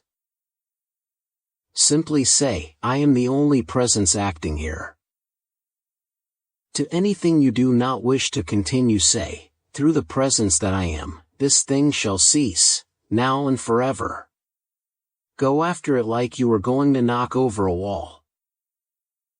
When you really feel and mean a thing, you lose the power that does the thing. Try to realize the limitless power at your command. In the feeling is both sight and hearing, because we can both hear and see without using the faculties of sight and hearing. When one becomes instantly angry, he punctures other spheres of that quality and the accumulation rides in. Jealousy is the wide-open channel upon which every other destructive activity rides in. When things are done consciously, they have much more power. When the energy is released, it acts, because the individual has set it into motion, and it makes no difference whether he be king or chimney sweep. When the feelings are excited, they are accepting that instant. You can sit and listen to destructive conversation unaffected, so long as you control the feeling at the solar plexus. There cannot a thing enter your world, unless it be invited. No good ever came of gambling. At one time had a most wonderful power and influence about her. She began to play the market, and not only lost the power, but her money as well. Is it not better to stand with your I am presence than with a gambling channel? Anything that gets your attention is a subtle activity of the outer to pull you away from your freedom. For financial freedom, I am the riches of God flowing into my hands, and use that nothing can stop. Say often, the presence I am governs every existing channel in manifestation. It governs all. A student's experience. The student had heard and seen an explosion of light while the physical body was asleep. If she had consciously said when she heard the explosion, I draw into my mind and body the strength of the light explosion, she would have received its benefit. The light was the liberating of certain powers for her use. In such experiences, the important thing for the student to do is to be alert, and in every manifestation, be conscious of the indrawing of its power. Rejoice that it is the mighty power of the I am presence acting, giving its strength and power to you. Command the outer memory to retain and bring into the outer consciousness everything you desire to know. When you use the I am presence, you have set the law into action, and it cannot fail. God does not act except through the consciousness of individuals, else he would not have them here. God can only act in the physical world through his individualizations, and even all nature is governed by individual intelligence, the ground, the plants, and all. There is omnipresent all the force and energy needed for a given purpose when loosed by the I am presence. Thus, through the use of the I am presence, you can release power of which as yet you have no conception. During the war when Foch said, "They shall not pass," he loosed the power by which that decree was fulfilled. He had been in prayer for more than an hour, and when he came out he was so charged with God's energy that as he uttered the command, it became the governing presence in the atmospheric condition about him, and God acted. The words "they shall not pass" form a decree. It is dynamic, powerful, real, and looses tremendous power. There is only one power that acts. Give it full freedom. Stand with IT and let IT act. Stand in IT and by IT. There is no other power to act. This makes steady progress, like a glacier coming down the mountain. You are steadily moving forward and gaining a momentum against which nothing else can stand. It is an infallible momentum, power, and means of achievement of all good things. There is no permanent dominion except in this way. For cleanliness, use frequently, I am the presence here, keeping my clothes and home perfectly spotless. After a time the force becomes so powerful that it instantly consumes or repels anything not wanted. The more you consciously act upon a thing, the more concentrated it becomes. When you say, "The presence that I am," charge this water with energy, love, power, etc., you can charge the water so powerfully that it boils with the power of the energy there. Do not let anything question in your mind as to whether your command worked or not. Whenever commanding, say, "I know it is acting with full power." Know what the I am means.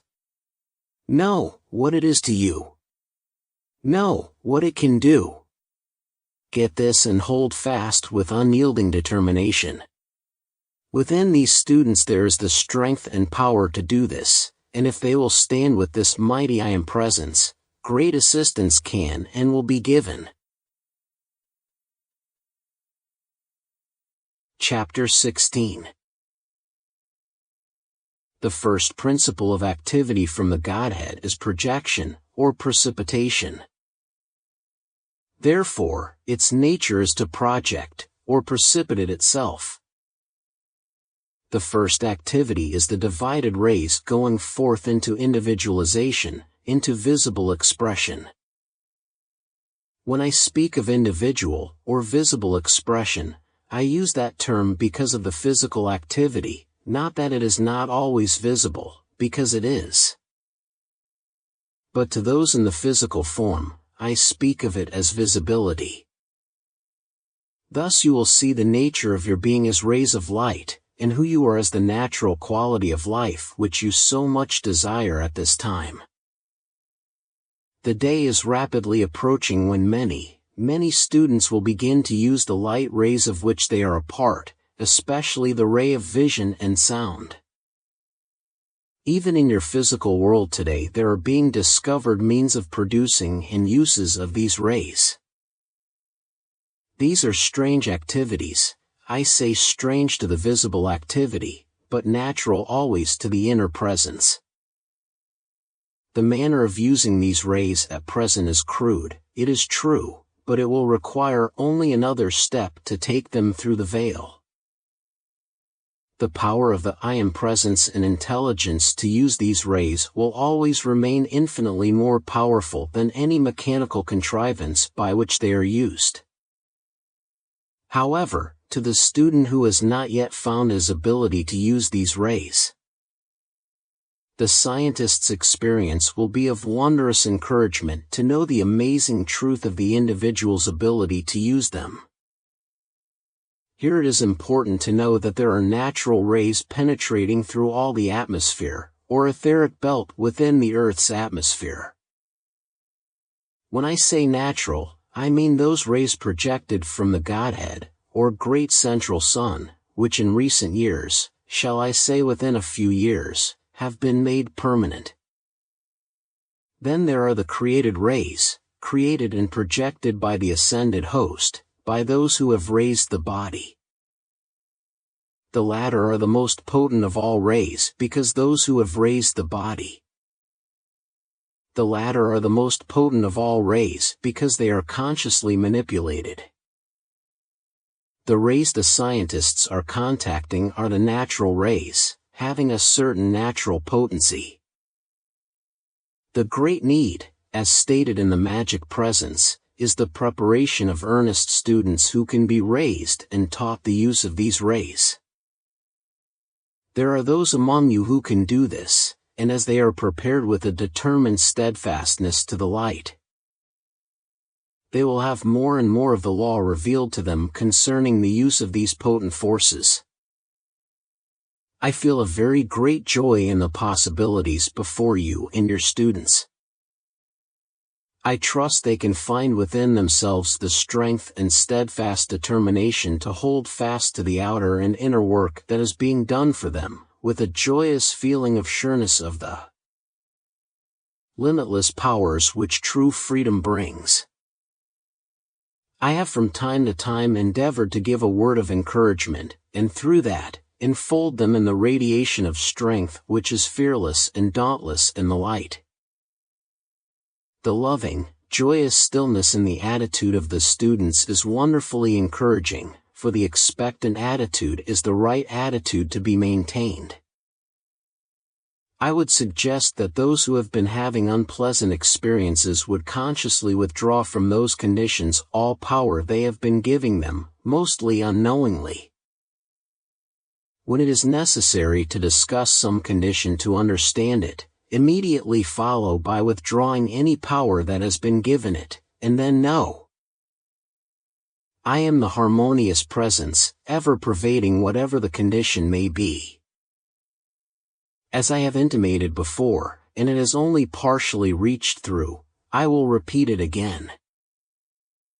Anyone, especially the student, who has experienced inharmony or limitation in his mind, home, or world, can, with persistent, tensionless effort, by holding with determination to the following statement, Keep his home clear of anything undesirable. I am the governing presence, governing in perfect divine order, commanding harmony, happiness, and the presence of God's opulence in my mind, my home, and my world.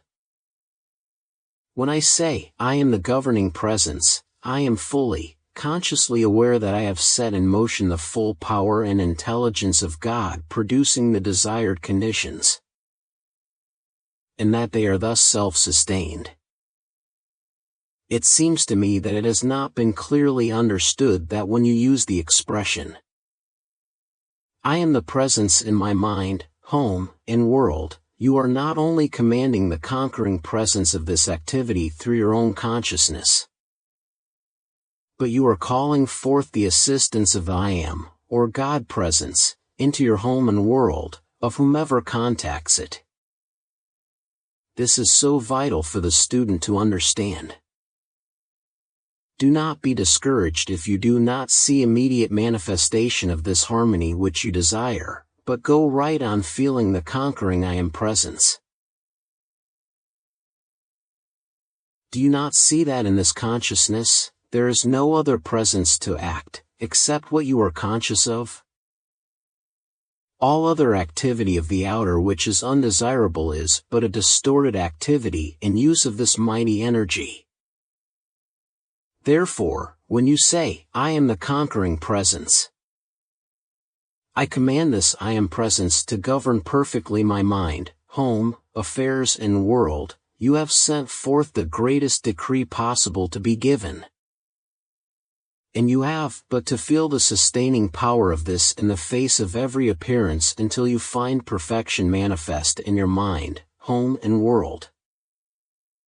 I wish the students would read this particular part every day to keep before them the mighty truth underlying these statements. Now we come to a vital point, and that is the personal ray or rays sent forth by Jesus direct. Many will ask, why especially Jesus? I answer, because humanity has been taught to look to the presence of Jesus the Christ. Few having any knowledge at all of the ascended host of the great masters of the great white brotherhood who wield limitless power to assist mankind. You and your students will have, for the next 7 weeks, the personal ray of you and your students will have, for the next 7 weeks, the personal ray of Jesus the Christ. Those who can put aside any thought of other personalities and with open arms, mentally speaking, welcome these rays into each one's mind, home and world, will find almost anything possible. I assure all of you that the idea of these personal rays of Jesus the Christ is no imaginary thing. And you, our beloved messenger, have the personal thanks of Jesus the Christ for your fearless stand and use of the ascended Jesus Christ presence. As the messenger gives forth riches of wisdom and truth, so should students, in their loving sincerity to the teacher, through the I am presence, work for the health and prosperity of the messengers. This would open doors to the students not otherwise possible. There are indications at this time that during the next 7 weeks revelations may be given to some of a certain use of liquid light. I wish the students' attention to be fixed on this so that those who are ready may receive. Here let me say that the right attitude of the student is always to rejoice at the advancement of his or her brother or sister, for each individual receives that which is most needed at the time. And if one receives one thing, another may receive something else. So the student should at no time feel that he should have the same thing that someone else receives. I mean in regard to revelation. As no two are alike or of the same state of advancement, you can see how they could not each receive the same thing at the same time. The most wonderful attitude of the student is to continually bless and rejoice at any revelation that comes to his fellow students. thus keeping the door wide open to that glorious inner presence at all times. For the encouragement of those interested in aerial transport, I wish to say there is nearing the approach of planes that will be proof against accident. These will make transportation quick, sure, and easy anywhere one wishes to go. The obstructive mental attitude of those interested in aerial navigation which has been opposing the coming forth of this much-needed knowledge is rapidly being broken down. Until there will come forth a flood, so to speak, of wonderful ideas in perfection, which can and will be used in this wonderful means of transportation. Many of you will not need them, but there are always those who do, for one's own aerial equipment within him will always far excel any outward conveyance. For the higher body is the most wonderful vehicle of aerial transportation there is. Some of my argumentative friends may suggest that this vehicle is not able to carry great loads, but I say to them, how shall ye judge, until ye are able to use this means? It is most amusing to watch the activity of so-called practical minds who feel that there is nothing real except what they can feel and handle. But unless one believes in the limitless powers and laws of intelligence of God individualized, he can in no wise receive to any great extent from this mighty inner presence. The practical mind that forever doubts a thing it cannot see has a long way to go unless, as you lop off the undesirable limb of a tree, this limb of doubt be cut off. You know, it is a good idea, after it has been cut off, for you to consume it in the consuming flame, that it does not come back again. It seems so difficult for the student to realize what a tremendous power the consciousness of this consuming presence is. To some it is difficult to get away from the thought that it is imaginary, but could you see from the inner standpoint, you would see that it has a mighty presence and power, and is very real. I wish you for about 2 minutes to feel this dazzling ray of light penetrating every atom of your being. There should be splendid accomplishment during the next 7 weeks. The reaching out of humanity as Christmas time draws near, with the already added impetus of the Christ force, enables accomplishments to take place at this time which have not before been possible. There are certain activities which must be contacted by the inner presence before the outer attention can be drawn to them. This is hard for the student to understand. The student must first reach out, and he can only reach out through his inner presence. A simple but very wonderful thing is for one to give praise every night and morning for that magnificent presence of life which animates the mind and body. It is a tremendous thing to feel deeply this thanksgiving for the presence of life which holds within itself all things. Just be grateful to life for all it is and contains. The very presence of life enables us to do the things we are conscious of and desire to do, because we cannot move without this presence. We cannot even think without it. If one would take this statement, I am the presence thinking through this mind and body, he would receive some very remarkable ideas. The brain is the first point where obstruction begins to register, because that is the point of contact with wrong ideas. Wrong ideas register most quickly and intensely in the brain structure because that is the field of atomic activity. However, the attention held upon the I am presence so releases the power of the perfection, which is within the electron at the center of the atom. That the wrong ideas and obstruction to the light simply dissolve and disappear. Don, where are you going? Saint Germain, to the Golden City. From this time on, until 3 weeks after New Year's Day, it is a time of great rejoicing in the Golden City, for it gives a great opportunity to convey into the physical world through the light and sound rays, its own mighty radiance. If humanity could understand and appreciate this fact, remarkable things could take place, but that does not prevent individuals who can grasp it from receiving its remarkable benefit. The very simple thing, if students could only understand and apply it, is to absolutely keep the mind off every personality and know only I am the only presence there. It would open the doors, oh so wide.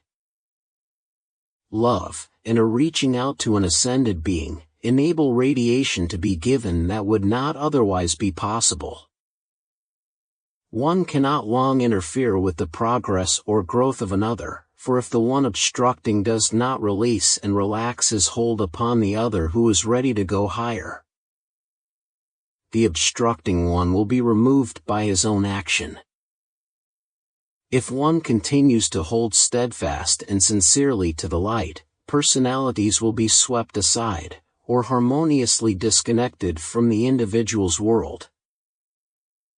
At this state of growth, or rather, expansion of the light, it is necessary to know, I am the active presence of all channels of distribution of all things acting for my good.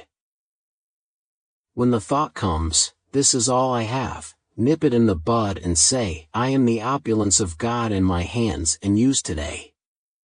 This is the time to stamp it right out of your mind and feelings. This must be held as a sacred silence within each individual. Take this as a sacred, reverent knowledge to be used. When you take from the I am self, it is impossible for you to take anything from any personality which rightfully belongs to that one. You are decreeing for your world, so you cannot take from anyone when knowing your own law, I am the presence acting everywhere. There is no possibility of division of the I am presence. If you need money, say, I am the active presence, bringing this money into my hands and use instantly.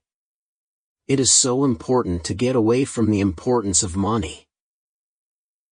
It is but a means of exchange. Do not give it power. Put all your power back with God, and then when you command, no matter what it is you want, you have all power instantly on hand to bring forth the fulfillment of your decree. The vibration within any element is always the breath of God, eternally self-sustained. All pulsation is the breath of God. The simple consciousness that I am the presence of perfect health is this breath of God acting. I am the presence of forgiveness in the mind and heart of every one of God's children. This releases enormous vibratory action after its kind. Hold the following with vividness: I am the pure mind of God.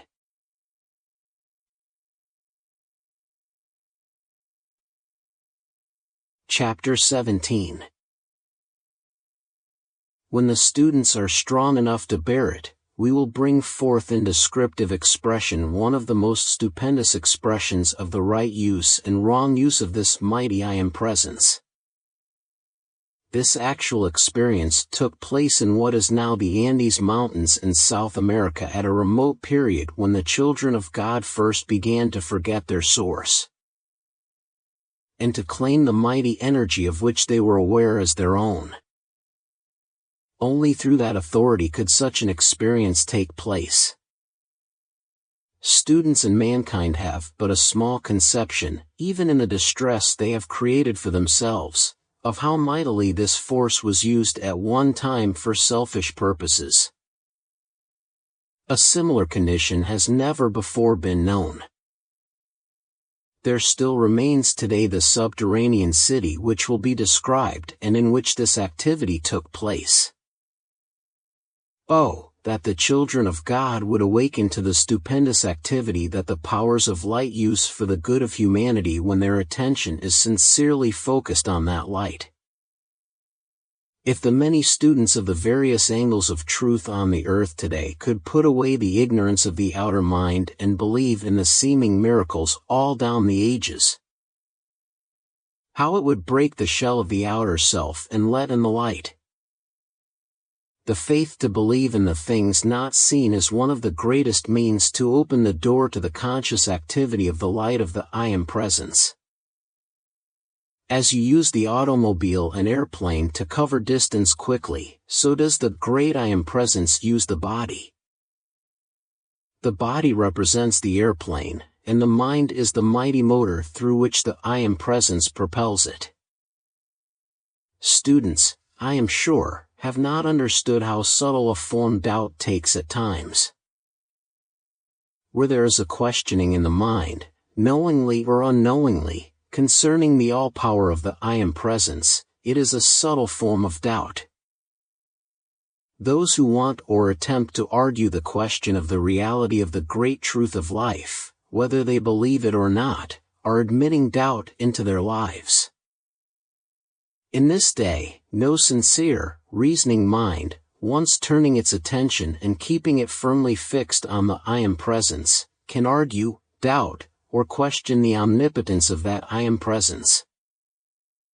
The scarcely recognizable form of doubt that lets into the mind argument concerning the source of its being is but a lack of strength to stand up against the law of resistance, by which growth in the outer can be measured.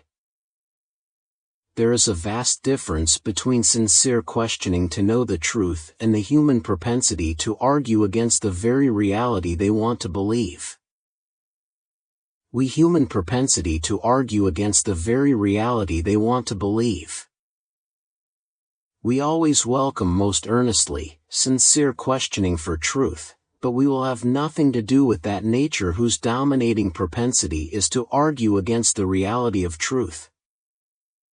The more the argument of truth is admitted into the life of an individual, the greater the barrier that one sets up to surmount before the distant day when he does surmount it.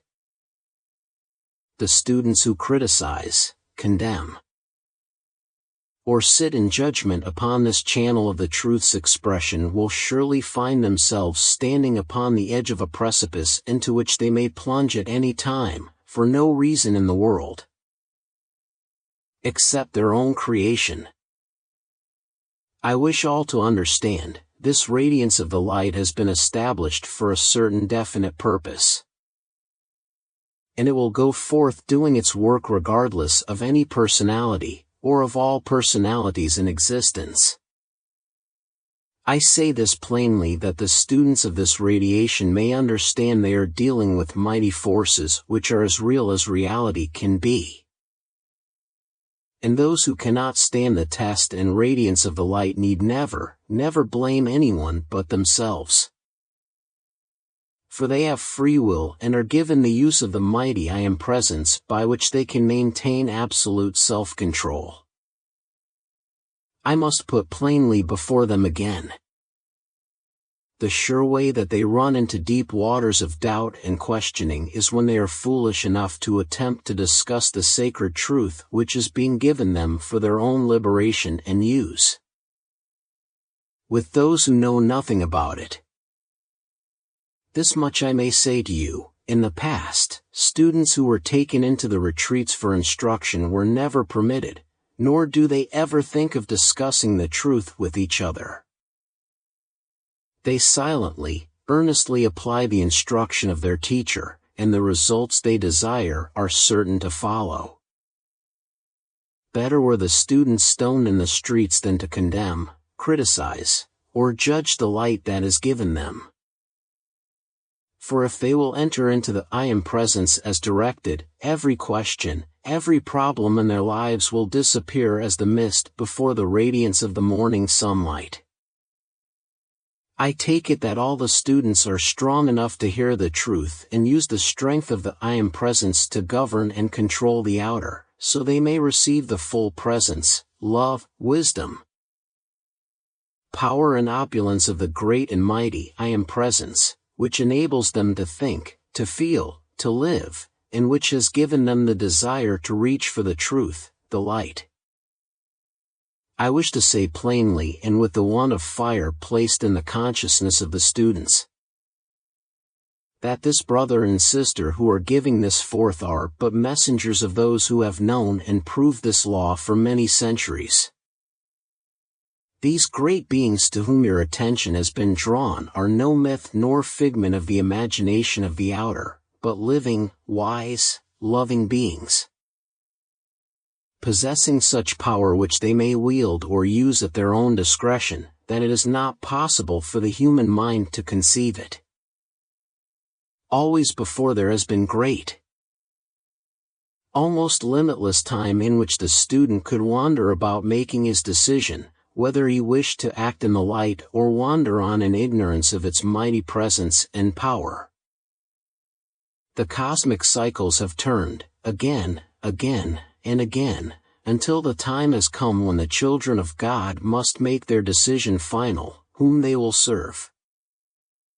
Never in the history of the world has there been such opportunity or assistance given to the children of earth to face the sunshine of God's eternal light, and walk steadfastly and fearlessly into its radiant splendor, free, forever free from all limitation, living in the abundance of that light enfolding them like a mantle of peace and rest. Again I say to the beloved students, if you cannot feel in your hearts the truth of these instructions brought to you on a golden platter, then don't ever, in the name of your I Am Presence, say or do that which would discourage another from the light he might receive. The plain, unadulterated truth I give to you in the fullness of the great love of my being, that its radiance may cause you to understand, and of the great love of my being, that its radiance may cause you to understand and know what it means to dare, to do, and to be silent. Any feeling of questioning in your minds of the reality or genuineness of the source of your instruction but hampers your progress and causes you to require months or years to accomplish what you might easily do in a few weeks with a free, peaceful mind. As one who has chosen you, I know and feel your every thought. It is very easy at times for the student to think that his acts or thoughts are under cover and not known, but to the ascended host there is no act or thought that can be hidden from them. Because everything you think or feel is registered in the etheric world about you, as plain as the nose on your face. So do not ever make the mistake of feeling that you may think or act in secret. You may readily do this from the outer self, but never from the I Am Presence, which the ascended host are with no obstruction. This, my dear beloved students, is as far as I am permitted to go in helping to set up the guard for you. In the future no further reference to this will be made. Remember that the decision lies within you to go forward or not. Now I shall say something very encouraging. The only possible reason why the personal ray of Jesus could be given forth to those under this radiation at this time was because 7 of this group of students were witness to the ascension of Jesus the Christ 2,000 years ago. He saw and recognized them then, as he sees them and is giving not only recognition at this time, but great assistance. As this radiance goes to you, beloved ones, so does it go on reaching into the hearts of those who can receive the presence. Because of this radiation, many who have a deep love for Jesus, or of Jesus, through the orthodox channels, will be awakened to the presence of the God within. Outside of this, the joint activity of Jesus with the ascended host is spreading its mantle of love, peace and light over humanity. This being the time of year when their attention is most easily gained. Beloved ones, does it sound incredible to you when I say the masters of light and wisdom have passages through the earth in all directions? Just the same as you have highways for your automobiles and going from coast to coast on the earth? Did you understand the atomic structure of the earth, you would not feel this such an incredible thing. For those great ones who have assisted the progress of humanity from the beginning have but to use certain rays.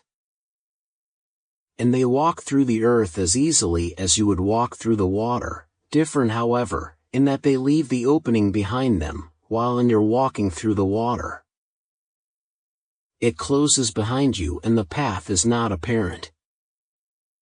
Just so with the great beings who have blazed the trails for humanity into the light.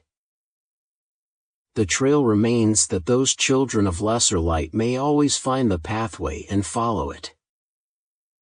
If at times they should make a mistake and turn onto the byway, they have the I Am Presence to call them back to the main power and carry them forward, until they too may be torch bearers or trailblazers to those still following on.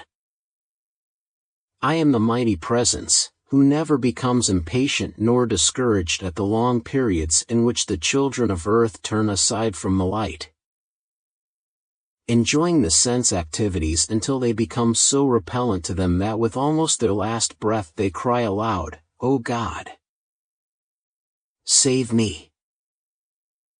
I cannot help but smile to myself as I wonder how some of you may think me a very crabby old fellow, but if so, one who has the courage to tell you the truth of your needs, that you may profit by it. When you come to know me better, you will not think me such an old crab after all.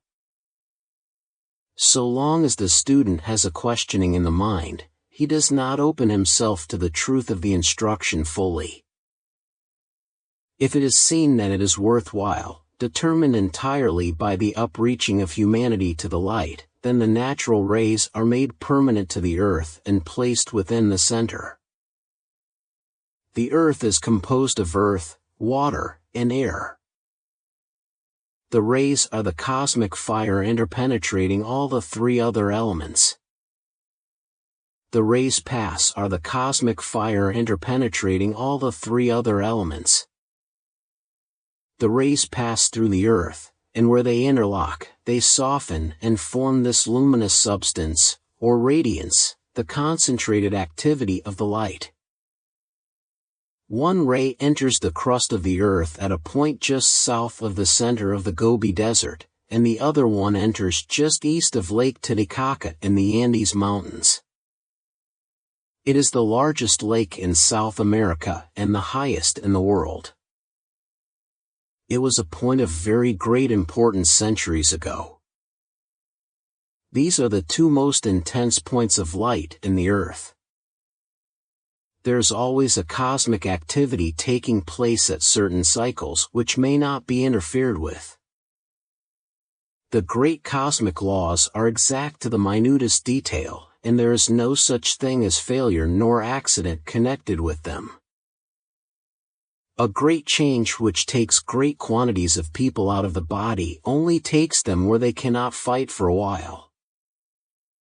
In the World War, both sides hated the men they were sent against, and also the governments that sent them, because of being sent. Never consider anything in the world but the great I Am Presence. Watch and govern your feeling, for if you do not, it will lead to a point where it will catch you unawares. Many times, the student who knows the law, when something comes up and he is disappointed, should turn to the I Am Presence immediately and ask what is to be done. But instead he so often holds the attention on the disappointment, and then it sometimes almost takes an earthquake to shake him loose from it. Take the statement, this resistance must give way, and the sight and hearing must come through. Take the firm statement, I am the presence of your perfect sight and hearing to heal those conditions. Each should take the statement, I am my perfect sight and hearing.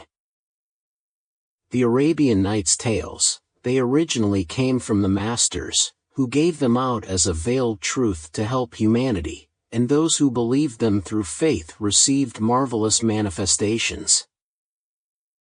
In the beginning of these marvelous experiences, there must be faith to tide over, until we can manifest the reality, for faith is the sustaining power, and if we can keep it generated, it becomes reality.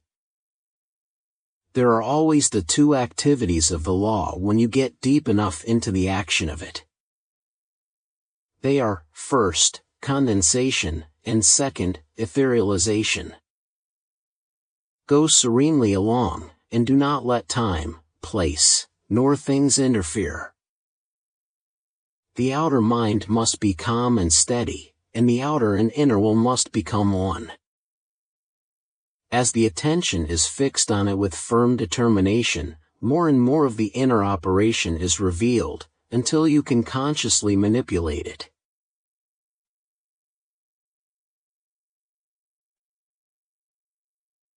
Chapter 18. I would be so pleased to have every one of the students, just at this time especially, use the statement, with all the enthusiasm they can command. I know I am the use of God's limitless opulence.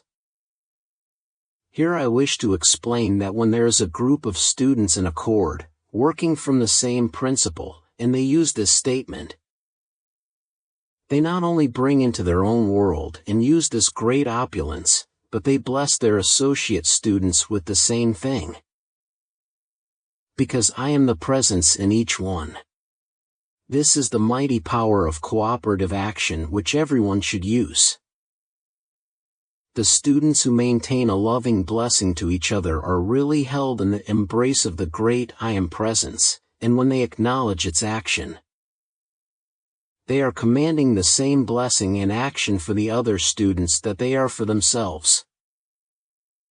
This is the correct attitude to be sustained, and if maintained sincerely in the heart of each one, no one within this embrace will want for any good thing.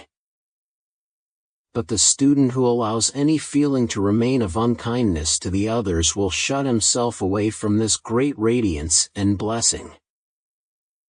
Now let us enter into the keynote of what you touched this morning, the simple understanding of God's will and free will. God's will is the opulence of goodwill, the birthright of every one of God's children. When you are reaching to the light in the use of the mighty I Am presence with sincerity, it is not possible for you to do otherwise than call for God's will to be done. As children of God the Father, who has given His children free will that they may choose, they must understand that it is for them alone to decree what shall act in their lives and world. Having free will, the student must understand that God can only act in his life and world according to His conscious direction. God is the principle of all life, and each child of God is an individualized, conscious, active part of that one great principle of life and love and power. God has given into the keeping of every one of His children this marvelous consciousness, which is omnipresent, eternally elastic, as it were, which can be drawn into a focal point to write with the pen of light, or expand to encompass the earth. Consciousness is always subject to direction through the use of the free will. The most unfortunate understanding established by the orthodox idea that God the most unfortunate understanding established by the orthodox idea that God acts of His own free will in the life of the individual or a nation, is positively not true. God can only act through the mind of His own individualization, which is clothed with the personalities that you see about you. These personalities are but vehicles of use and expression of this mighty individuality, which is God's will and your free will, and it only comes into use by your conscious direction. I say to you that every function of your body is sustained through conscious action, although you are not aware of it.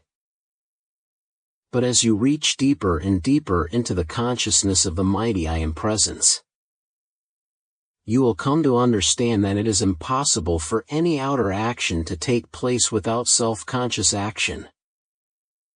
A simple proof of this is what any of you may test at any moment. I wish to do some physical act. Preceding that activity, there always comes the thought to do it, otherwise the hand or body would not move in action. That which people have chosen to call involuntary action is the thing that has mystified their understanding of their own being. The students should take this humble explanation and meditate upon it often, for it will clear the mind of any obstruction. You are self-conscious, free will, acting beings. This is really of vital importance to these blessed, earnest students. I love every one of them, both men and women, even though the ladies' husbands might object. I wish to say to that class of blessed boys with the one pink rose in their midst, that I joyously hold them all in my fond embrace, so they may use and inhale the radiance of my being. They have freedom and dominion within their grasp, if they will hold fast to these instructions and apply them. Further, I wish the students to understand that the stream of life flowing through the mind and body always comes into them pure and unadulterated, containing within it all the strength, courage, energy and wisdom that can ever be desired.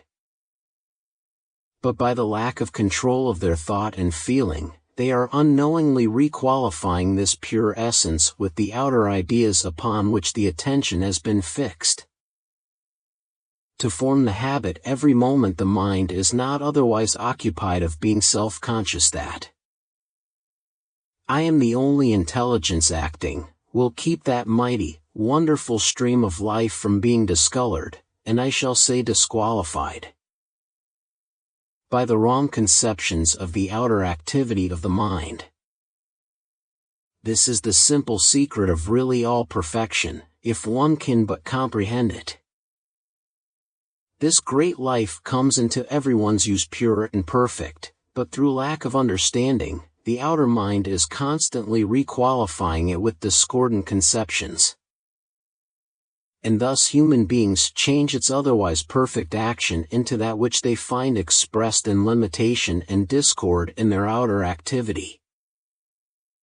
This should make clear to the students the simple activity which they should self-consciously maintain in order to keep this marvelous, perfect life that is constantly flowing through their minds and bodies in its pure, fragrant state.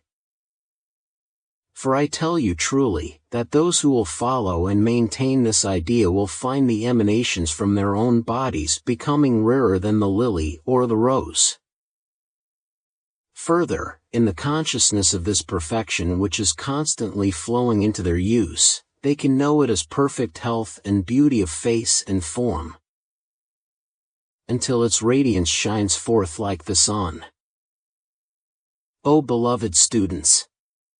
When it is so simple, requiring so little consciously sustained effort, is it not worth all it requires on your part to enter into the fullness of this life stream and receive its fullness and blessing? Life stream and receive its fullness and blessing? In the Oriental activity there was a secret society, in fact, it began in China, maintained gloriously in the light until the one then in charge at the head of the order, thought, in one of the war ravages, that his daughter whom he loved so deeply, was killed by an Englishman, which, however, was not the case. But it brought about the breaking up of the order, and the pictures of Fu Manchu, of which I think there have been 4 produced, are the picturing of this to the outer world, showing how the light may be distorted by something starting the feeling of revenge.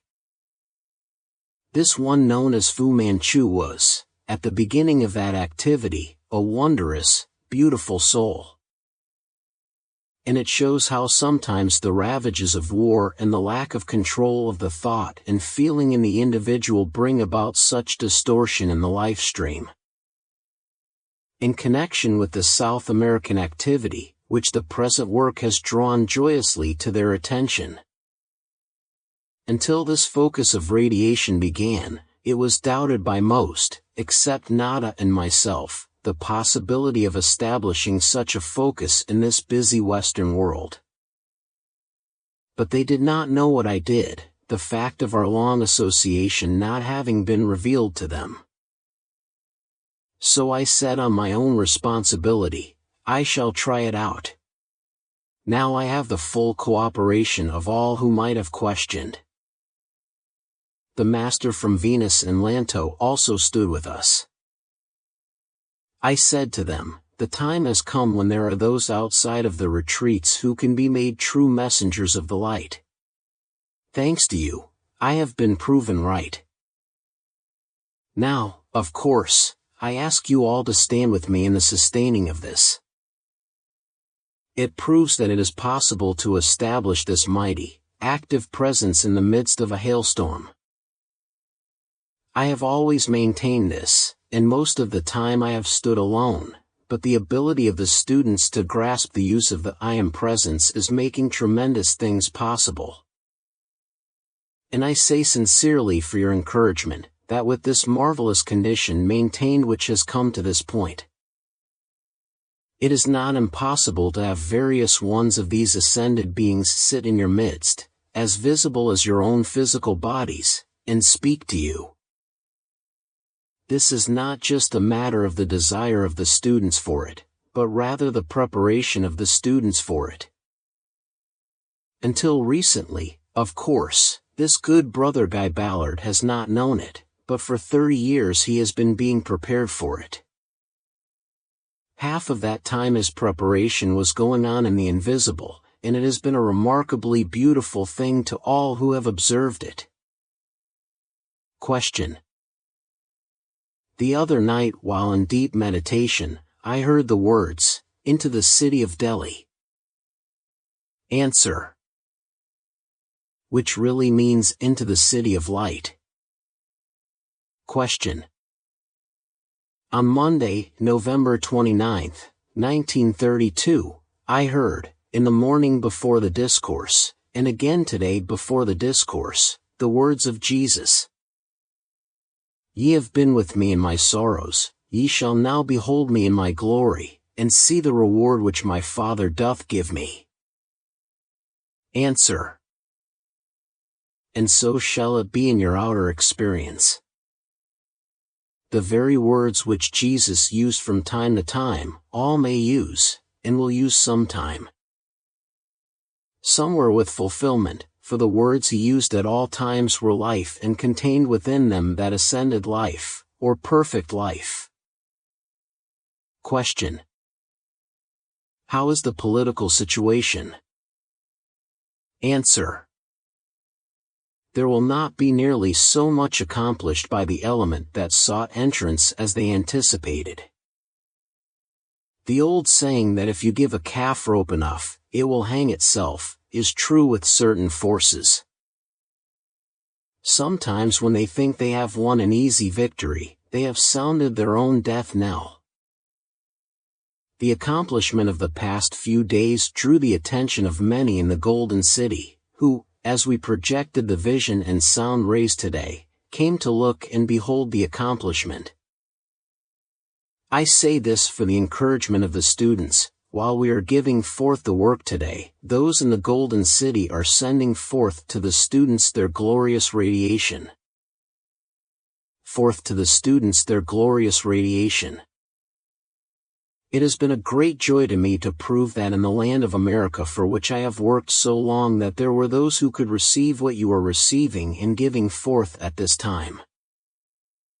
There are those masters from Venus who have seen this with me for some time. The Kamara's field of action was in other ways, but they are now observant of this accomplishment. There is no radiation goes forth anywhere in the universe except through conscious projection. The radiation projected from the stars, so-called, to our Earth does not and cannot come into contact with the Earth without the conscious direction of the cosmic being who is the conscious directing presence of that star or planet. This conscious direction is what makes the radiation from one planet to another reach its destination, but the radiation thus directed does not carry any adverse aspect to any individual there.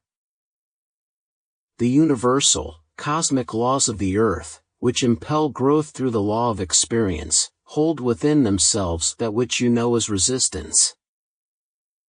If there were not that which the individual knows as resistance, he would not make conscious effort, and this would make it impossible for advancement and understanding, or the return to the Father's house from which the children of earth have strayed.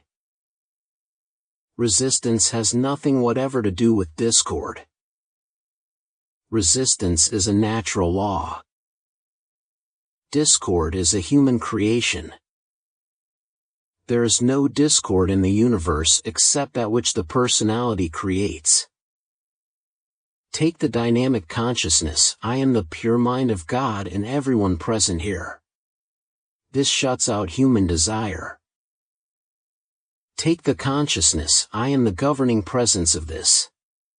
The desire first comes in the mind, and if you take the consciousness, I am the pure mind of God, it consumes the thought and keeps the human mind clear from the desire entirely. When the liquid precipitates in the hand, instantly qualify it as liquid light, and it will manifest as that. Give the command for that quality before beginning the precipitation. One student should not expect to see the same activity as another. The students are not supposed to see or feel alike.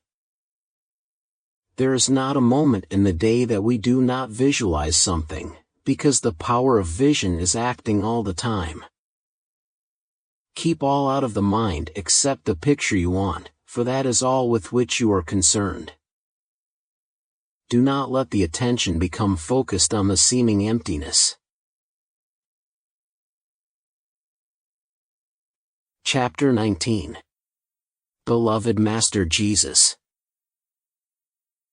When I said, I am the open door which no man may shut, I meant humanity to understand. I referred to the great I Am, which is the life of every individual manifest in form. I did not wish to convey that the personal Jesus was the only one to whom this great privilege was ordained. Each one of you beloved children of the one Father has the same mighty presence within you, the great I Am, that I have, and that I had at that time, by which I achieved the final and eternal victory. Here I wish you to understand for encouragement, strength, and certainty in your minds, that the consciousness I used for this great victory was the use of the I Am presence, which you are being taught. I had made search through all the avenues available at that time, and at last the determination and desire for the truth led me to the great Master whom you shall one day know. He gave to me this inner secret and mighty acknowledgement, turning me to that mighty presence, the great I Am. Through his radiation, I was able to comprehend, and at once begin using it. This is the only way by which any individualization of the ray of God may achieve the eternal victory and build his structure upon a firm foundation from which no outer activity can ever disturb him. At this time I wish to convey the simple, all-powerful use of this presence to you. All who have achieved the mighty victory and who have been able to raise their bodies as I did, or who raised them before, have used the conscious activity of that mighty eternal presence I Am. When I said to my disciples and to humanity, the things that I have done shall ye do also, and even greater things shall ye do, I knew whereof I spoke, knowing that within each individualization, or child of God, there was this mighty I Am presence, by whose use you are impelled forward with no uncertainty. I say, impelled, because I mean just that. The constant use of your I Am presence does impel you forward in spite of any activity of the outer self. So long as this single idea is held firmly, storms, distress and disturbance may rage about you, but in the consciousness of the I Am Presence, you can and are able to stand serene. Unmoved by the seething vortex of human creation which may or may not be about you.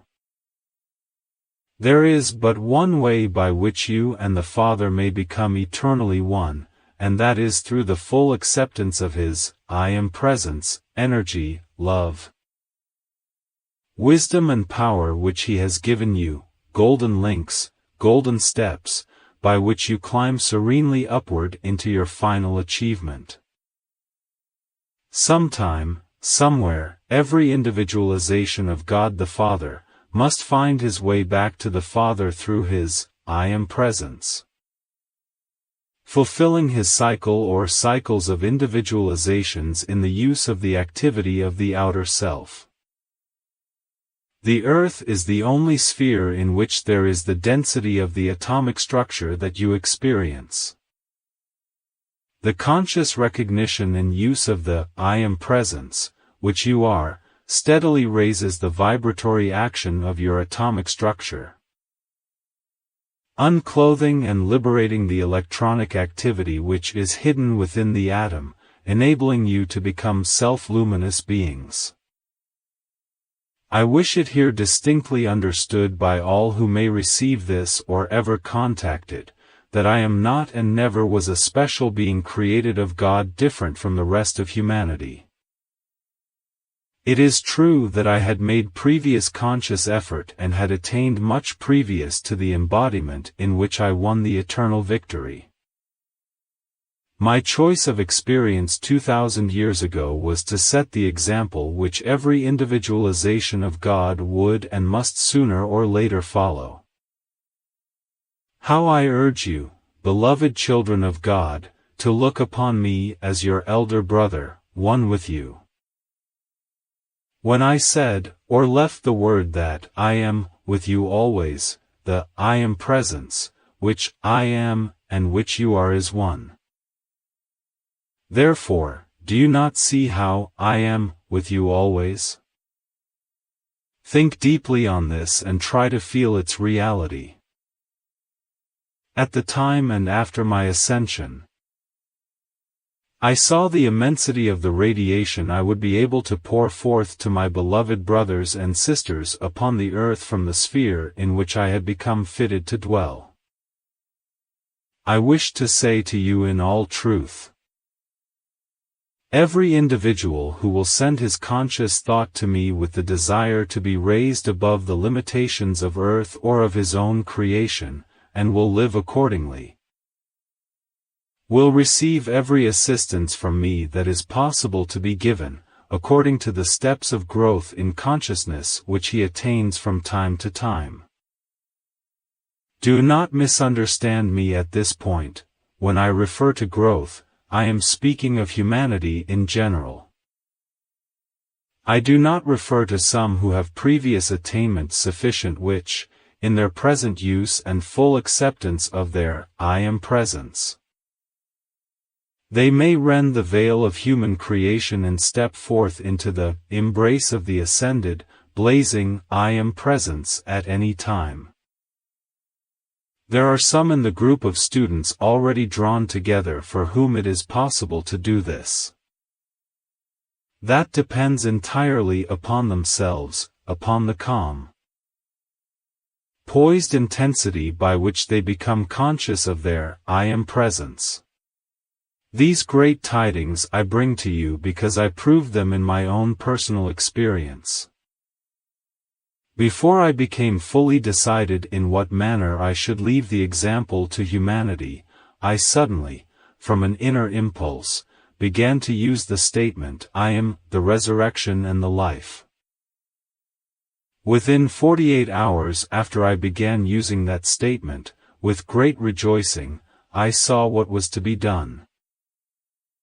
And I wish to assure you that it was the conscious use of the mighty statement, I am the resurrection and the life, which enabled me to make the ascension in the presence of so many, and imprint, or record upon the etheric records, that example for all humanity which will stand eternally present.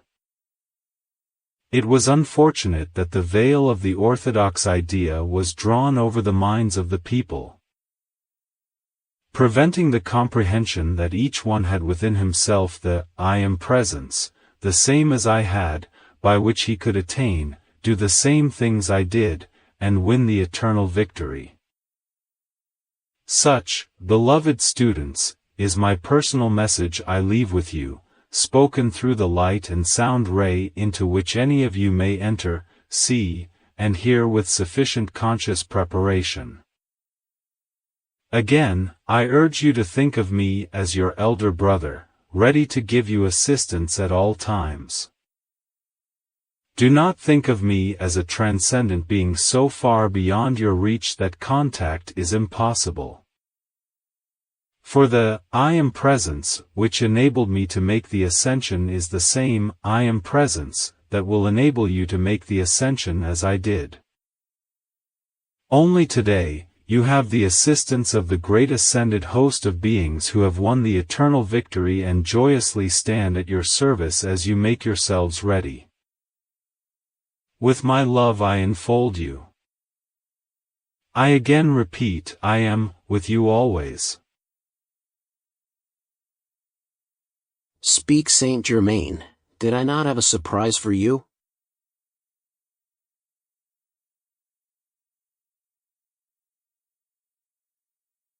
Chapter 20. It is with great rejoicing that the many who have been observant of this accomplishment see how truly the students are entering into the mighty I am presence, and how the things that have been disturbing are being dissolved and are dropping away as though they never had been. Beloved students, can you realize how great our rejoicing is? We have trod the pathway of attainment into that great freedom of mastery over all limitation. We rejoice to see you entering into this presence which, if maintained, will bring you certainly and surely to this same freedom. It is only when the outer becomes sufficiently obedient, giving all power to the great inner presence, that one finds peace and rest in this mighty acknowledgement. In that peace and rest flows a mighty river of energy, like a mountain stream flowing through a fertile valley, lined with flowers and perfect vegetation. So in the peace that passeth understanding do you move more and more, finding that eternal river of energy flowing into and through your being, spreading its blessing and opulence into your life and experience everywhere you go. While it is true that the intelligence is the channel through which you must receive, yet as you feel with deep sincerity the truth of the I am presence, you will find the stillness becoming greater and greater, until one day thou shalt see the door of thy creation open wide before thee, and thou shalt step forth with open arms into that freedom, inhaling the fragrance of the pure atmosphere of the etheric world, wherein thou wilt be able to mold that plastic substance into the perfection of everything upon which thy desire is held.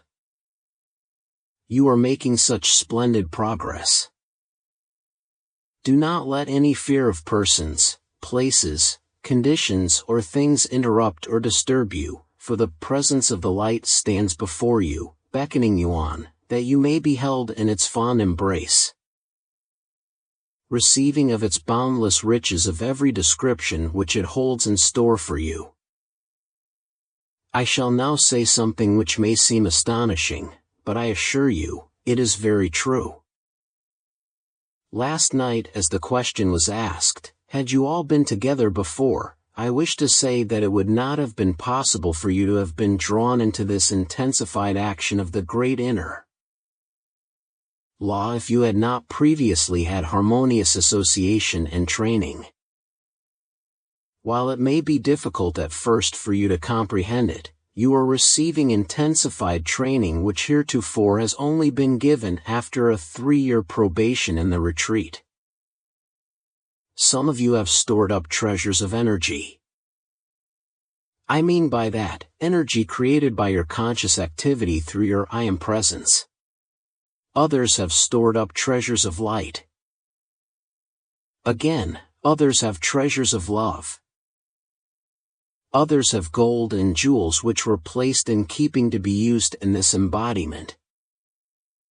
Several of you are on the point of releasing into visibility, into your hands, these stored-up treasures. Do not think I have gone into fancy daydreaming, but I am calling this to your attention for your benefit and blessing. I wish each one of you to go by yourselves sometime during the day for at least 5 minutes and talk to your I am presence something like this. Great masterful presence which I am. I love, I adore thee. I give back unto thee the fullness of all creative power, all love, all wisdom, and through this power which thou art. I give thee full power to make visible in my hands and use the fulfillment of my every desire. I no longer claim any power as my own, for I now claim thee, the only and all-conquering presence in my home, my life, my world, and my experience. I acknowledge thy full supremacy and command of all things. And as my consciousness is fixed upon an achievement, your invincible presence and intelligence takes command, and brings the fulfillment into my experience quickly, even with the speed of thought. I know that thou art ruler over time, matter and space. Therefore, thou requires only now to bring into the visible activity thy every perfection. I stand absolutely firm in the full acceptance of this, now and forever, and I shall not allow my mind to waver from it, for at last, I know we are one. Beloved students, you may add or weave into this anything else you wish for your requirement. And I assure you, if you can live in this, and I shall endeavor to help you do so, you will experience the opening of the floodgates of God's abundance. I think here that I should explain to you. The most important, the most desirable thing that anyone can do is to fix within his or her mind the one, permanent necessity. And that is to keep at it until one reaches so deeply and firmly into this mighty I Am presence, that all love, light, good and riches flow into his life and experience by an inner propelling power that not of outer personalities may at any time, anywhere, ever interfere with. This is the object of true training. This is why students were brought into the retreats as they could be found ready, or sufficiently progressed, because, as I have said before, it is easy enough to solve your problems as they come along. But I ask you, what good does it do to continue to solve problems unless you have something, somewhere, to which you can anchor that raises you above the consideration of any problem? To find your I Am presence and anchor to it is the only desirable thing to do. Until you come to this point of firm anchorage to your great I Am presence, of course it is necessary to solve your problems as they come along. But how much better it is to enter in and set free that mighty presence, energy and action which has already solved the problems before they appear to you.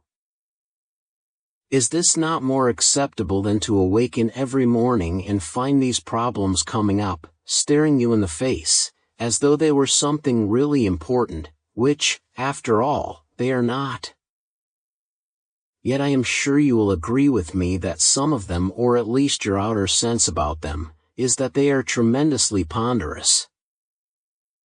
With your glorious obedience to the divine principle of created beings, you shall move along the pathway with your armor of invincible protection buckled on, until the intensity of the very light that you enter into will no longer require the armor. Is this not worth all the effort it takes to accomplish it, that you may ever move in this glorious freedom? Then when you awaken in the morning, you will no longer find these visitors appear. As I have spoken these words, I have held you, each one, in the searchlight of my vision, even without your permission. So that when you hear these words you will feel the inner conviction of them with a strength which will delight you.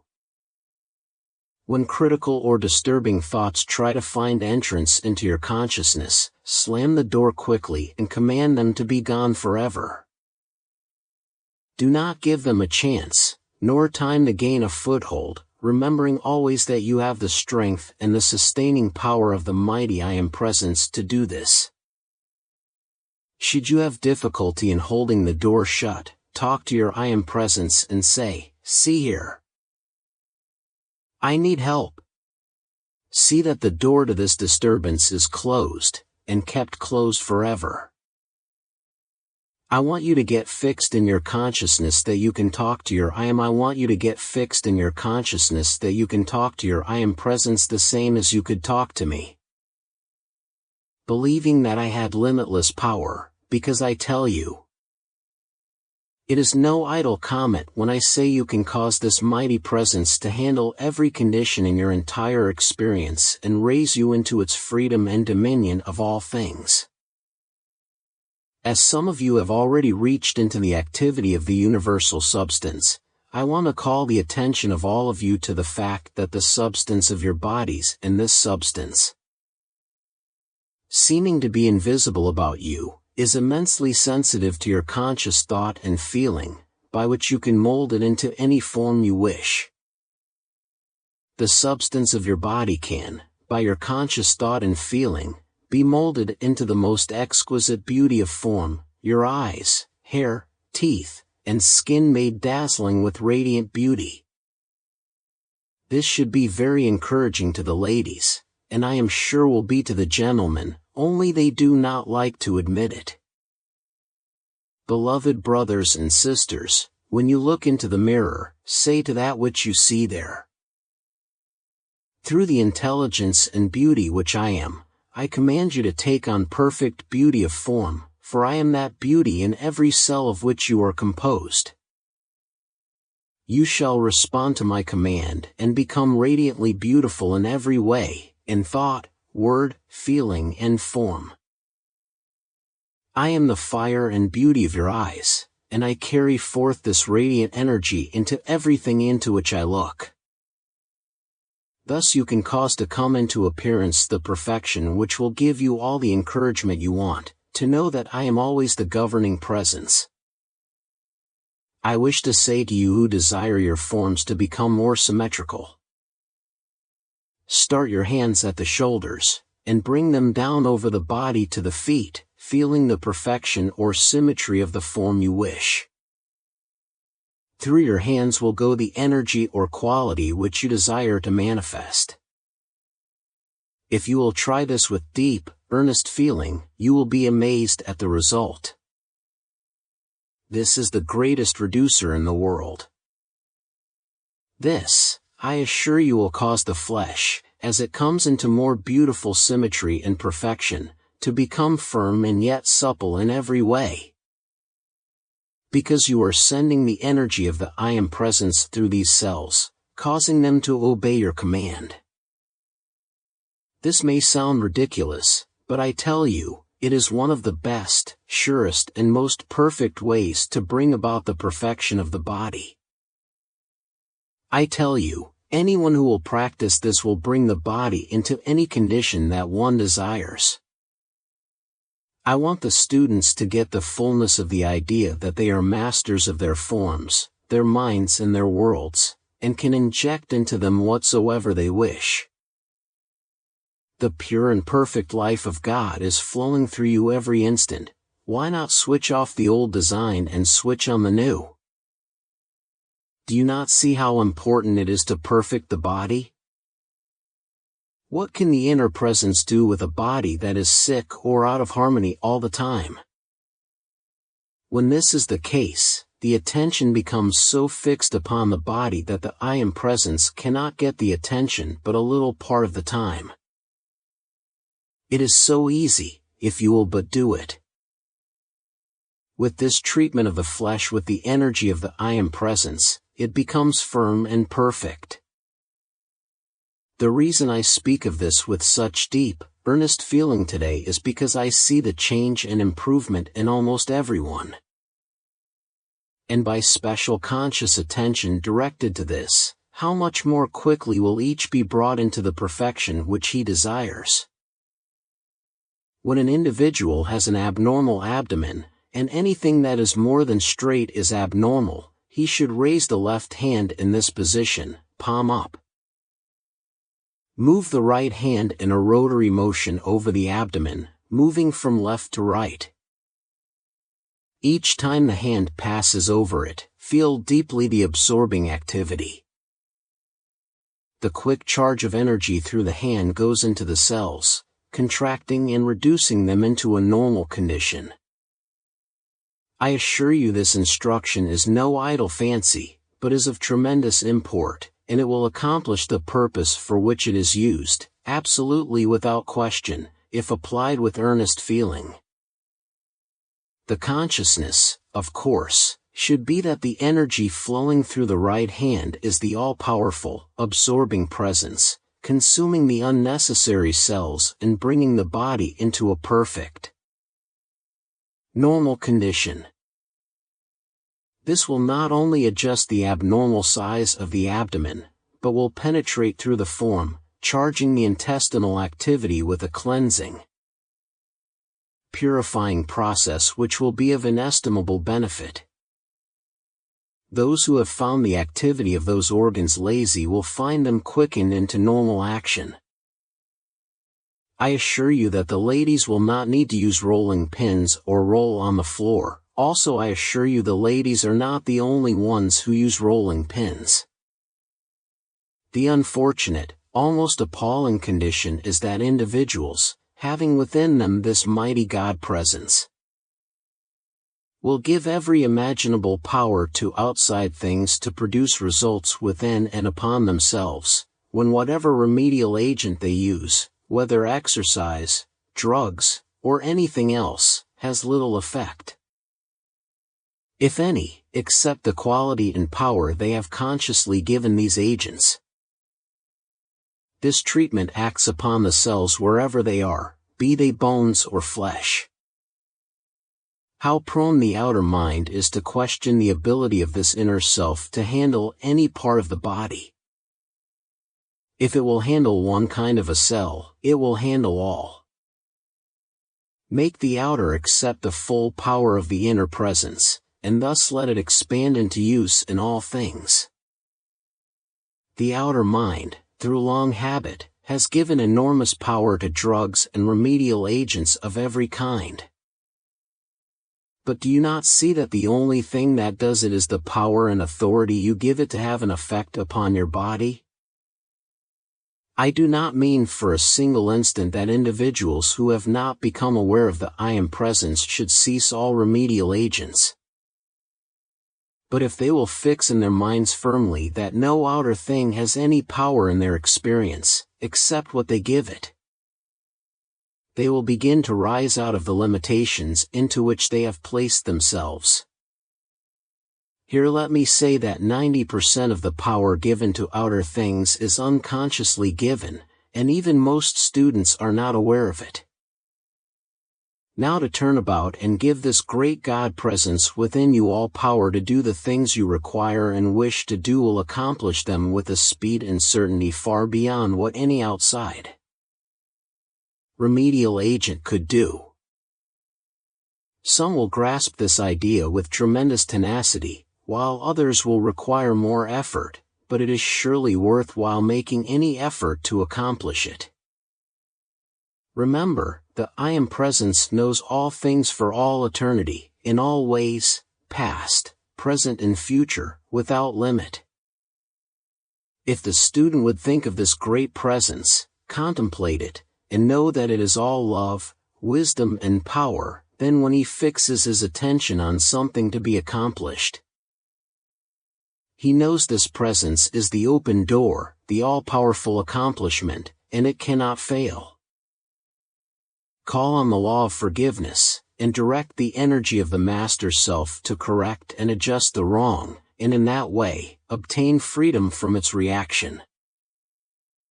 You see, my dear people, that there is so much unnecessary power given to the outer activity and stress of things which the I Am Presence cares absolutely nothing about. It is at no time concerned with the mistakes of the outer self. If the individual but understood that he could turn away from all these discordant activities and give the Master I Am Presence within all authority and power to dissolve and dissipate the wrong condition, he could never in any way feel the reactions from his wrongdoing. When the individual allows himself or herself to continue to criticize, condemn or judge another of his fellow beings, he is not only injuring the other person, but is unknowingly admitting into his own experience the very element that he is seeing wrong in the other person. The true understanding of this will make it easy for individuals to forever cease such undesirable activity, when they know that it is for their own protection. Let us put it in another way. Whatever the conscious attention is fixed firmly upon, that quality is impelled into the experience of the individual. Whatever an individual sees with deep feeling within another individual, he forces into his own experience. This is the indisputable proof of why the only desirable feeling to be sent out from any individual is the presence of divine love, and I mean by that, pure, unselfish love. Students oftentimes wonder why they have so many conditions in their experience to handle as they become more and more sensitive. It is because they see an appearance which they have been taught to know is not real, and by allowing their attention to become fixed upon it, they not only invite, but force it into their own worlds, and then have a battle in order to clean house. This can be avoided by instantly taking the attention off the appearance and knowing. I know I am free from this thing forever, no matter what it is. This all comes, of course, from a lack of self-control in the individual, or an unwillingness to use that self-control to govern the outer. There are these two distinct conditions with students. One is willing enough to make the effort, but unknowingly allows his attention to become fixed on the undesirable things. The other one, through a quality of stubbornness, is unwilling to make the necessary effort to conquer it. No teacher should at any time hold a thought of criticism about any student, for if he does, he will invite that same criticism unto himself.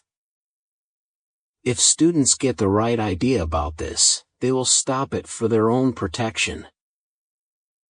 If one keeps silently seeing a discrepancy in another, it is even worse than the spoken word, for it allows the force to accumulate. When discrepancies are forced upon your attention, simply say to your I Am Presence, there is the I Am Presence within that person, and with the human I am not concerned. It matters not whether it is a person or inanimate object. The moment you see an imperfection, you are forcing that quality into your own experience. This is so important, it cannot be stressed enough. Your first consideration should always be to your own divine self, adoration to it always. This gives you the opportunity and strength to rise to the height where you can give help to thousands, where now it can only be to a few. No amount of service can be of any permanent benefit unless the individual first accepts and gives adoration to his own divine self. The mighty I Am Presence. Those who want to serve the light and really do good should understand this clearly. When students say, if I only had the money, what good I could do, it is exactly the reverse thing that they ought to do. If one will enter into the I Am Presence, he will have all the money he wants, and it cannot be kept away from him. Take the stand with everyone, there is only the I Am Presence acting there in that person. It is much better not to touch upon a thing than to give an insufficient explanation. All outer experience is but a discipline. For those who are coming into this work, the present training is really a finishing school or experience, and that is why some of them feel it is a little strenuous. All the ascended host feel with great joy the love and gratitude poured out to them, and of course they respond almost without limit. I am is all there is, everywhere present, visible and invisible. The consciousness most needed for each individual will come from time to time as the students continue in the use of this. Do not let yourselves strain after things. Just take the calm, certain attitude of the ascension. Calmly, quickly, lovingly accept it, and just be. This avoids tension. Nothing is more powerful than this.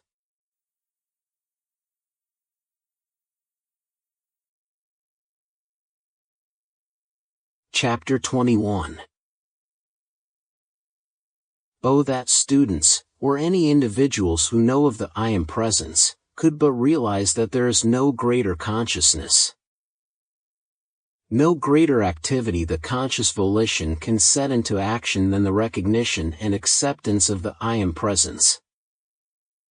No matter what the angles of truth are from the thousands of avenues by which mankind reaches out to gain greater and wider understanding, every one leads to this which you now have the gracious privilege of knowing and understanding and using.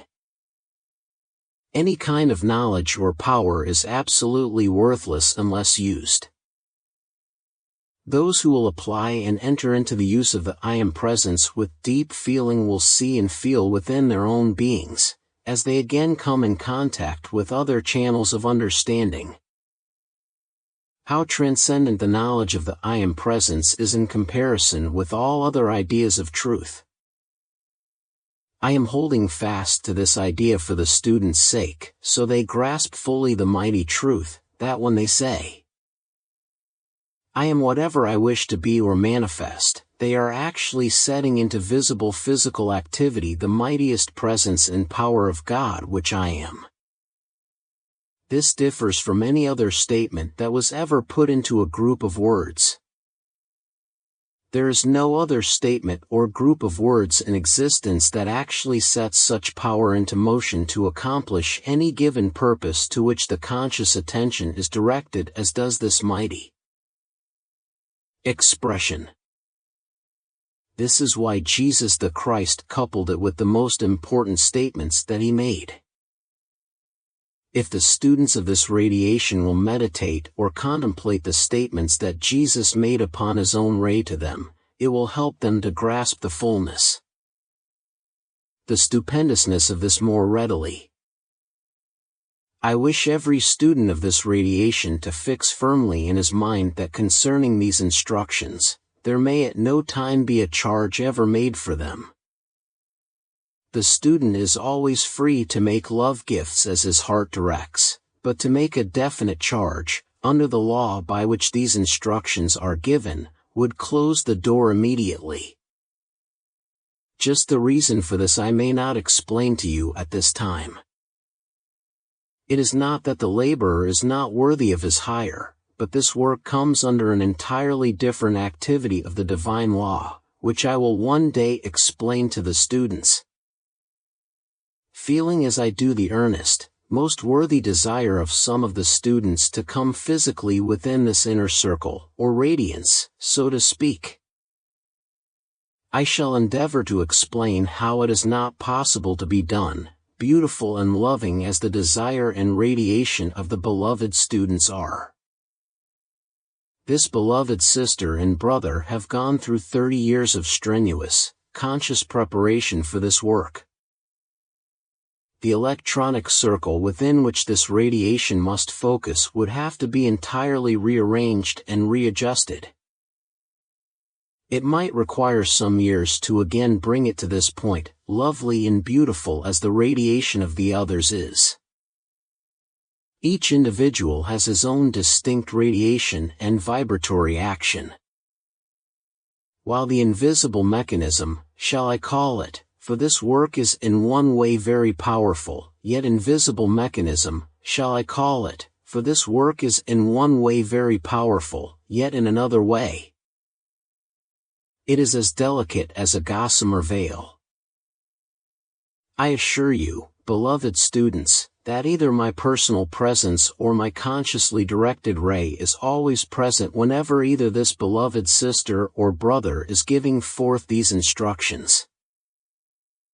Here let me urge you that at no time is it wise for any student under this radiation to give forth verbatim these instructions to one who is not yet under this radiation. Extracts, verbal or otherwise, may be given forth for the help of others. But we do not wish anyone to be so unfortunate as to say he is authorized to give this forth when he has not had permission to do so. This channel must always be kept clean, pure and unselfish, and these instructions may not be commercialized at any time.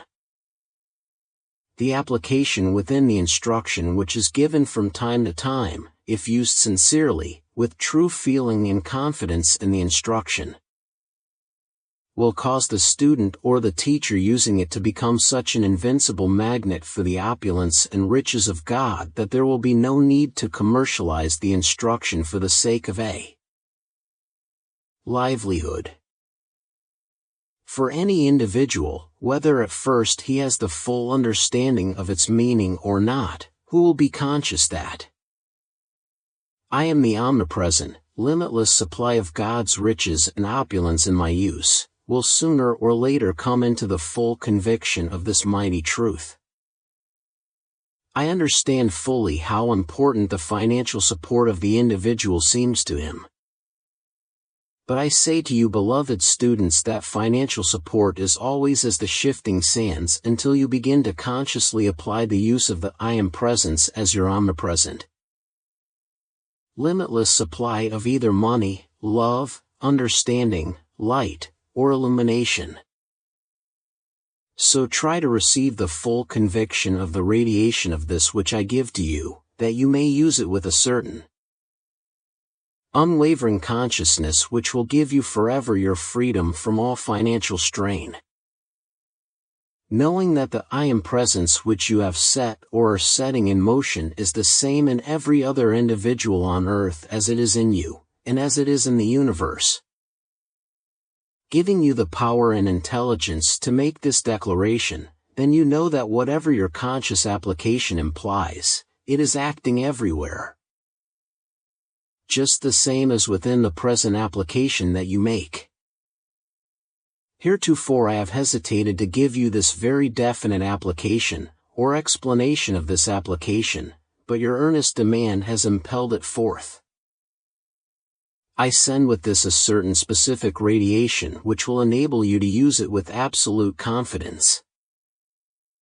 The student should always remember it is only by conscious effort that he can keep his mind at peace, so this inner power may flow through unhampered to the accomplishment of his desire. As a child in school you were given certain problems to solve, for instance, we will say, in mathematics. At the same time you were given the means by which to accomplish it. If you did not make your application as directed, you of course would not receive your correct answer. Consequently, you kept at it, kept trying and trying until your answer was proved. If you did not understand how to go about it, you went back to your teacher for instruction and found what was required. So it is in the instruction which is now given you. This application never has and never can fail in the accomplishment of anything to which your attention is directed, if you will but continue to apply it with determination and stick to it until results are in your hands or presence. Now here let me call your attention to a most powerful explanation which Jesus the Christ gave you in his own words. That in all the teaching he received through the various avenues, and I assure you, some of them were very great, it was only his instruction, conscientiously applied, that finally brought to him or revealed to him from within, the many amazing, magical statements, one of which was, "I am the resurrection and the life." It was this statement which he used that enabled him to give the example to humanity which will last throughout the centuries. Whatever demand you make of the universal, all-knowing presence wherein you use the words "I am," it must bring the same definite, certain results that his statements brought him when he declared, "I am the resurrection and the life." Try earnestly to feel the mighty importance of this. Here let me caution and assure you with great emphasis, that no matter who or what you are, what place you may be in from the growth standpoint, when you make application with the words "I am," you positively cannot fail to accomplish that to which you apply them, if you will hold fast with unwavering determination. Beloved students, I feel the great love sent to me and never fail to respond to it. Always first give your great love and adoration to your own I Am presence, the Master Self, then to those who may be able to assist you. Many of you are making wonderful strides. Go forth with certainty in your hearts, always being aware, I am the conquering, victorious presence in any achievement I desire. That I am now the full dominion of every application that I make, that I am the presence always within every demand, supplying and fulfilling it. There's no mental state that shuts the door against the very thing you are striving for, like a feeling of distress about it. On the other hand, the proper attitude is to joyously take the stand that, I am the presence which enables me to see or hear with the inner sight and hearing. And at no time to let one's self become disturbed because another is using a faculty different from one's own, but rather rejoice in it. The teacher or student should be quick to realize that no ignorance of the outer activity of the mind should have any power at any time to disturb him, even though directed at him personally. At all times, turn to your own I Am presence and demand to know and see clearly the plan that you should follow. The Master's pictures and the instruction should be considered a sacred thing to the students. Adhere always to the time-worn statement. To know, to dare, to do, and to be silent, because when students begin to discuss these things with unsympathetic individuals, they scatter the force instead of holding it within for their own illumination. I say this with all the vehemence of my being. Let the student forever remember that it is impossible to have a selfish desire or intent when reaching to the Master I Am presence for love, wisdom, power, and illumination. As an illustration, I might say, and I am sure you will not object, that this good brother is the only student I have ever known who has completely governed that impelling force to become a teacher, which always asserts itself somewhere along the pathway of the student. It is not that the desire is an unworthy one, but in so many, many instances, the students, attempting it too soon, before they are sufficiently fortified mentally, meet with obstruction which they are not able to stand against, and they become permanently discouraged from further effort, defeating the wonderful work that they might have accomplished later. The most important thing in any student's life is the love and adoration to his own mighty I Am presence, with patience to the extent that he becomes so anchored in his mighty presence that he is always fortified by it. An individual who is a stirring stick can do more damage in 1 hour than you realize. Anyone whom you can once get to apply the I Am presence earnestly will never backslide. I am determined to keep the I Am presence before the students so they realize that they are using a mighty intelligence, power, and love, and that they are setting it into action. Jesus came of his own volition and gave to the students the way he accomplished the overcoming of the last enemy. It takes enormous strength to stand your ground. There is nothing can give you permanent success in the outer activity except the conscious use of the I am. Permanent success in the outer activity except the conscious use of the I am presence. Stand adamant against the thing that would sway you off. Take the stand often. I know what I am doing and I am doing it. You may sometimes have to say very strong things in order to shut off interference, but do not be susceptible to it. Decide what you want to do and then say, I am the presence doing it. The use of the I am prevents the development of anything out of balance. I am is the all balance, because it is the power and governing intelligence of all perfection. Its very activity compels the balance. The I am command is the activity of the thing that is already there, impelling it into the outer activity. There are several in America now who, if they would take Jesus' stand, I am the resurrection and the life, and live in it day after day, would raise the body as sure as the world. You cannot use the words I am with anything and not couple with it the power to do the thing. There are two things retarding to a student's spiritual growth. One is when the husband or wife does not agree with one's efforts, and the other is outside suggestion. You have your I am presence which is all intelligence, so make yourselves adamant against suggestions of any kind, good or bad. Sometime we will devote an entire discourse to the wise handling of the psychic. There is not 1 out of 10,000 who understands that the awakening of the sight into the psychic plane is not a spiritual thing. When people begin to see on the psychic plane, they are but using the physical sight a little expanded and do not know it. In the psychic realm, the suggestions given offer just enough truth to anchor interest and hold the attention, until psychic forces get a good hold on the person. This always comes through the fascination of the phenomena. When one focuses the attention upon the I am presence, it will draw him into the fullness of the I am presence.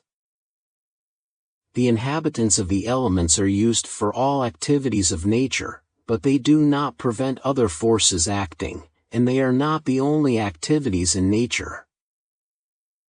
There are times when these great cosmic beings direct their attention to nature. Every thought sent forth by an ascended or cosmic being contains within it a perfected form. If that being's idea is on the manifestation of snow, or whatever it is, it would take on the perfection which was within his thought, because all thought carries form. Say, I am the presence entering into and revealing to my outer consciousness this activity. Then the outer mind would get the full inner activity and bring it into your outer activity. When people enter into the psychic plane, everything is distorted, and they have no definite proof of the truth. Those beings in the psychic plane who seek to get others under their control begin to prophesy, and it is one of the first things they do. No one can take a stand against a messenger of the light and not receive the reaction into themselves, because the light repels all that is unlike itself.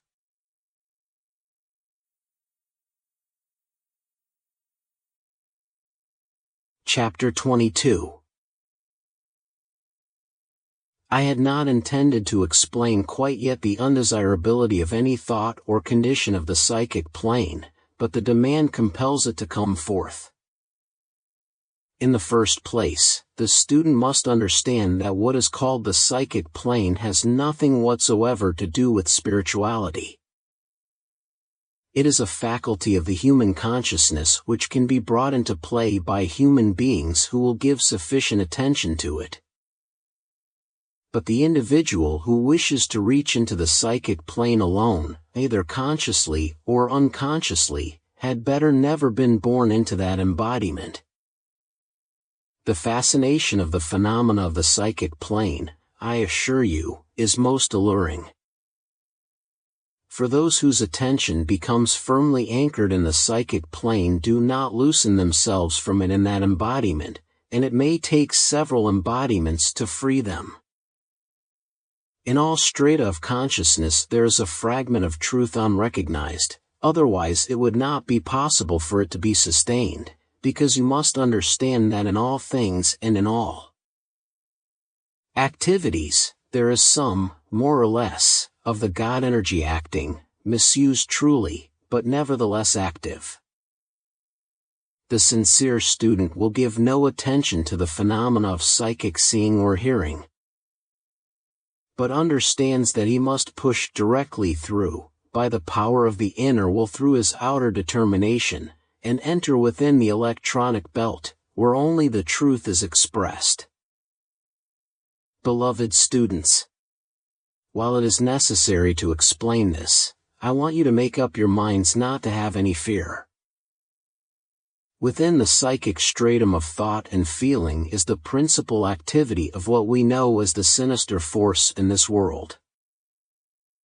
Sometimes souls with splendid inner attainment, not understanding the true reality of this of which I speak, have allowed their attention to become drawn to this stratum because of the premature awakening of this physical faculty by a semblance of truth being presented to them in some phenomena, enough to hold their attention. After the attention becomes fixed, everyone, without exception, will find that semblance of truth disappearing. One of these attributes which is perhaps most fascinating is the false prophecies which are made, causing the individual to make wild prophecies, and once in a while, one being fulfilled in order to bind the attention more strongly. With this there is also a certain substance which is drawn into the brain. I may not yet explain further to you. This makes it impossible even for the master to interfere to help the individual, because of his own free will by which he has accepted it. There are a few cases, however, in which the individual realized the mistake before he had gone too far, and by intense calling to be liberated, one of the brothers was sent to release the individual completely. There is occasionally a rare nature who, because of its great purity, passes through this psychic stratum without ever knowing it or contacting it. This psychic stratum without ever knowing it or contacting it. This kind of individual is very fortunate indeed. The forces within this stratum work most directly upon the feeling nature, and this means upon the passion of the individual, because it is most easily reached.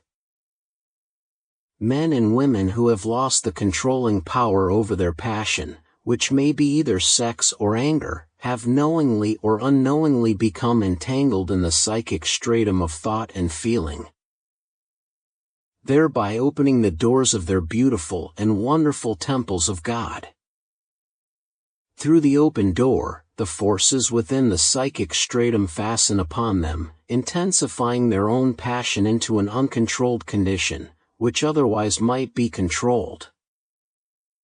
Far better had such individuals walked into a den of rattlesnakes, for then they would have but thrown off the physical bodies and been free.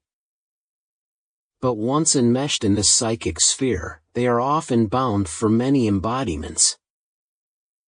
Why is this? Because they make records within their mental worlds from which they do not know how to extricate themselves. Consequently, these souls are reborn again with those same tendencies, until after the second or third embodiment they become the depraved creatures you see about you wherever you go. Sometimes the influence is cunning enough to hide this from the outer world for a long time, thus carrying on its nefarious work, as it thinks, in secret. Here comes the most heart-rending part of this explanations. I mean to say, it seems so from the outer sense. On the higher planes of activity, there are great and beautiful souls who volunteer to go into this stratum to help, through their radiation, to break its hold upon humanity. These volunteers are both masculine and feminine. More often, however, they are feminine. This explains why beautiful souls in a feminine embodiment become united in outer marriage with the masculine soul who has become enmeshed in this psychic condition. Often the individuals thus enmeshed become most cunningly sensitive, and with remarkable accuracy, sense conditions. Thus many times causing others with whom they come into contact to temporarily think it is real. If individuals coming to the point of being united in marriage, man-made, would call out to the God within, the mighty I Am Presence, that if this marriage is taking place through the desire of passion, then let it never be done, great grief and torture would thus be avoided. Now we come to the real part. The individuals who, through their own efforts, or through instruction being presented to them, get the true understanding of what the mighty I Am Presence means, that it is the true and mighty self, and hold earnestly to it, never again can they be drawn into those discordant things. Unless from their own volunteering from the higher planes of activity, where they know exactly what they are doing. War periods more readily than any other open individuals to this psychic plane.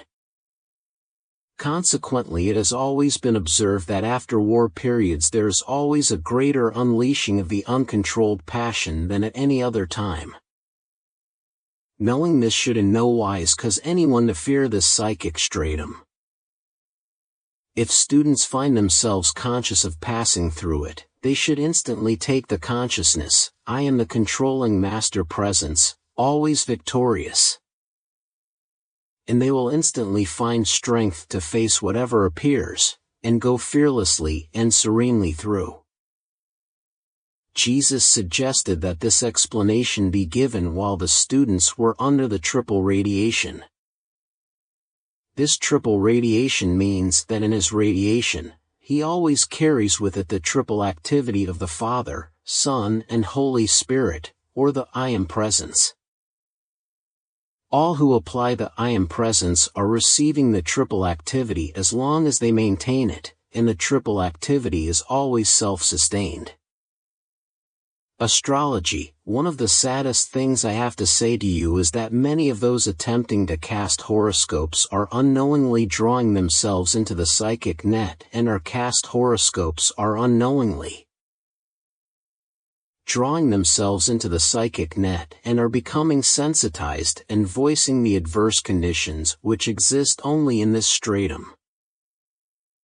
This is one of the most unfortunate activities because the individual is so entirely unaware that he has opened his door, until he has become so enmeshed that no amount of argument or reasoning will change his belief in astrology.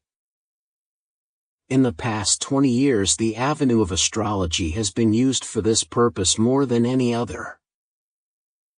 Many times through this, the thought, or radiation from this stratum, says that certain conditions will manifest for the individual which he cannot avoid. If it is not said in so many words, it is felt through the radiation. This is one of the principal reasons why the last cataclysm of Atlantis occurred, and why the people of Atlantis, in the great majority, refused to listen to the wisdom of the masters, who prophesied from reality the destruction of Atlantis. I understand, beloved students, that some of you who have been so interested in your horoscopes may think I am severe. However, such is not the case, but my love for you is great enough that I may speak to you the unadulterated truth. If you cannot believe the truth which I speak to you, then you must go on your way. For you are individuals of free will, which I have no desire to interfere with, except that I am privileged to point the way. Individuals who will cling tenaciously to the I Am presence need never, anytime, anywhere, ever fear any of these things. Because it will correct them and hold them steady on the true pathway of light, up whose golden stairway they may climb with definite precision, into their full dominion and perfection. I assure you, beloved ones, that my heart goes out with all its strength to the individuals whose attention is held by astrology. For they are so unaware of the pathway strewn with thorns which they have entered upon that will pierce their feet, causing them to cry out in agony. And only when that agony becomes great enough will they call out with all their beings and say, "O God, show me the true way." Beloved students, you who so earnestly seek the light, know there is but the one presence that is your invincible protection, and that is the great I Am presence, God in you. Do not let your attention ever be held by these many outer manifestations.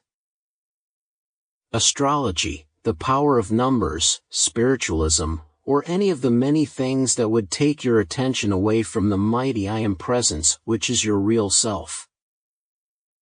If you turn to it at all times, it will lead you in the pathway of light, strewn with the rarest flowers whose very fragrance will enfold you with that strength and peace that passeth understanding.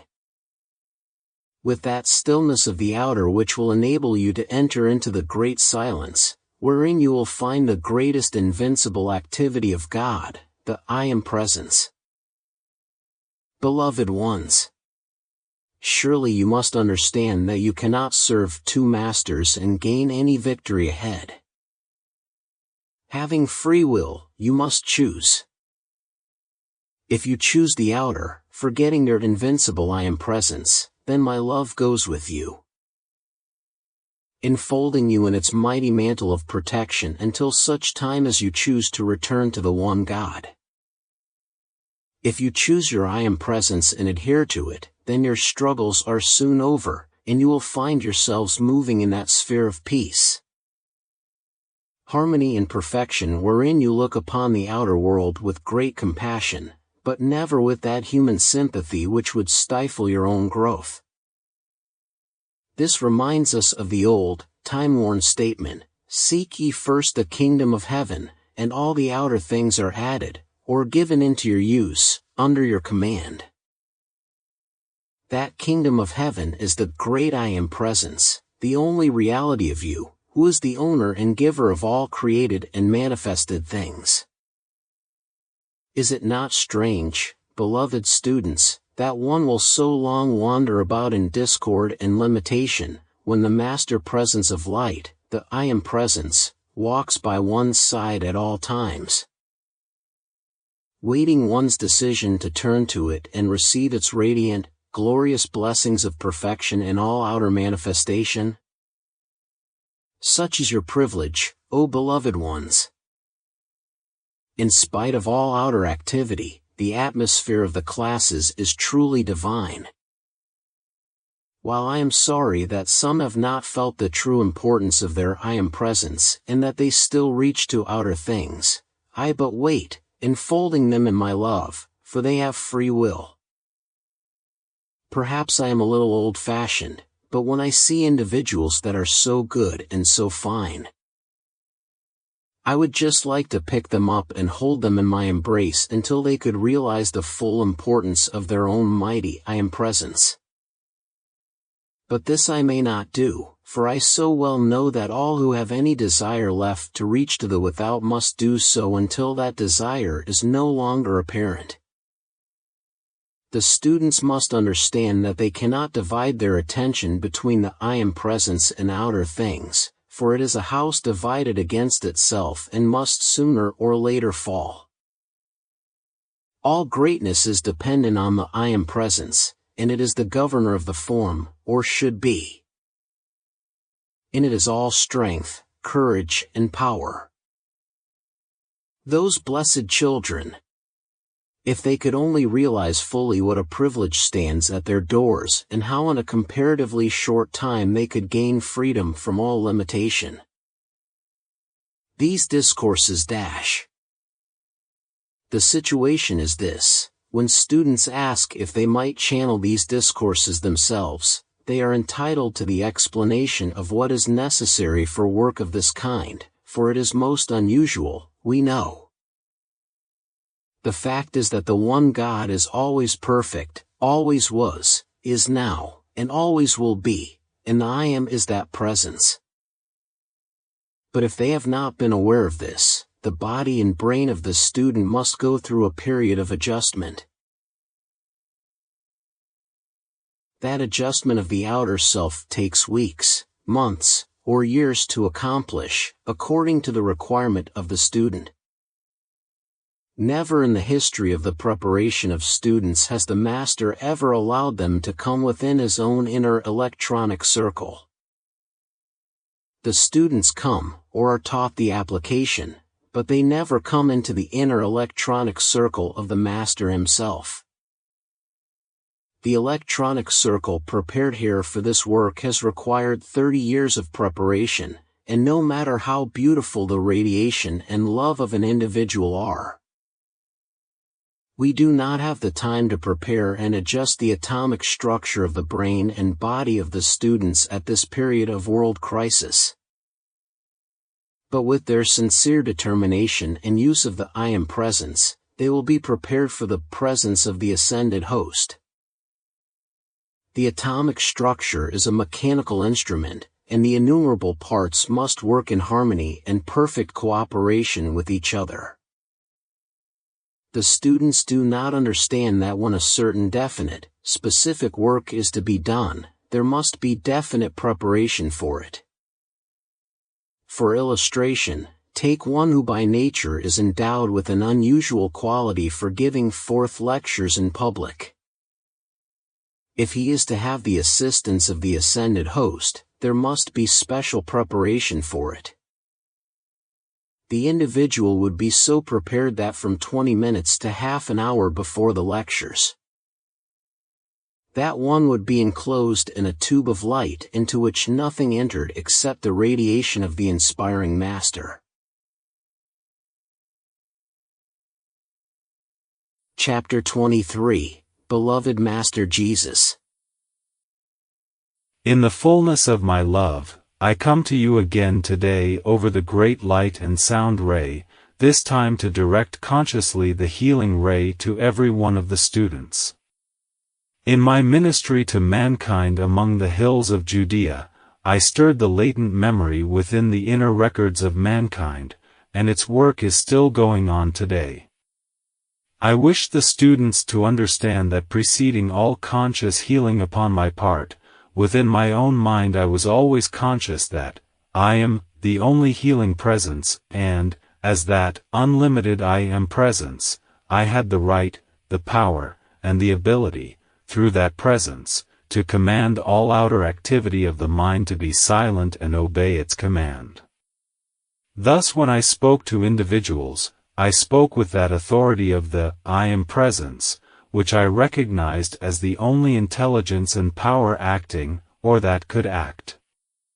I was conscious of the outer activity of the minds of those of humanity about me, but as I said to you before, it was only when I began using I Am, the resurrection and the life, that the fullness of my mission, and how it was to be fulfilled was entirely revealed. This is the particular point I wish to stress with the students today, that within each one of them is the same mighty I Am presence, which I used to accomplish the perfection of that mighty presence. This seemed to humanity at that time the performing of miracles. However, I assure you, it was but consciously setting into action and use cosmic laws that are ever about you, to be set into activity through conscious direction. The mistake that students make and which delays their achievement is in feeling that they are acting a falsehood in declaring the perfection they do not yet see manifest in their appearance or activity. I tell you sincerely from my own experience that we must acknowledge the one presence, intelligence and power, then claim it as our own in our every thought and activity. It is the only way this mighty perfection can be brought into the outer appearance and the fullness of your use.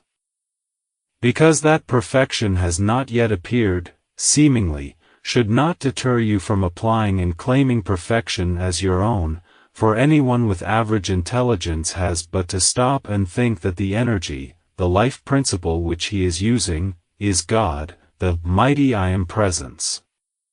Therefore, its presence, power, and energy is always self-sustaining. In the claiming of this mighty presence and activity, you consciously set it into action in your life, home, world, and affairs.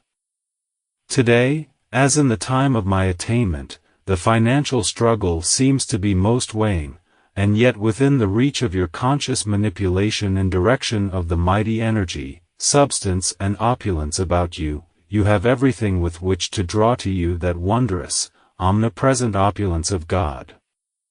When you say, I am, you are stirring that into action to fulfill your conscious demand. One of the first and mightiest things that became clear in my consciousness was my ability, everyone's ability, to qualify this energy, consciously directed, with whatever the seeming need demanded. Thus the energy may produce for your use, gold, silver, money, food, clothing, means of conveyance, or whatever the conscious demand is. All this you must claim with determined conscious effort which knows that in the conscious demand is the I Am Presence, speaking and acting.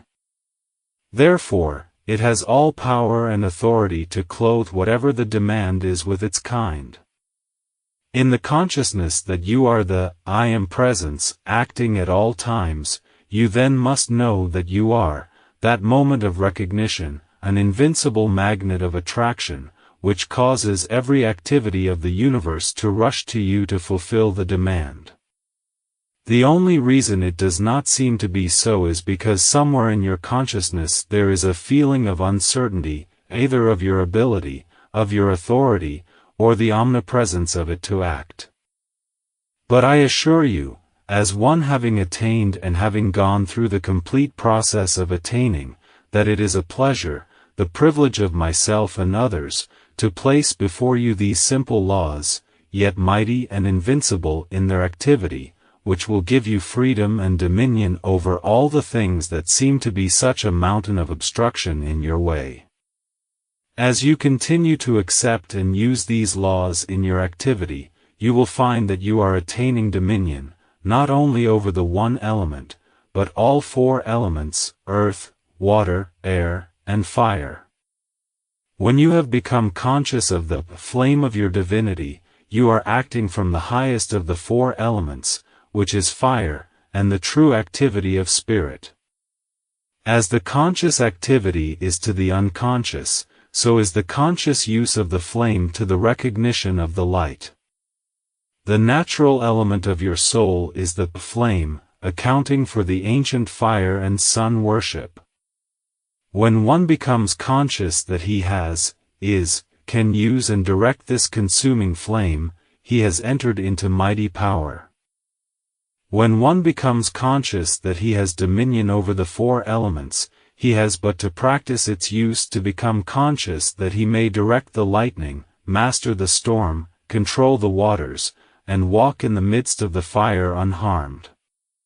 Will you kindly tell me how any being can have the use of anything until he acknowledges it, and knows that he has the ability to make it his servant in use? Then by the practice of its use, he becomes absolutely invincible in its direction. I wish so earnestly to make clear to you that you are being given and taught the exact laws which I used, and which everyone who has attained the ascended state must use. It is all a matter of use, once you know of these laws, and that the I Am Presence, which you are has all intelligence, power and authority to consciously direct the energy through the outer activity of your mind. Then do not fear to use it to heal, to prosper, to bless and to enlighten your fellow man. Erase from your mind forever that there can be any selfishness in your conscious recognition that the I Am Presence is directing. It matters not what you require for your attainment, wherein it makes you more able, or of greater ability and power to bless. Then do you not see that there can be no selfishness in the desire for this greater attainment and perfection?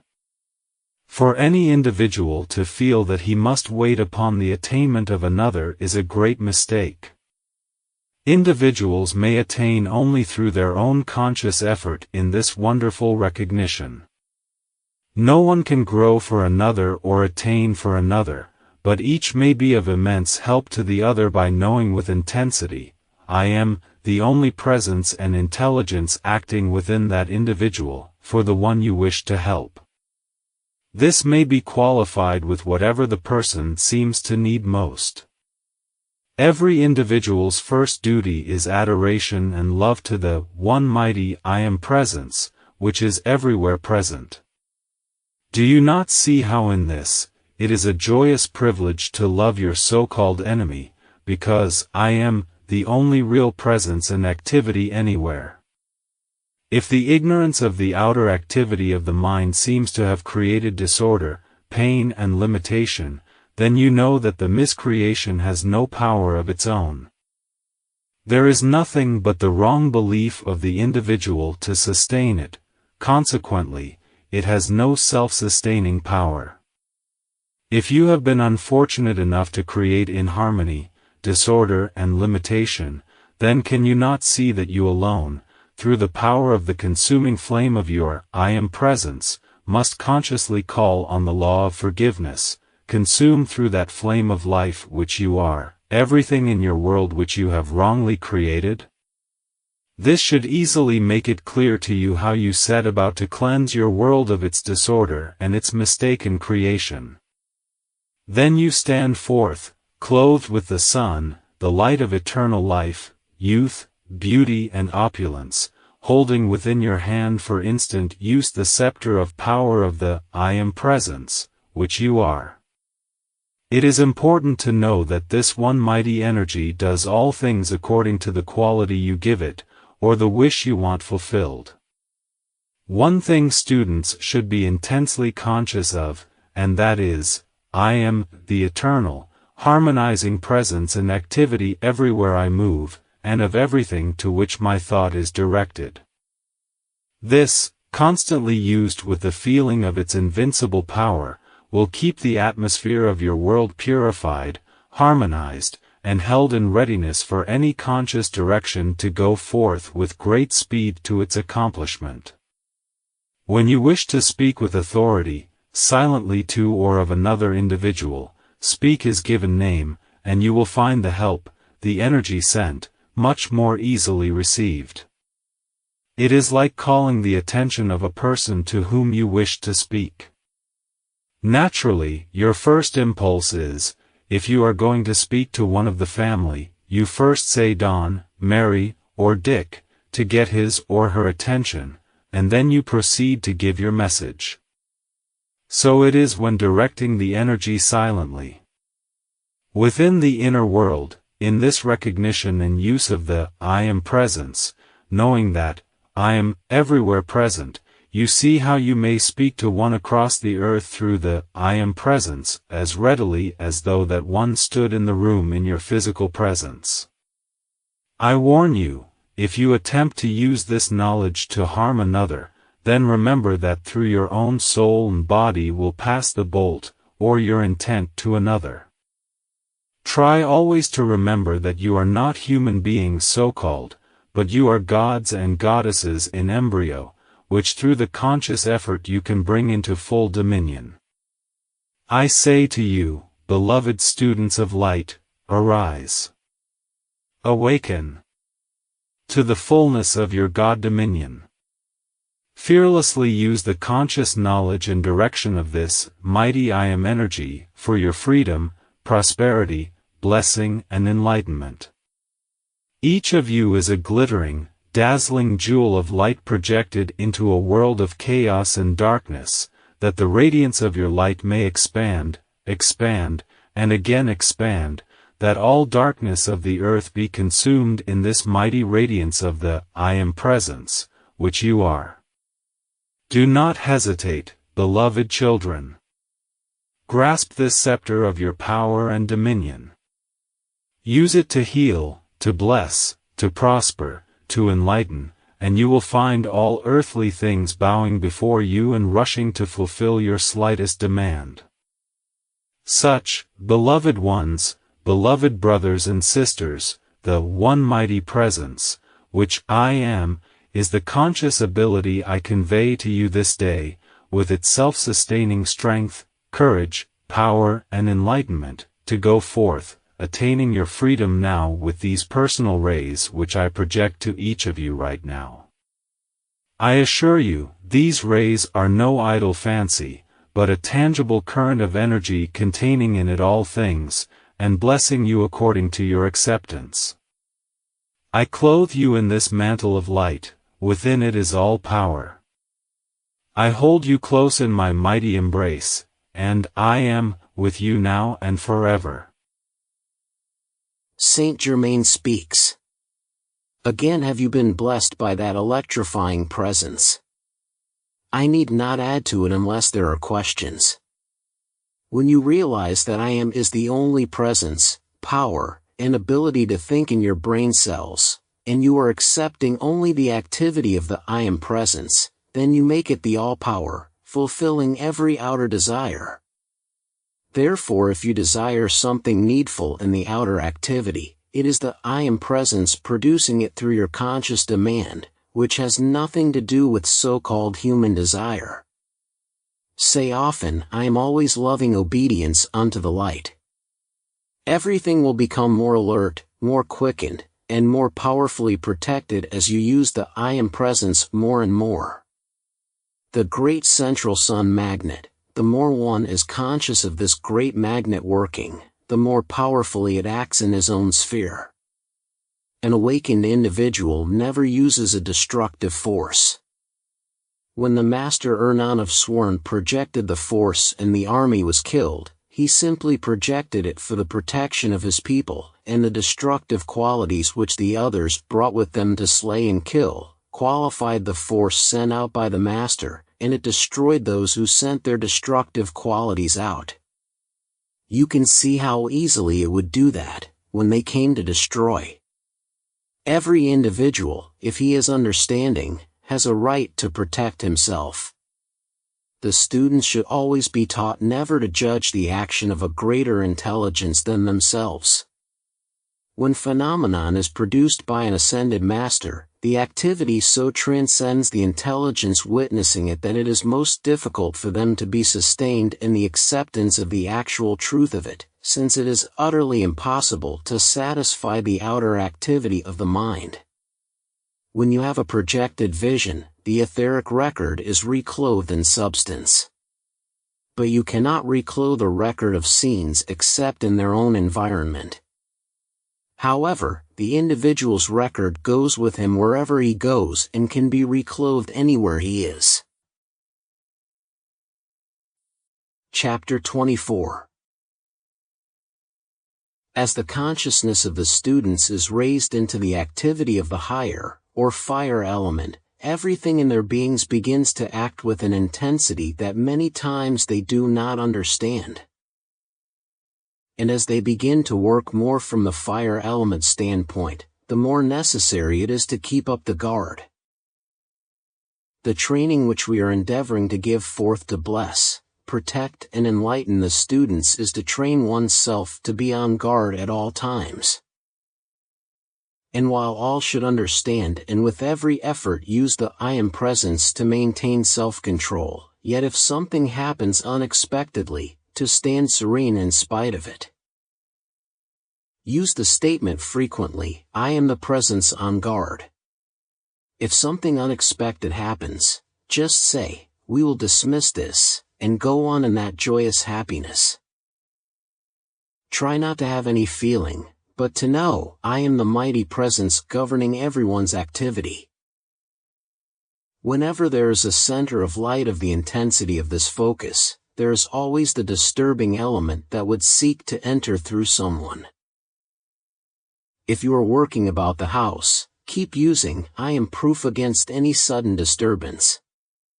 This sets up a certain armor that will keep the atmosphere harmonized. Use often "I am the presence which nothing can disturb." Always hold yourselves in a joyous, calm attitude, regardless of anything that takes place. For one you wish to help, say, "Here, pal, through thy presence." We give you the strength to control that. The very marvelous manner and radiation of your 2 classes this week was the most remarkable thing I have ever seen in classes of students. The great love and harmony within the hearts of these students, maintained a sufficient length of time, makes almost anything possible. It is a rare thing.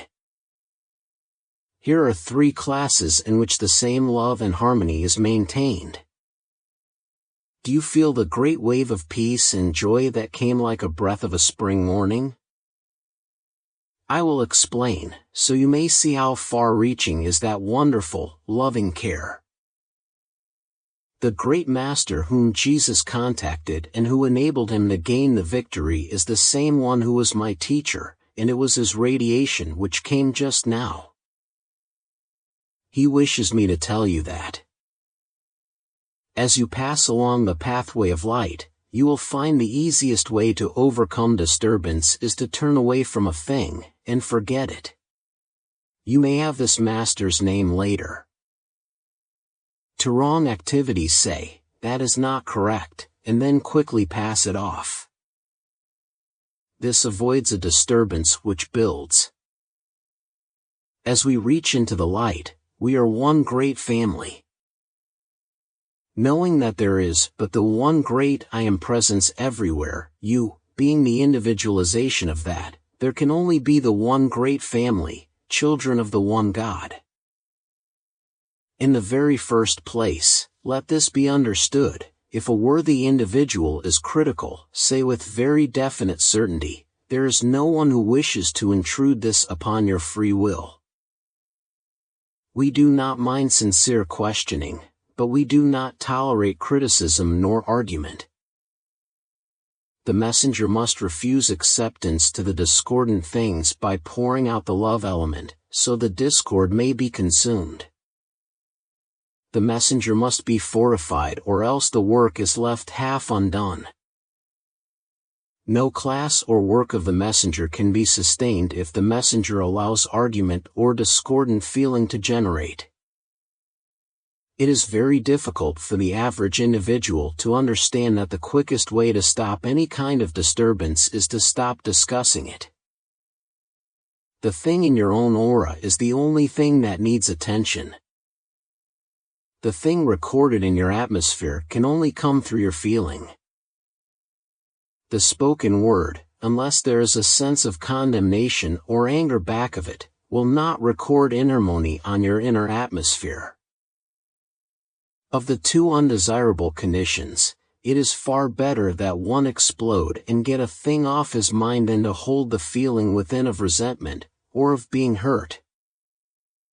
For that is what registers on your inner atmosphere. From my standpoint, I see what is registering in your feelings, and therefore on the inner atmosphere. You know how a carbuncle forms.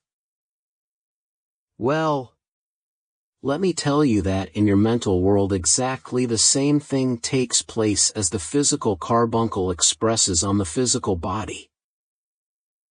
It is most important to do something to keep yourselves from harboring a feeling against persons, places, things or conditions, for these build and record on the inner atmosphere. If the desire comes, I wish so and so would do this or that, check it immediately and say, there is only God in action there. When a feeling is registered in your atmosphere, it is anchored there until you dissolve or consume it. It is always the feeling that makes the inner record. There is no use consuming a thing if you do not break the habit of generating the cause. One can easily conquer this by saying, I am in command here. Do not let your feelings run rampant. Many times individuals are brought together for the sole purpose of compelling them to correct these subtle activities which most people pay no attention to whatsoever. This is a matter of stilling the outer in order that the truth may be received. This is so vital in the individual's self-correction. As you rise in consciousness, the energy is waiting like an avalanche for expression. And if the energy is not controlled, it will rush in and cause you to do things that you would not have done for the world. Whatever energy is given into your use is to be sent out harmoniously. That is the natural law of your being. If one does not understand that he is to govern the energy flowing through him and he contacts a discordant element, the energy flowing through becomes qualified by that discord. And he should immediately either check it or requalify it with love. In my experience, if I met a discordant element, I simply said, "Here. I shut my door, you stay out." The universal energy flowing through you is naturally harmonious. Shut your door and then figure out who's the matter. People resist persons, places, conditions and things because they have not mastered themselves. The students must maintain this self-governed harmony within themselves long enough to let the momentum be created, which becomes the permanent guard. If one will maintain harmony within himself, I tell you, he will draw all good things unto him. The unfailing prompter is that the moment one expresses some kind of discord, he is to realize that he is the one to blame. There needs to be no written thing to warn anyone. The moment there is something discordant, it is the prompter warning you to get busy on yourself. Each individual is his own guard and prompter at all times. There is only one power in the world that can correct anything, and that is the I Am presence in each one. If you refuse to recognize that you are the creators of your own disturbance, how can you ever correct it or be free from it? There is no person, place, condition or thing that warrants your ever being disturbed, with the ever-present I Am presence beating your hearts each moment and who is ever all-powerful. If one will correct himself on these discordant feelings, he will let the great I Am presence flood his world with all perfection. If the individual will not correct himself, how can he ever gain the eternal victory? The I Am presence is the all-power of the universe to make this correction. Let the I Am presence flow until it washes everything clean. When your attention is fixed firmly upon the I Am presence, which you are, it is as though your body were a fine sponge through which this pure energy is pouring, cleansing it of all imperfection.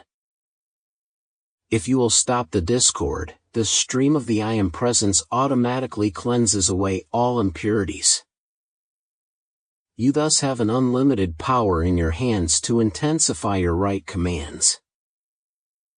Even from the scientific standpoint, knowing that the cells of the body are renewed in less than a year, if the discord could be shut off for 1 year, the mind and form would express eternal youth and perfection. Either from a sense of false pride or something, humanity will not face the truth that the cause is within themselves. The habit of always blaming the other fellow for what has happened to you is the thing that blinds you to the truth and prevents self-correction. A wonderful illustration of this is in the beautiful child form. Until the child is old enough to begin to register the discord about it, its body is beautiful and expresses perfection. this perfection of form would always be maintained if there did not enter into the consciousness of the child the discord of the outer world. There are those who would say to me, what about the child that is born sickly and disturbed? In most cases, that is a condition brought over from the preceding embodiment, or in rare cases, where there is intense discord between the parents. This may be intense enough to register upon the child, but if you will notice in cases of that kind, as the child begins to grow and develop, it will show less and less of that disturbance. That is absolute proof the discord was not of its own creation, but was imposed upon it by the parents, because the soul was strong enough to rise out of it. In this particular point, one should understand the amazing conditions of suggestion by which individuals are constantly surrounded. For instance, let us take the environment and association of individuals who have been in the habit of going together. In that friendly association, each one is susceptible to the suggestion from the other. If it be discordant, then that association will be broken up sooner or later by one grand row. However, 75% of the individuals moving about in the outer world are not aware that they are taking on suggestion either from association, environment, or conditions outpictured before them. The correct attitude of the student who becomes aware of his I am presence is immediately to take the firm stand that I am invincibly protected against any imperfect suggestion. Thus one can build about himself an atmosphere which will immediately repel all suggestions that seek to intrude wherein there is a destructive element. I think it necessary to call your attention to your old copybooks which said, if at first you don't succeed, try again. There is no way to gain victory and dominion over limitation except to keep at it until you accomplish it. If you question your accomplishment, you are postponing your victory that much longer. Those students who really begin to understand that in the recognition and use of their I am presence they have the universal power at their command. Then they know it is impossible to fail in their application, because the more they use it, the more of its sustaining power they have. Every time you feel a Christ manifestation, say, I praise thee and accept the light of thy presence, the full I am activity. Take this attitude always, and then you shut the door to any undesirable creation from those who have passed on. Always remember that you are the master of what shall come into your thought world, and unless you realize that you are the master, you are susceptible to all kinds of thoughts and feelings. For others, no, I am the presence taking. Into accomplishment. If you give attention to a condition of disturbance, you are giving power to something else but your I am presence.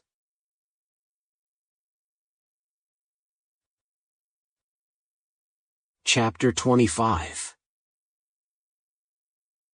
How beautiful this day always seems to us in the consciousness conveyed to humanity, representing that birth of the Christ activity in all mankind. And to the students who have become aware of what the use of the I am presence means to them in setting into motion love and intelligence to do their bidding, according to their direction of that limitless power. So long individuals have wondered how to attain the Christ consciousness. The first mighty step is in the recognition of the great I am presence, God dwelling in you. The second step is in the use of that I am presence, for when you say I am, with the understanding of what it means, you have then and there entered into the Christ consciousness. It does not mean you immediately express the fullness of that Christ consciousness, for you must first know where you are going and what you wish to do before you can accomplish it. All the ascended ones have gone the same path and use identically the same application, because all roads lead to the great central sun, the Godhead. Our beloved brother Jesus performed one of the greatest blessings to mankind in not only setting the example from his birth and achieving the ascension, but in making the eternal record that stands radiant, pouring itself to humanity. Little can the unascended realize what this means to mankind. It is an eternal beacon, beckoning them on into the light, and in the example of the ascension, Jesus stated definitely not only what could be done, but what must eventually be done. Great as were the wonders he was able to perform, he gave the marvelous promise that, even greater things than these shall ye do. Many times students wonder what greater things could be performed than Jesus did, but he tells us that he only performed a few of the universal services which can be rendered to our fellow men. To us this day always symbolizes the conscious beginning of that most marvelous of all achievements, the ascension. The moment the individual becomes conscious of this fact, the process of his own ascension has started, and according to the fullness of his grasp of this truth. May the individual accomplish it quickly, or require time to do it. My personal experience has been that when I became aware of what it meant and began the use of the I am presence, I found that shortly I was entirely unaware of time or place.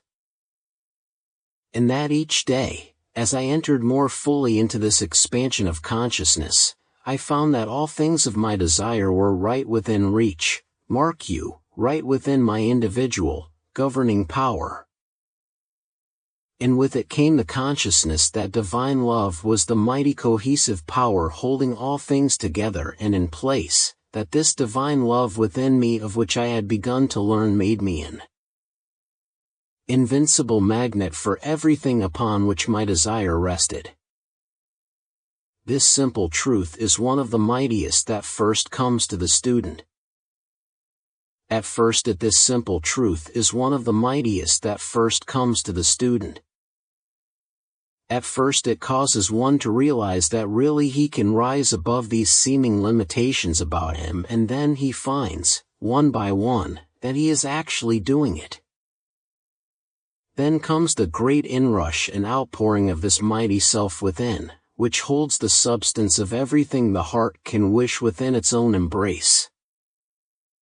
And your ability and authority, mark you, to qualify and mold this substance, is that which causes it to take on the form of your requirement, whether it be peace, love, gold or enlightenment.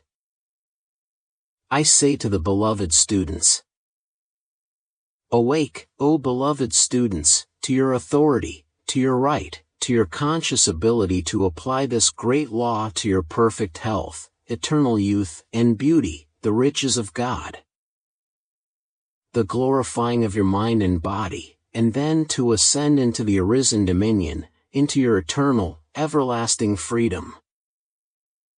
After you begin to find, step by step, that you are accomplishing, then you begin to forget all this outer condition surging about you, in the glorious feeling of being held in the great embrace of that mighty master self within, which never has and never will give cognizance to time or space. You are the master and have dominion in your life and over your world the moment you recognize that the energy, power and intelligence which you are using is the mighty I Am presence. How fortunate indeed are those individualizations upon earth who become aware, really aware, of this truth. Jesus said, "Know the truth, and the truth shall make you free."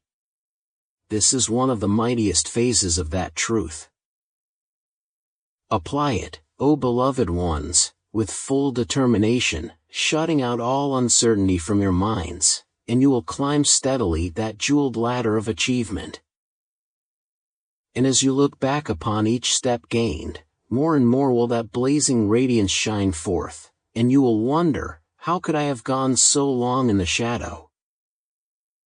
When above me stood this mighty flame of life, ready to consume instantly all my unfortunate, ignorant creation. I tell you, beloved ones, that you do not have to wait indefinitely in the recognition of this mighty presence. Fold your arms about it in all the adoration you can command, and it will raise you quickly out of all these seeming limitations, clothing you in that seamless crystal garment, blazing with radiant light and held with a jeweled girdle that it is your right to wear. And in your hand that blazing scepter of dominion, the searchlight of your mighty soul, which you can turn upon anything, upon any place, upon any height, and draw to you the revelation from within it. Such, beloved brothers and sisters, is the picture of achievement which we have used and attained. Such we know you can do, because we have. Never grow weary of the consciousness that, I am the ascended presence, and when you say that, know, it is the self-sustaining, emanating strength by which I reach my full dominion. It makes me very happy to be home again, for the happiness in your hearts, to see the many rungs of the ladder you are past, and that you have the consciousness that you can achieve the greatest of God's gifts, the fullness of Himself. Chara, it is with much joy that I too may say a few words over the light and sound ray to you, and to answer in person the many calls of the hearts to Chara. I do have many a good laugh in moving about among the students who have so much longing that I make myself visible to them. And yet some of them, upon the slightest movement unusual, catching their breaths lest I do. You know, it is most comical, the outer activity of the self wants a thing so much, and at the same time experiences all kinds of prickly sensations about it. But beloved ones, I say this, I may not appear nearly so frightful as you might think. So trust me at least to have a pleasing form or appearance, and at the same time, for the benefit of the dear sisters, I shall endeavor to bring along some attar of roses. Sisters, I shall endeavor to bring along some attar of roses. Question. From Kashmir? Answer. That would be quite appropriate. Question. Why not your own brand? Answer. You are very alert. I do not need to purchase it as you do, for I am privileged to brew my own. May I add a word to the beloved students, commending them and urging them to continue that wonderful, glorious presence of love and goodwill, not only to us but to each other. Because it makes a wonderful condition in which the expansion of consciousness goes on in leaps and bounds.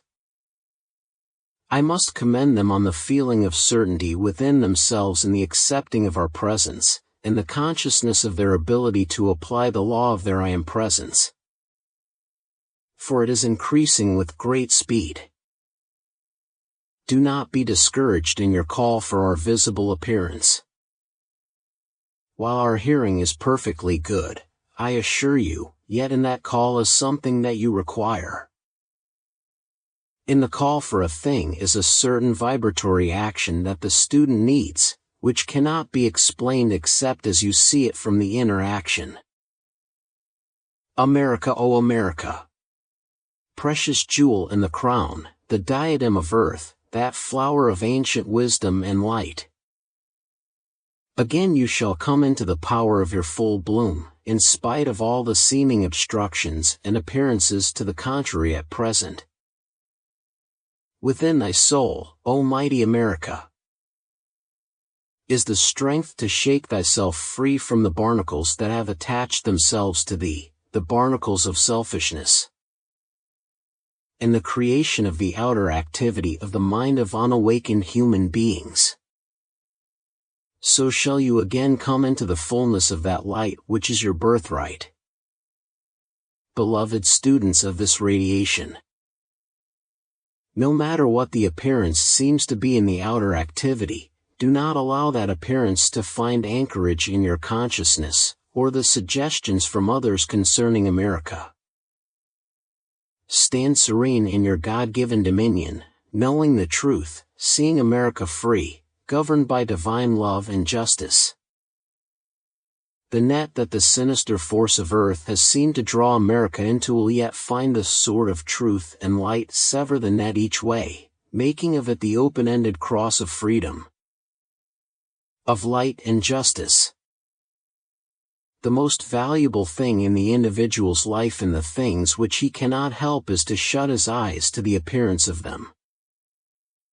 Acknowledge and set forth into action the mighty power of the I Am Presence.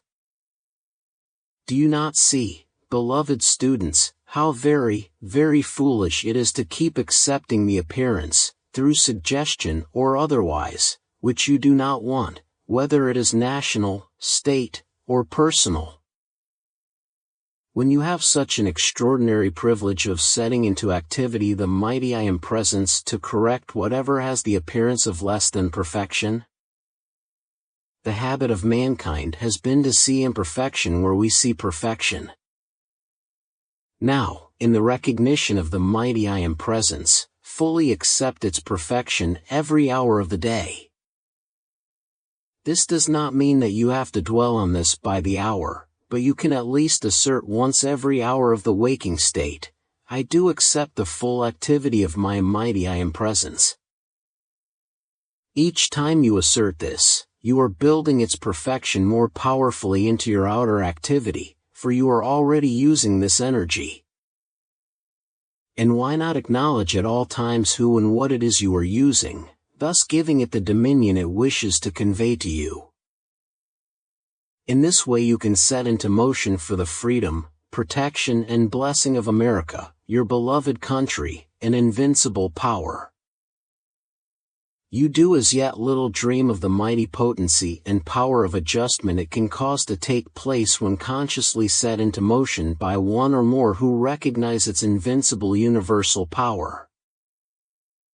Now let me suggest that instead of listening to the constant lamentation and suggestion of all kinds of destructive activities, that you know the I Am Presence consumes them and requalifies all this energy with freedom, protection and perfection for America and the world. For your encouragement, I want to say that all those human beings who started the cause of this present condition did not foresee that it was going beyond their control, and through it, many of them have lost their outer ability to longer foster it. So those who are attempting to bring back prosperity by the unlimited use of beer will find things going beyond their control. Instead of temporary prosperity, things will sweep into actual prosperity.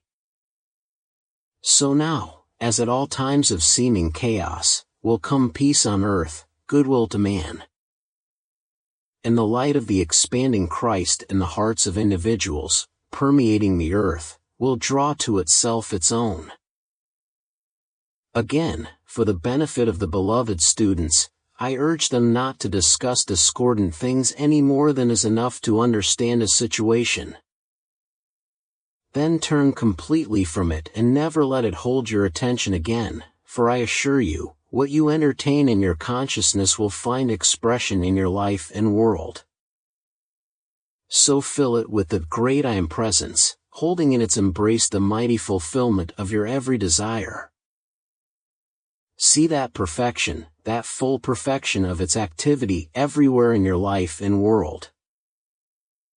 Do not be affected or disturbed by the creation of others where you cannot help, except to see perfection, knowing that back of the seeming shadow is the blazing white light of the I Am Presence. This, beloved ones, is my greeting of the season I leave with you. In closing, my mother and others of the ascended host, some of whom you do not know but who know you, send their greetings of love, peace, opulence and strength to each of you, to bless you on your way to your final victory and achievement. Saint Germain. Well, very fortunately the radio corporation can't charge us up for overtime on our station. I suppose if they knew of it, they would want to charge us. I want to say a word or two in conclusion, and it is to urge the students to recognize that when they say I am for whatever they want to be accomplished, they not only set the great I am presence into action for the accomplishment, but they should be deeply aware that it holds within it the self-expanding, self-sustaining, self-emanating power. While repetition is good and is oftentimes required to produce a deeper conviction, yet in the present advancement of the students they should become more conscious of its innate, inherent, self-sustaining power. This would give the outer consciousness a fuller comprehension of the sustaining power, so that if the outer activity of the mind is occupied with other duties, it can send forth the charge of the I am into any achievement once an hour without in any way interfering with the student's work. It is such a mistake for the student to let register in his mind the absurd idea that he hasn't time for these things, when it only takes a moment to powerfully realize the mighty, invincible activity of his I am presence in whatever his attention is required to be used. However, this application might be very helpful. I am the mighty presence commanding the time, all the time I require, for the realization and application of this mighty truth. On the other hand, if many times during the day, one will for a few moments take the consciousness that I am the only intelligence and presence acting, it will naturally adjust things according to the requirement. It is so easy to set the consciousness into motion, knowing one is not restricted by any sense of limitation. Temples of light, they are located in the etheric belt above the Earth's atmosphere. The radiation is poured out from this belt to the Earth through its atmosphere. The etheric belt around the Earth and that around Venus would be vastly different. Venus is within the etheric belt of the Sun, while the Earth is below that. Warning: do not give recognition to anyone who is a tool for the sinister force. Simply know one thing only: there is only the I am presence, intelligence, light and power acting. Do not be concerned about any personal activity of any kind whatsoever at any time. The student's business is to see perfection, feel it and be it, no matter what any human appearance seems to be.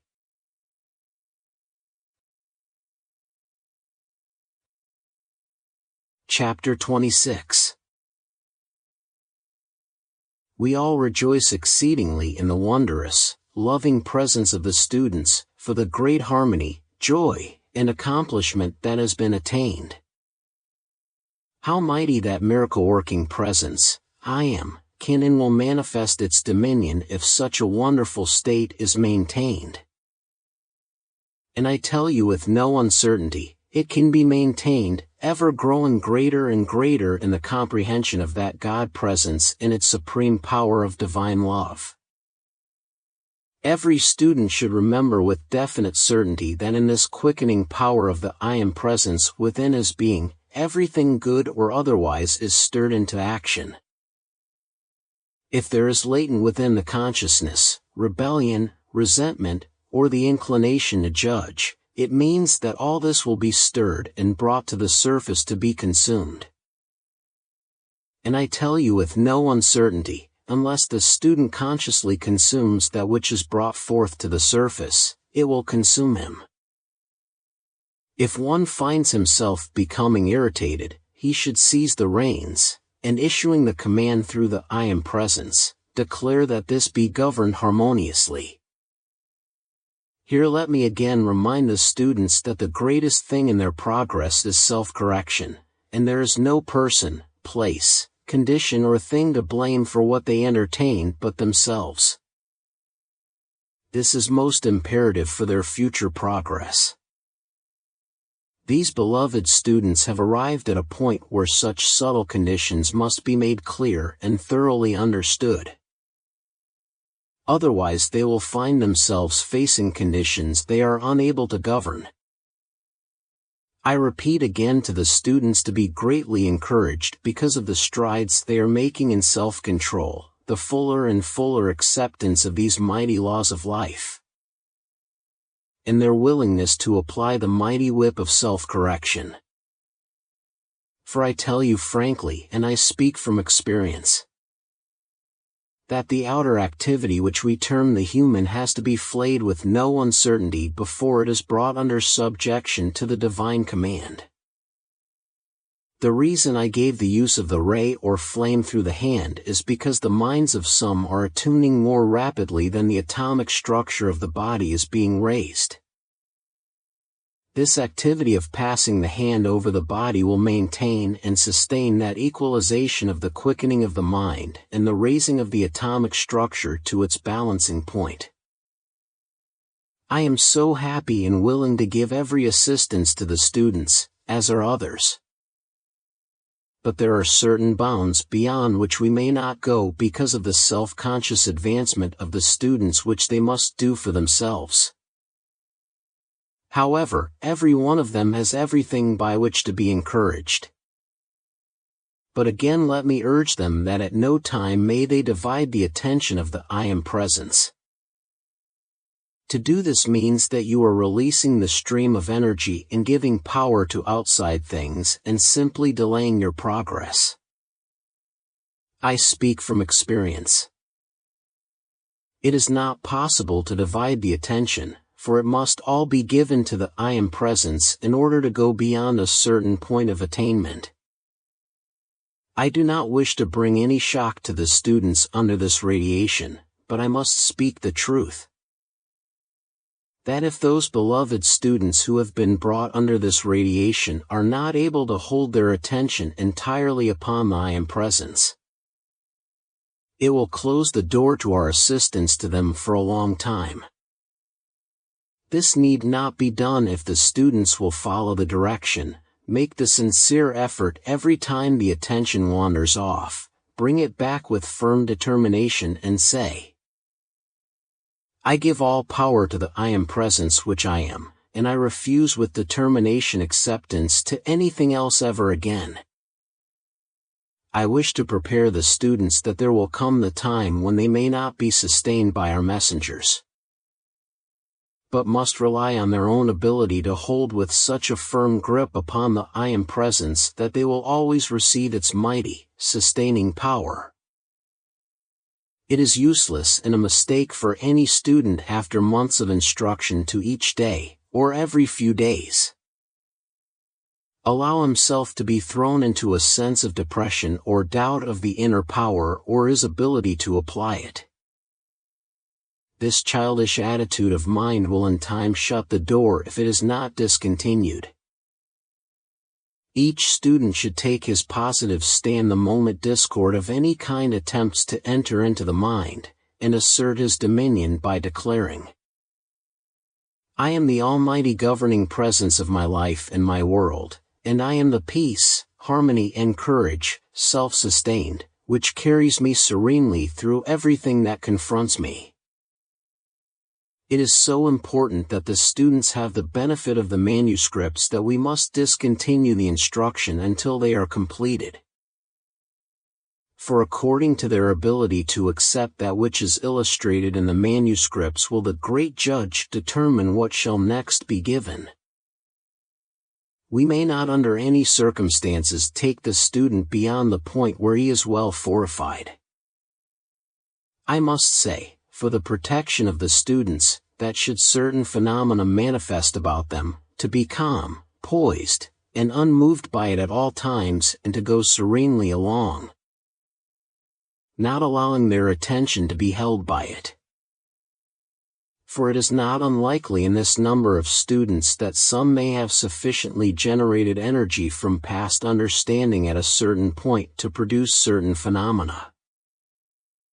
In such a case they should always take the firm stand. I am the governing presence of this, utilizing it in its highest expression and use. You see, in all this amount of instruction that has been given, It is but a fragment upon which the student must build.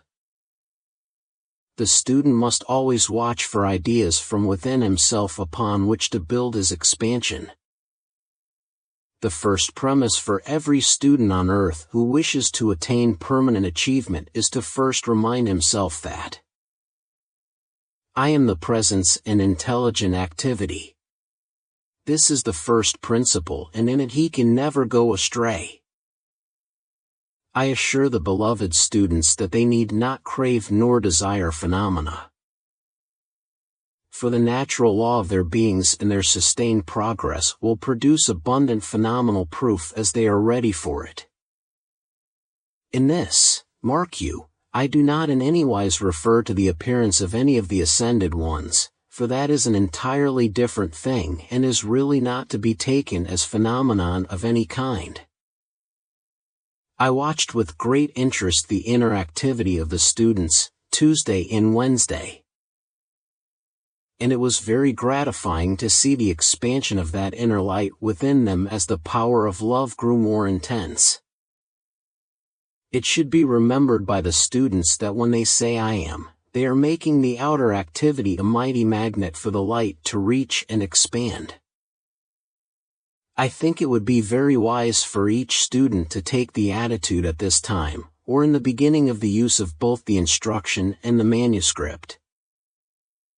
Great I am presence, take me within thyself, there instruct me and cause me to retain the full memory of these inner instructions. As messengers of the light, this training is very essential, but the idea should not in any wise cause anxiety or tension in the desire to retain.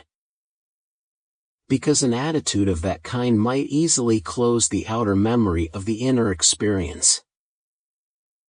I cannot help but smile to myself at the closeness with which some of the students are coming to most surprising things.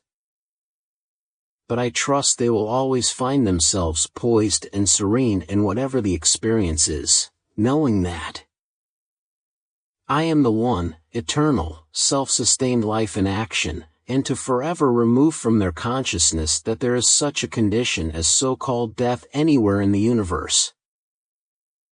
The outer activity of the mind and world is a passing maya, shifting as the sands of the desert, and need never cause anyone the slightest concern, for I am the eternal life, knowing no beginning and never finding an end. Out of the heart of that great silence comes the ceaseless, pouring stream of life of which each one is an individualized part. That life is you, eternally, perfectly, self-sustained, and the garments it clothes itself with are of but little consideration. Until one comes to the point of recognition wherein the attainment has prepared him for the seamless garment, self-sustained, radiant with every prismatic color.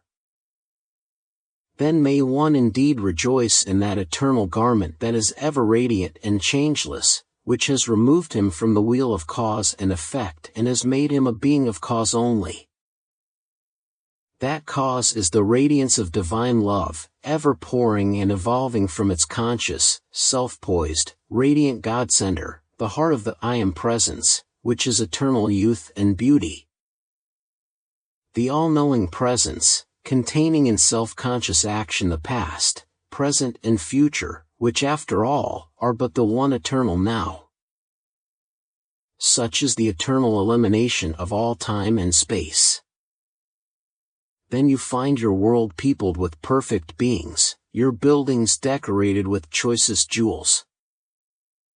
You, standing in the center of your creation, the jewel in the heart of the lotus, its petals your mighty avenues of its perfect activity. Such is a humble picture of that which stands before you, beckoning you into your perfect, eternal home and radiance. You see, I feel that glorious radiance, and if each one, especially the students, could center themselves in the presence of divine love and hold themselves there firmly, what wonderful experiences would come to them, if they would shut out the interference of the outer activity of the mind.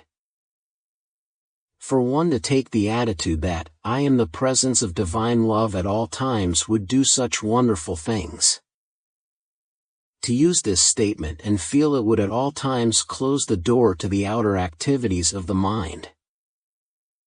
The solution of every problem is always right at hand because the I am presence always holds everything within it. A demand is the impelling of the solution into expression. I am is the intelligent, active principle within us, the heart of our beings, the heart of the planet and the heart of the system. I cannot refrain from reminding the students again, for they should always know that whenever you say I am, you are releasing the one almighty, intelligent energy. Power and self-sustained element. Keep at it, and you will come into a condition so supreme, so wonderful. When you are looking into the physical sun, you are really looking into the great central sun, the very heart of the I am presence.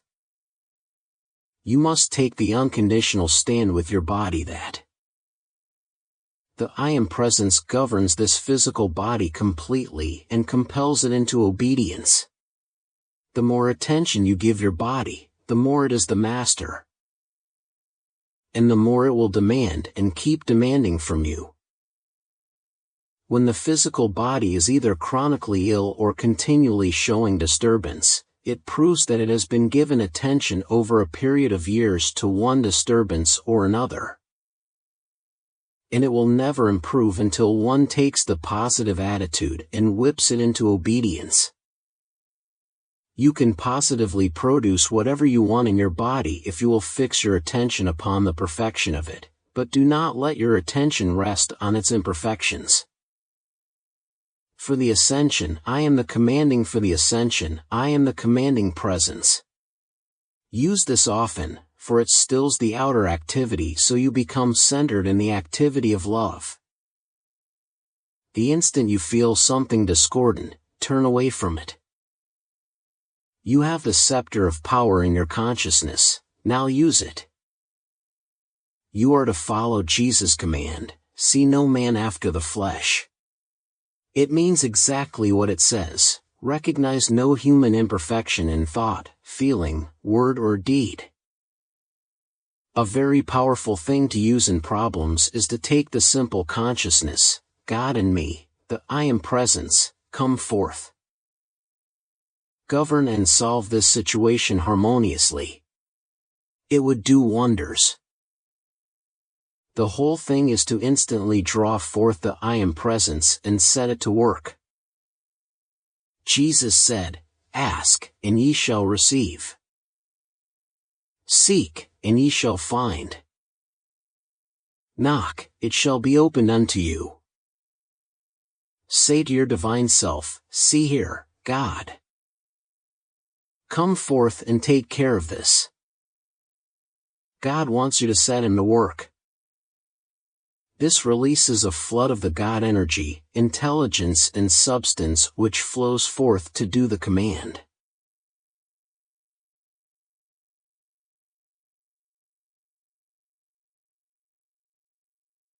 Chapter 27, Beloved Master Jesus. I bring you love and salutations from many of the ascended host, some of whom you know, and others of whom you are yet to know. I am the light, the way, and the truth, is the Christmas bell that is still ringing throughout the field of cosmic activity. In the understanding that has been brought to you in the meaning and power of the words, I am, you will find a charmed circle in which you may move untouched by human, discordant operation. It is not only a matter of knowing the presence, but in practicing the presence in even the simplest activity, for as you attempt an unfamiliar experience, you many times feel timid and uncertain, but as you learn to use the I am in the solving of your desire or problem, you find growing a confidence that you can apply with a definite assurance. The students should always understand that it is in the great silence, or stillness of the outer, that the inner power flows in its ever-increasing accomplishment.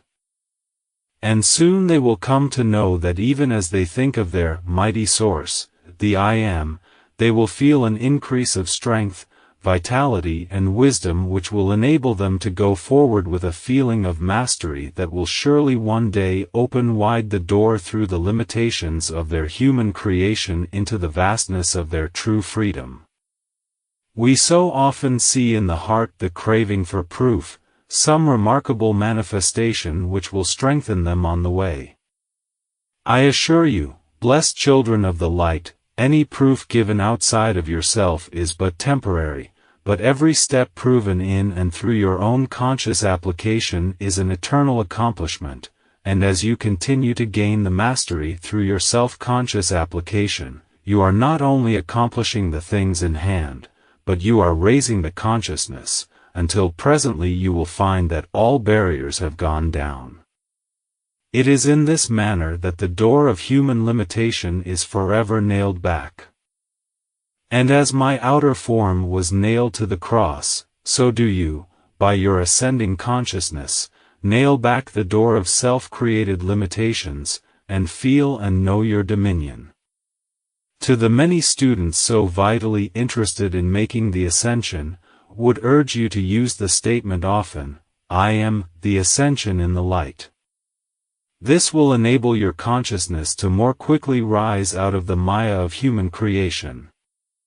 It cannot be stressed too urgently that as you live in and accept more fully the transcendent power of the I Am presence, you will find that not only the outer struggle ceases, but that as you have entered deeper into the light, the outer things that you have sought so earnestly will really and truly begin to seek you, because by that time you will truly and fully realize the unreality of form and its transitory activity.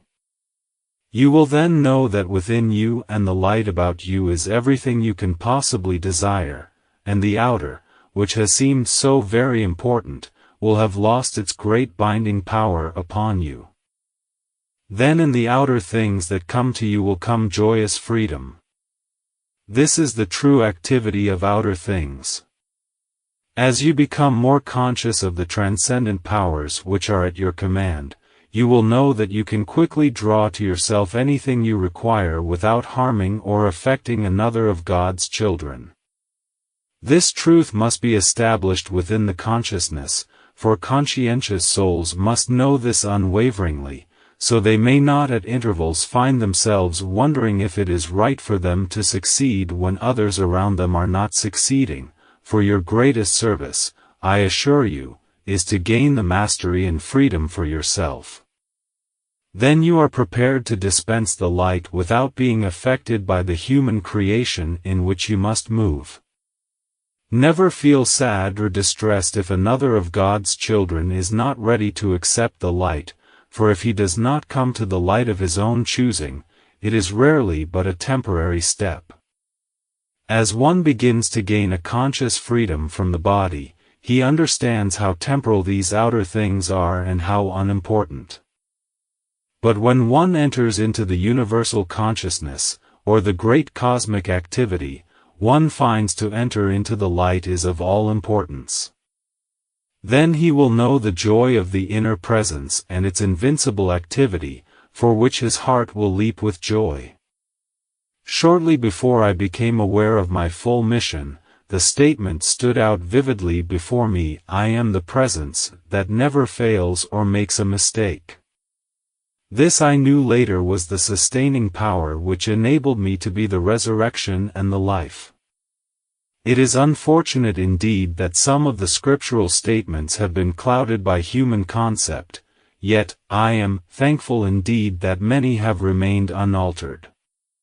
Another statement I used constantly for more than 3 years was, I am always the majestic power of pure love that transcends every human concept and that opens the door to me to the light within its heart. I knew later this greatly intensified my true inner vision.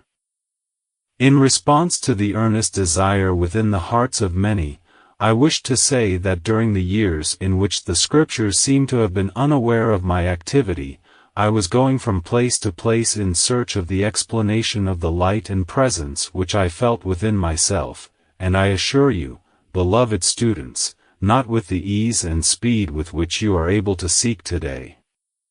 Those of that day in my association were joyous to receive the knowledge of those unchronicled experiences, but owing to the unusual nature of them, it was thought unwise to place them before the multitude. So it has been through the ages. When the period of transcendent experiences has begun to fade into the yesterdays and those who followed were not sufficiently advanced to realize this truth, they have shut out from humanity glories, beautiful and wonderful. However, at this time there has come to the assistance of humanity the cosmic Christ power which became so real to me. This, through its natural impulse for expression, is steadily and surely finding its way into the hearts and minds of a large percent of mankind, to the extent that great hope is present that this activity will enable the veil of human creation to be lifted, so great numbers of humanity will see signs and wonders, and feel them within their own hearts. Then they cannot be turned aside from the truth by human doubts and fears. I spent some time in Arabia, Persia and Tibet, and closed my pilgrimage in India, where I met the beloved Master who had then made the ascension, although I did not know it at the time. Through the power of his radiation, revelation after revelation came to me, through which I was given expressions or statements that enabled me to hold steady the outer activity of my mind until it no longer had power to disturb or retard me. It was then the full glory of my mission was revealed, and the eternal cosmic record it was to make, which was to be established at that time for the blessing and enlightenment of the humanity that was to follow. You might be interested to know that this became an active cosmic record, which is quite different from any other record made, in that it contains within it, and is quite different from any other record made, in that it contains within it, and does today, the forward urge or impulse for which the human mind was and is a magnet. This accounts for the expressions and statements I gave forth becoming more and more vivid through the centuries, and with the forward impulse of that activity, assisted by other powerful rays of radiation focused upon the earth, it will enable a great number of humanity to become so anchored in the truth and its conscious application that a transcendent accomplishment will be achieved. There is no one single step so vitally important as getting before mankind the knowledge of the I Am, their source of life, and its transcendent power which can be brought into the conscious use of the individual. Within 3 years it will be amazing how this simple, yet all-powerful truth will have spread among humanity, for all who will think upon it, practice its presence, and consciously direct its energy through the power of divine love will find a new world of peace, love, health and prosperity open to them. Those who understand applying the knowledge of the I Am need never be beset by inharmony or disturbance in their homes, worlds or activities, for it is only by a lack of acknowledgement and acceptance of the full power of this mighty presence that individuals allow human concepts and creations to disturb them. The student should constantly look within his human self and see what habits or creations are there that need to be plucked out and disposed of, for only by refusing to any longer allow habits of judging, condemning and criticizing to exist can he be free. The true activity of the student is only to perfect his own world, and he cannot do it as long as he sees imperfection in the world of another of God's children. You have been given marvelous statements to harmoniously govern your life and world. Apply them with determination, and you will succeed. Another correction many of you wish me to make is this: I did not say on the cross, Father, why hast thou forsaken me? But I did say, Father, how thou hast glorified me, and I did receive into the glories with me the brother who was on my right on the cross. There are a number of these beloved students whom I knew personally at the time of the crucifixion, and in giving this message forth to them, I feel like talking to old friends, for in that great ascended presence, centuries are but an incident, and only as we come into contact with human events is there a cognizance of time. Beloved students who are so earnestly seeking the light, try to feel yourselves held in my loving embrace. Try to feel yourselves clothed in that light, dazzling as the noonday sun. So anchor within your consciousness the feeling of your ability to make the ascension that each day brings you closer and closer to the fullness of its realization. Cut loose all things of earth that bind you. Know that in the love, wisdom and power which you accept from your mighty I Am presence, is the power that does this transcendent service. Always remind yourselves that God in you is your certain victory. The I Am presence which beats your heart is the light of God that never fails, and that your power, by the acceptance of this presence, to loose its energy and direct it, is limitless. It is my great joy and privilege to continue in association with my beloved brother, Saint Germain, in pouring forth through my conscious radiation a definite assistance to the students who can accept the instruction of Saint Germain. This will continue during the entire year of 1934.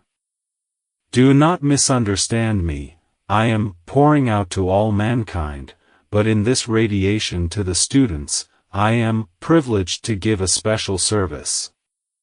With my love, I enfold you. With my light, I clothe you.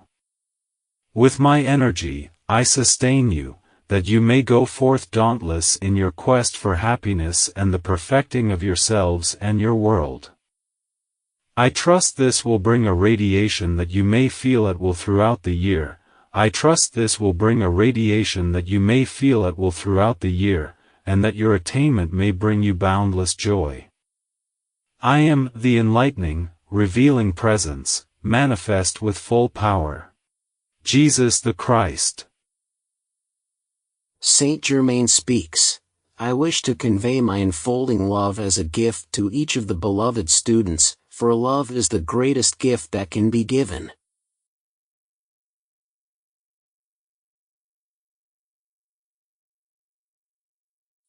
Chapter 28. O Love Divine! In thy magic power of transmutation, we assert thy power in cleansing and purifying the world of human mistakes and human creations. Thou art the eternal victory, the golden pathway of attainment for every student of the light, and through thy transcendent power, the Kamaras start forth their mighty radiation for the blessing of the earth and mankind for the entire year of 1934. Thus will mankind find many desirable changes taking place, greater health, happiness and prosperity being restored, a deeper sense of love, and a greater desire for justice in the hearts of mankind everywhere. In many channels, human selfishness will be greatly transcended through the feeling of pure love which will generate within the heart, enable them to govern the human sense, and cause them to involuntarily desire to bless. It is my wish that every one of the students send forth this truth in conscious radiation at least once a day. God, the mighty I Am presence, is governing with invincible power everywhere in the hearts and minds of mankind. Those masters from Venus who visited the royal Teton and who will again visit it this new year will start forth a definite activity to consume the subtle attempt to generate and bring into outer activity another war. Shambhala is loosing its powers, which for many years have been drawn within its own compass. The Golden City, whose rays are sent in all directions like the spokes from a wheel, is performing a service for mankind that it alone can do. If mankind could know and understand these activities for what they are, such marvelous changes would take place in the outer world as even the advanced would hardly conceive possible. On New Year's Day, the cosmic wheel of progress will have reached a point where, in personal activity, much of the free will of individuals can be set aside. This brings a joy and hope unspeakable to the consciousness of those serving from these transcendent spheres of activity. Thus, O students of light, can you understand the magnificent assistance that is yours to be had by stilling the outer and reaching forth for it? I plead with you, dear students, shut your minds against the ignorance and inharmonious suggestions of human beings everywhere. I say to every one of you, freedom in every way stands at your door, if you will but keep your personality harmonized and refuse to accept inharmonious, sinister suggestions from the atmosphere and from those you contact in moral form. It is imperative that this be done if you wish to bring into your world joy, beauty, opulence, and perfection of every kind. It is not our intent or desire to intrude a single thing upon your free will, but oh the joy that leaps within our hearts when we see the students taking hold, comprehending and applying these transcendent laws, which we know mean their certain victory. And may I reiterate what we laws, which we know mean their certain victory. And may I reiterate what we have said before, there is no single thing so vicious in the human activity as that personality or suggestion which would try to turn the student from the truth and light which would be his freedom. In connection with this mighty cosmic activity, the student should work with great determination, consuming all past and present inharmonious creation. Every time your thought and desire reach forth in this manner, great currents of energy will come to your assistance to sustain and help you. This is part of the present amazing assistance sent forth to the earth. The silent watcher has waited for 200,000 years for the cosmic wheel to reach this point, the coming new year. Again I assert that never in the history of mankind has such transcendent activity been ready to rush to your assistance. I plead with you, O beloved students. Is it not worth all your determined effort to act in accordance with this great blessing which makes your struggle for freedom from human self-creations so much easier? Beloved students, how deeply my heart rejoices to see within you the intense desire for the light and your determined effort to apply these unerring laws, which will as surely give you your freedom as you apply them. I wish to thank all the students for their joyous desire for the limitless distribution of unveiled mysteries and the magic presence. In this great desire, beloved ones, is a service that you can little comprehend as yet its far-reaching blessing. I feel greatly blessed this day of devotion to the Christ, to feel the love from the many pouring out to me, and I assure you, blessed ones, that I shall come back to you with all the loving power at my command to assist, enlighten, and bless you. In the special service that Jesus has decided to give forth, you are surely blessed indeed. Try to feel this wonderful truth with the deepest intense feeling you can command. Open your arms, hearts and minds to the glory of this radiation, and as you can do this more fully and completely, you will see how quickly all disturbing and limiting conditions about you will disappear. I plead with you, beloved students, do not continue to limit yourselves by human concepts.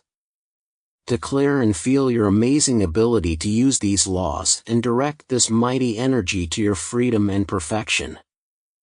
Try to realize that your human form is not a dense creation, difficult to manipulate. Try to feel it a transparent substance that follows your slightest direction. Speak to your body. Command it to be strong, receptive only to the ascended master consciousness, to be a perfect expression of the divine power of the mighty I Am, and to take on its beauty of form and expression. Review in your experience the powerful determination you have had at times to accomplish success in the outer activity of things, and then realize how much more powerful your determination can generate to attain your eternal freedom. Believe me, beloved ones, when I say to you, there is but your human creation that stands between you and your freedom from all limitation. That creation is no greater an obstacle than you accept it to be. If you take away from that creation its power to limit you, any hour, any day, you may joyously step through that veil into your world of the electronic presence, so beautiful, so joyous, so filled with the dazzling light of its glorious presence, and move there forever in the light of eternal glory. Then as you step back through the human veil for service in the outer activity, you will still continue to feel the glory of the transcendent being which you are. Then not of your own outer conditions or those about you will touch you or affect you in any way. My whole being thrills with this joyous anticipation for you, as I know with a definite certainty your attainment. To any who would let the suggestion of the ignorance of other human beings turn them aside from the path, I wish to say, just remember what awaits you, what it is within your ability to achieve and be. Remember again, and again, that as you grow into more and more intense acceptance of your mighty I Am presence, the outer problems which have seemed so terrifying will surely fade from appearance. Thus not only is your problem solved, but every step gained in this way does not reappear. Instead, it becomes your eternal freedom. If it is financial freedom you crave, I plead with you to take the outer activity of your mind off the appearance and place it upon your mighty I Am presence, the only giver of all the mighty opulence there is. Stand firm and determined in this, and you will have all the money you desire to use. Life does not limit you. Opulence does not limit you. Love does not limit you. Therefore, why allow your human limiting concepts to bind you longer? Beloved children of the light, arise in the mighty glory of your true being. Go forth, a mighty conquering presence. Be the light of God that never fails. Move, clothed in the light of the transcendent glory of your God self, and be free.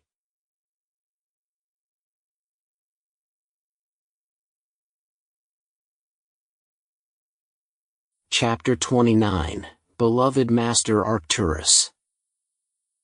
May I first refer to my own humble efforts, in conjunction with those at the Royal Teton on New Year's Day 2 years ago.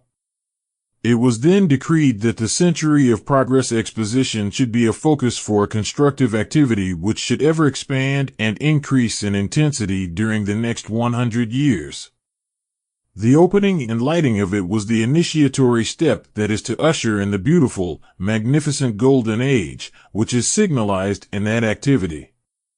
This has made Soldier Field sacred ground, a sacred altar of divine activity in the Western world, and so far as humanity at large is concerned, the hub of the whole of America.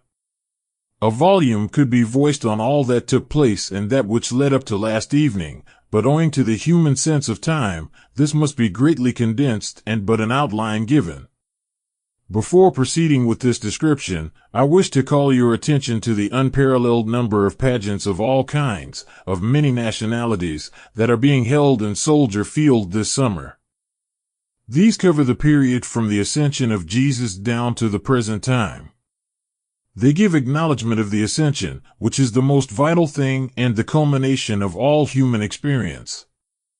These pageants, from the human standpoint, are a calling forth of the latent memory in humanity at large and are a raising of the essence of that activity. How easy it is for humanity to pass over transcendent activities because of their unbelief, acknowledgement, or acceptance of the true perfection of life, for all life and manifestation is God in action.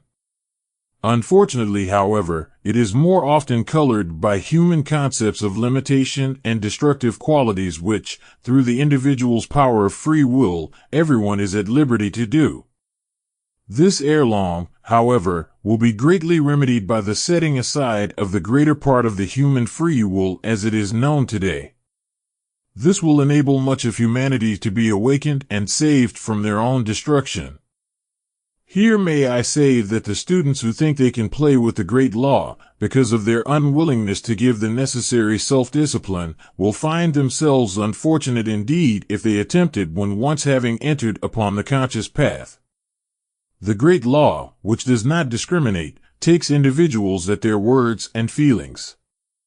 Those who think they can escape this are but deceiving themselves. The coming pageant of the Celts is really of great importance, for it enters into the vibratory action from the time of Jesus up to the present. The interactivity within and above Soldier Field last night was one of the most divine activities since the advent of the Chimaeras into the presence of the earth. Circle upon circle rose above the surface of the earth and those seated within the field. The first circle was formed by the members of the Great White Brotherhood in their golden robes, being those whose outer forms have not yet made the ascension. Next came the ascended host of masters who have made the ascension. Then came the angel Devis and 7 of the cherubim. The circle above them contained 4 of the gods of the mountains, 3 of whom you know, the other you shall know. Around these were the archangels, of whom the archangel Michael was the director. Surrounding the core of light within the center of the field, extending for 200 feet within the earth and to 5,000 feet above, were 100 feet within the earth and to 5,000 feet above, were Saint Germain, Jesus, the tall master from Venus, and the great divine director. They were the dispensers of the mighty currents of energy sent to all parts of the earth to do their work with no uncertainty. During the singing of the holy city, the divine pattern of that which is to become the holy city upon earth was lowered into its position, where it shall remain, until it becomes a visible, vibrant city of light to the westward. The exact position of this I may not disclose at the present time, but I assure you, it was a mighty activity which will become a mighty reality to the humanity of earth. During Mr. John Charles Thomas's solos, that great vibratory action was taken up and re-echoed by a great, majestic, celestial chorus, whose radiance poured forth over America like a glistening shower of light to consume and bless. During the singing of the Hallelujah chorus, the entire activity was turned over to the direct dispensation of Jesus himself. I wish to assure you that the set pieces in color were not just a human idea, but those responsible for their presence were inspired by the ascended masters, principally Saint Germain, in order to establish their renewed, powerful activity, which was intensified 1,000-fold or more to again act within the life, the soul, the light from the heart to the periphery of America and the world. The representation of signing the Declaration of Independence was to bring before the conscious attention of the earth, and especially America, its unparalleled activity upon the earth. And to call it to the attention of the people of America that they might hold close to and stand by the original Constitution of the United States, which was and is a divine creation, until such time as the complete ascended Master Constitution of the United States of America shall come forth, as the advance of the Golden Age proceeds. The golden eagle and the shield represent the height of divine protection for America, again re-established. The bell of liberty in the power color of blue represents the glorious liberty and freedom forever for America and the earth from all human selfishness, the instigator of which in every case is private profit, and the cause has been the same throughout the ages.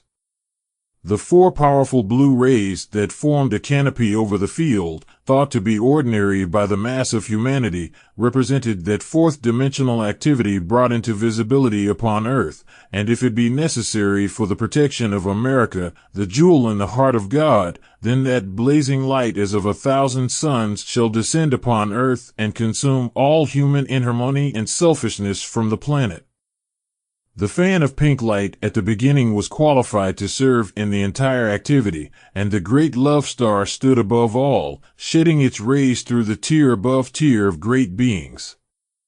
I congratulate you and this good brother, and those many students of our beloved Saint Germain, and I thank you all for your earnest, sincere work in behalf of the freedom of America. May the activity of these beloved students of light ever continue to expand, until from this nucleus, the light of its radiance covers America. I also congratulate our beloved Saint Germain for his great accomplishment in establishing this nucleus and focus in America, and for his wonderful love, his light, his work for America for nearly 200 years, which ere long will begin to bear fruit of such perfect kind as has not been heretofore in any civilization. I bow in acknowledgement of his great love, wisdom, and strength. I congratulate you, my beloved sisters and brothers, for your love, steadfastness, patience, and activity for the students that have been and those that are to follow. Ever know that I am the only acting presence, and you will find that all activity will conform to the perfection of that presence. I bid you adieu but not goodbye. Arcturus.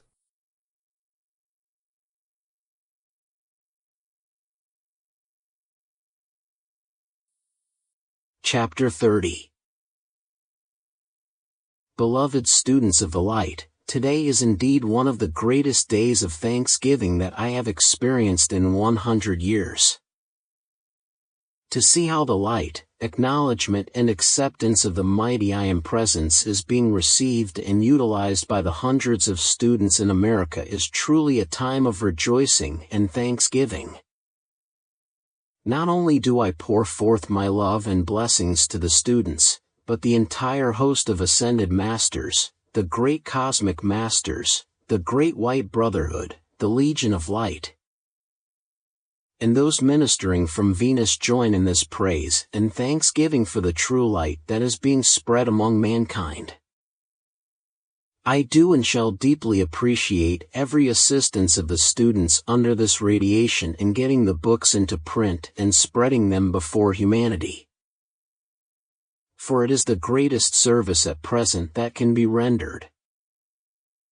The greatest need today is in calling the outer attention of mankind to the one great source which can give the needed assistance. And that is the mighty I Am presence and the host of ascended masters. The attention of individuals fixed upon this great source gives the opening needed for the outpouring of the great, eternal, cosmic light to flood forth into the outer world, reaching not only the consciousness of individuals, but into conditions that greatly need readjusting. It is my wish that all the students under this radiation feel their individual responsibility in this respect, to keep their minds and bodies harmonized, and to keep charging their minds and emotional worlds with the directing wisdom and perfection of the mighty I Am presence. This will enable assistance to be given humanity which the outer could not possibly conceive of in its heretofore limited condition.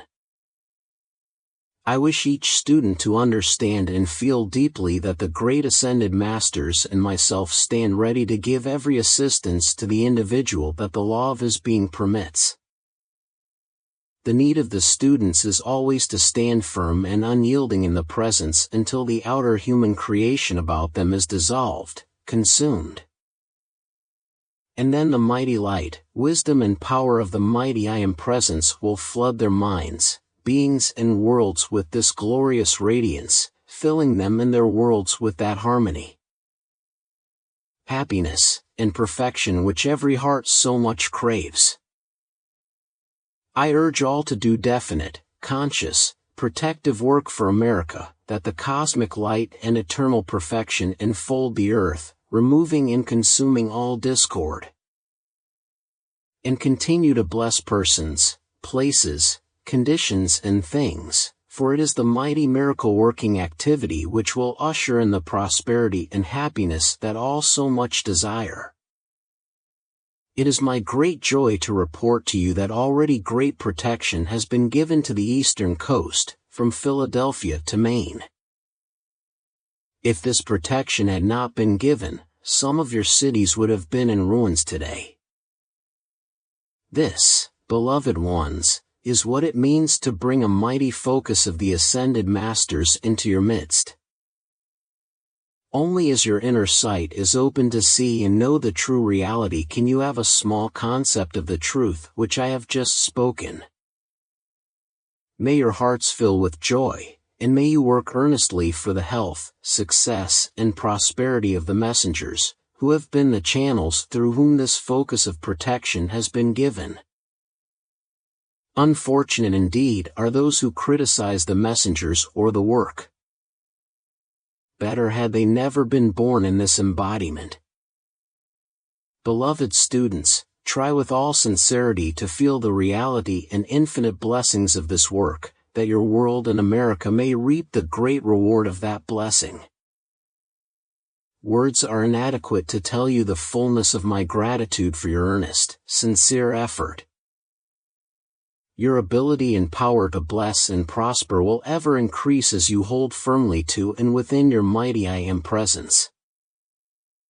My love enfolds you, my light illumines you, and the wisdom of the mighty I Am presence prospers you unto the fullness of all perfection. The love of the mighty host of ascended masters, the great white brotherhood and the legion of light enfold you always. I am sincerely in the light, Saint Germain.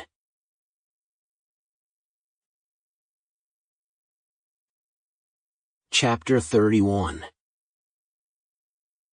It is with great joy that we are observant of the tremendous accomplishment, individually, nationally and cosmically speaking. For when we have the use of and can cooperate with those great and mighty cosmic currents of energy directed by that great, wise intelligence, then we know that every step moved forward brings us nearer and nearer to that mighty glory and freedom which many are learning to feel and rejoice in. How different all activities are when working in conjunction with that great, cosmic wisdom which is no longer compelled to withhold its mighty energy because of the free will of the individual. For now the cosmic activities of the nations are of first consideration, then comes the individual. Heretofore, because of the individual, certain cosmic activities had to wait. Now the great cosmic will has turned, bringing all national, emotional and mental activities into that great preparation where every cog of the wheel must fit into the cosmic reality. The free will of the individual still binds and limits the outer sufficiently.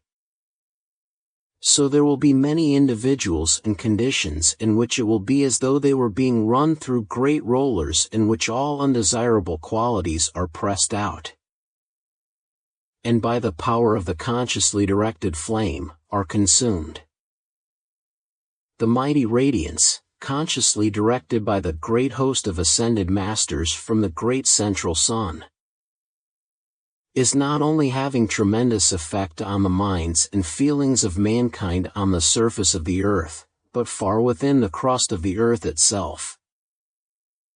Hence it has been possible to avert many great disasters. Here I want to say in great love, gratitude and blessing to the hundreds of students who have been projecting the mighty love, wisdom and power of the mighty I Am presence into the mental and emotional world, and assure them that a gigantic work has been accomplished.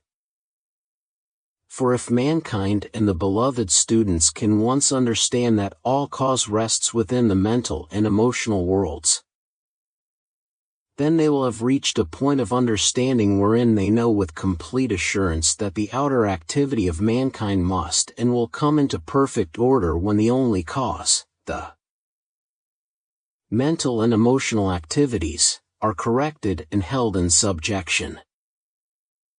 This is how so much has been accomplished, even since last June. Here I want to assure those who have had some questioning in their minds, was it really true that great devastation had been averted? That one day they will see and know the truth of which I have spoken. Since 300 years after Jesus' ministry, mankind steadily and surely drifted back into dealing with effects instead of causes. And that is why no permanent assistance has been possible to be given. Now with the assistance that the turn of the cosmic will permits, it is possible to bring the consciousness of mankind back into dealing with the cause, and the effect, if out of order, must disappear. This is why the knowing of the mighty I Am presence, its powers and whereabouts, is bringing the students to deal only with that one and mighty presence, whose cause is full perfection. As hundreds of these students are proving for themselves, when their attention is fixed upon the mighty I Am presence, they are dealing with the one and mightiest cause, whose one and only expression is perfection. Therefore, their worlds first become filled with ease and rest, and through that, they begin to feel the glory of this mighty presence. As they begin to feel it, they realize that they can reach forth to this mighty presence consciously and release such a mighty avalanche of its mighty energy that the human does not even have time to requalify but a fragmentary part with its limitations and inharmonies. Therefore the strength which is required to give the eternal proof to the individual is sustained. Thus, through the individual's own self-conscious effort, comes the greater and greater recognition of the possibilities within his conscious grasp. Mark you, I say, conscious grasp, for it is only through first, conscious acknowledgement, second, acceptance, and third, application, or in other words, consciously directing this mighty intelligence and pure energy, that the outer, or human, is kept dissolved enough for the outer to truly grasp these mighty activities. Oh, the pity mankind has believed so long, and many individuals very sincerely, that they could cure hate, condemnation and criticism with those same qualities. How futile and tragic has been this false concept. Believe me, O children of the light, hate never cured hate and never will. Condemnation and criticism never cured their kind, for as we have so often said to you, that which your attention and vision is held upon, you are qualifying and compelling to come into your world, abide and act there. With all we have said and given forth, so little has been grasped of how much the personality is constantly qualifying the very atmosphere and conditions about it with the things it does not want. Through the belief that it can continue to have any kind of feeling and speak words of discord, hate and limitation, and still be unaffected by it. This stubborn, false concept of mankind has filled the world with all kinds of tragedy. Now this mighty, eternal light is being released to show mankind why the outer world has been so filled with tragedy. If I were to show you for 1/2 hour how much selfishness has been removed from the mental and feeling world of humanity since these classes of I Am began, you would scarcely believe that so much accomplishment in so short a time could have been possible. It could not and would not have been possible, except for this mighty, eternal radiation of light from the great host of ascended masters, from the great central sun, the masters from Venus, the silent watcher, Cyclopia, and the mighty gods of the mountains. All this is making possible the achievement for which the Legion of Light and the Great White Brotherhood have labored for centuries. For over 14,000 years, this work has continued without cessation, the great ascended ones seeing the victory from the beginning, but oh, the infinite patience, to wait upon the waywardness of mankind, century after century.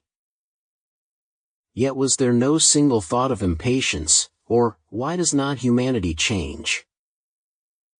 It is only within the compass of human thought and feeling that judgment and impatience enter in. Not for 7,000 years has there been such rejoicing at the inner octaves of activity for mankind as comes with the ushering in of 1935. While it is true there will be some great extremes in both constructive and destructive activity, Yet the forward impulse is so great that many of the destructive things will pass with much less notice than otherwise would have been. As more and more of the students of the mighty I Am Presence realize that their thought and feeling are the only causes in their worlds, and that it is entirely within their province, within their ability and dominion, to govern their thought and feeling, then they will know that to govern these harmoniously, sustaining this activity, will fill their worlds with eternal perfection. This day, when the great feeling and thought are fixed upon the Christ activity, it is made possible as never before the filling of the mind and feeling world of mankind with this mighty cosmic Christ presence. Thus can you understand how great is our happiness on this Christmas day, to see the goal of the freedom of mankind in sight. Once they learn to withhold all power they have given the screaming human appearances, then individuals will see how quickly those appearances will disappear. For no kind of discord nor human limitation can be sustained unless by the thought and feeling of individuals. Therefore, O beloved students of light, to every discordant, limiting appearance, say, "Get thee hence, thou powerless human creation. I know thee not. My world is filled only with the mighty perfection of my mighty I Am Presence. I take away from you, foolish appearance, all power to harm or disturb. I walk henceforth in the light of the mighty I Am Presence in which there is no shadow, and I am free, forever free. I say to you, O beloved students, do not fail to charge your mind, body, home, world and activity with the mighty love, perfection and intelligent activity of your mighty I Am Presence. Send forth through conscious projection, like the belching forth of a great cannon, the mighty violet consuming flame, consuming everything undesirable and imperfect in your world of activity. Consciously qualify this with the full power of divine love in action. Then see and feel what great beauty, happiness and perfection you will experience as you move forward. I urge the students, with all the earnestness of my being, to constantly charge everything within the activity of their thought and feeling with love, opulence and perfect achievement. Do this qualifying with dynamic energy. Put great feeling and sureness back of it, and you will find such changes taking place in your world of activity and environment as almost to compare with the rubbing of Aladdin's lamp. I say to you beloved students, with all the love of my heart, use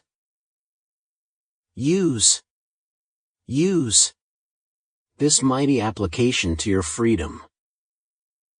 When you call the mighty I Am Presence into action, into your life, environment and activity, all struggle ceases.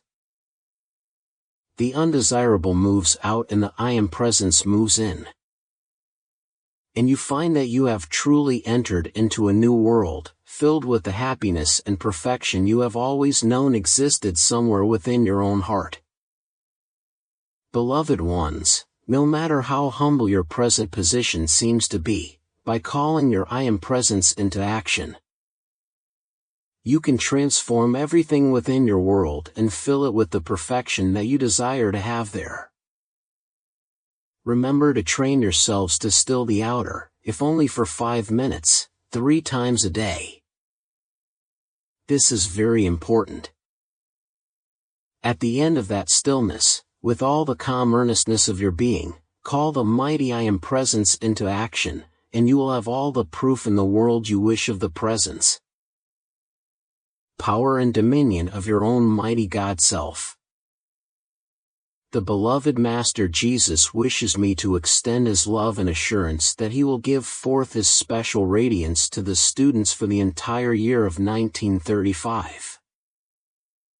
He will not dictate over the ray today, but will on New Year's Day. This is the Christmas message which the host of great ascended masters, the Legion of Light and the Great White Brotherhood give to you today. May your hearts, O beloved students, be filled with our eternal presence of divine love. And may you become so charged with its active presence that its very radiance becomes an eternal, consuming activity, keeping out everything but the eternal light of perfection. I charge the mental and emotional world of humanity with our eternal, active presence of divine love, manifest everywhere in the hearts and minds of mankind. In the name, in the power, in the love of that eternal light and perfection of the universe, I send forth the consuming, purifying flame throughout the earth, freeing mankind, controlling the feelings of mankind, and holding them in the governing presence and perfection of divine love, now and forever. With all the love of my being. Saint Germain.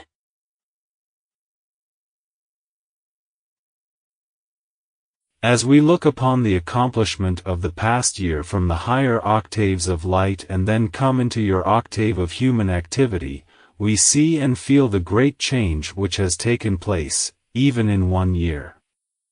It is truly most encouraging, most assuring, of the ultimate goal of victory in the freedom of mankind from the chains and limitations of their own creation. After all, the pity is mankind does not understand that the human activity alone is the only creator of limitation and inharmony there is.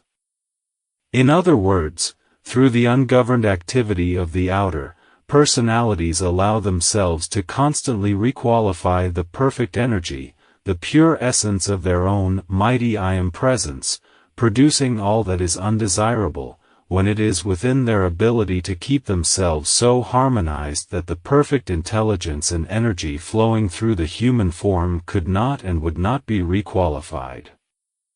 Therefore it would constantly do its perfect work, not only in perfecting the human form, causing it to express divine perfection, but it would allow that purity and perfection to flow out into the individual's world, producing the beauty, harmony and success each heart so much craves. Question. Why does almost everyone desire greater beauty, perfection and abundance of every good thing? Answer. Because it is an inner recognition of each one's own God-given dominion, which everyone can assert at any time. I assure you, beloved children of light, that every individual can assert his dominion at any time if he only will, by his recognition and acceptance of his own mighty I Am presence, for that enables this mighty, invincible presence to become the mighty, directing intelligence. Therefore, do you not see that to this mighty presence there is no obstruction, therefore no struggle, no interference of any kind? This is why the old scriptural statement so long used, "Be still, and know that I am God," can be made a dynamic power in one's life. This being still means the harmonizing and quieting of the outer mind. In the past year, we have drawn attention to many of the scriptural statements, giving more explanation of their true meaning. This year we hope to bring forth a full and complete explanation of all the I Am statements used through the centuries, that mankind may have the evidence before their own eyes of the freedom and dominion which is within their own grasp. We rejoice and give thanks that this year will release such abundant financial support for this work that boundless light and blessings will be brought to mankind. In all past golden ages when the great light of the higher octaves descended into the earth, enfolding and dissolving the human creation about individuals, they were so enabled to reach into the higher octaves through the inner sight, hearing and feeling that they knew, firsthand, the true reality, and that the outer form was but the garment of this all-wise, supreme intelligence which the mighty I Am presence used to find expression in the denser octave into which the human had drawn itself. Can you, O beloved students of the light, even for a few moments, realize what joy this brings to the hearts of the host of ascended masters who have freed themselves through self-conscious effort from these same human limitations which you are now experiencing? As these beloved messengers have come to know with full assurance that freedom, so all mankind will one day understand that everyone can make the necessary, self-conscious effort in the recognition and acceptance of this mighty I Am presence, and have this same freedom. Do not let any one of the beloved students make such a mistake as to think that the mighty I Am presence is going to act independently of the individual's own self-conscious effort. This never is and cannot be done. It is true that after the student has reached a certain point of attainment, the law seems to begin to act almost automatically, but this is only because a charged momentum has been built and established about the individual. Let me make clear to you now that never until you have made the ascension do you cease to make conscious application for your own freedom. Today I am going over some of these simple, yet all-powerful acknowledgments of the truth because I wish every student under this radiation to have a copy of this, so each one may read it once a day. For to those who will do this earnestly and conscientiously, I will give forth my own individual radiation to bless them and assist them to their freedom. You have been asked throughout the past year to charge your mind, body, home, world and activity with the perfection of the mighty I Am presence. Now, with your permission, I shall assist you, and also charge your being and world with this mighty perfection and abundance. I am offering this assistance to you, O beloved students. Let no one be so foolish as to doubt, for I am the Jesus, the Christ of Galilee that you have known of for the past 2,000 years, who is dictating this discourse and offering this assistance to you. Again let me assure you that this work of Saint Germain and myself is entirely different from anything that has been given forth to the Western world, because in this work there are no human concepts nor opinions. It has not been possible to do this heretofore, until the visible light and sound rays could be established through which knowledge and instruction could be given. If you beloved ones, as students, can realize this, how great will be your blessing and benefit. The protection which has been given America and certain other parts of the world during the past few months has transcended anything I have ever known in my experience. Oh! If humanity could but realize this, how gladly and willingly would they cooperate to their utmost to sustain it, so its all-powerful activity might ever increase. We can but call your attention to the truth, the reality as we know it to be. When you can fully accept this truth and apply it in your world and activity, you will have all the proof required in your own experience to enable you to know the full power of the truth of which I have spoken. To all who can accept this truth, it will enable me to charge their consciousness and fill their worlds and activity with this truth. They who doubt must wait, for doubt and fear are the two doors through which every human being must pass to know and have his full and complete freedom. The key that unlocks these doors is divine love in each one's acknowledgement of his own mighty I Am presence, as the fullness of the power of divine love acting. The door to the seventh octave of light stands open to every one of the beloved students under this radiation who will make sincere, earnest, self-conscious application. This, my beloved brothers and sisters, means your freedom. Can you, will you, grasp this with the full power of your I Am consciousness, and be free? As I am dictating these words to the messengers through amplifiers which your outer world has not yet known, these words and this radiation are going forth into the mental and feeling world of humanity, which will immediately start into operation, and as the students and individuals contact these words from time to time, they will find an immediate response which will enable them to feel the truth and the reality of which I speak. Oh, that humanity, who through church service after church service are acknowledging my ascension, oh! Why can they not feel the true reality, and know that in my ascended, eternal, light body, I can and do reach all who will open their hearts to my reception? O children of earth! Learn to couple your feeling of the truth with the acknowledgement of the truth that you wish to have manifest in your life. Then you will be enabled to go forth to any height of achievement in your quest for freedom. I am the open doorway which no man can shut. Your mighty I Am presence is the truth, the way, and the life. Your mighty I Am presence is the light that lighteth every man that cometh into the world. Your mighty I Am presence is your directing intelligence, your exhaustless, sustaining energy. Your mighty I Am presence is the voice of truth speaking within your heart, the light enfolding you in its luminous presence, your eternal belt of protection through which no human creation can pass. Your eternal reservoir of exhaustless energy which you can release at will through your conscious charging. Your mighty I Am presence is the fountain of eternal youth and beauty which you can call into action and expression in your human form today. Your mighty I Am presence is your resurrection and the life of your body and of your world of action into that perfection which the heart of every human being so much desires. Listen, O beloved students of light. When you are uttering these decrees for yourselves and I am uttering them for you, do you not see that we are doing it for all the rest of mankind as well as ourselves?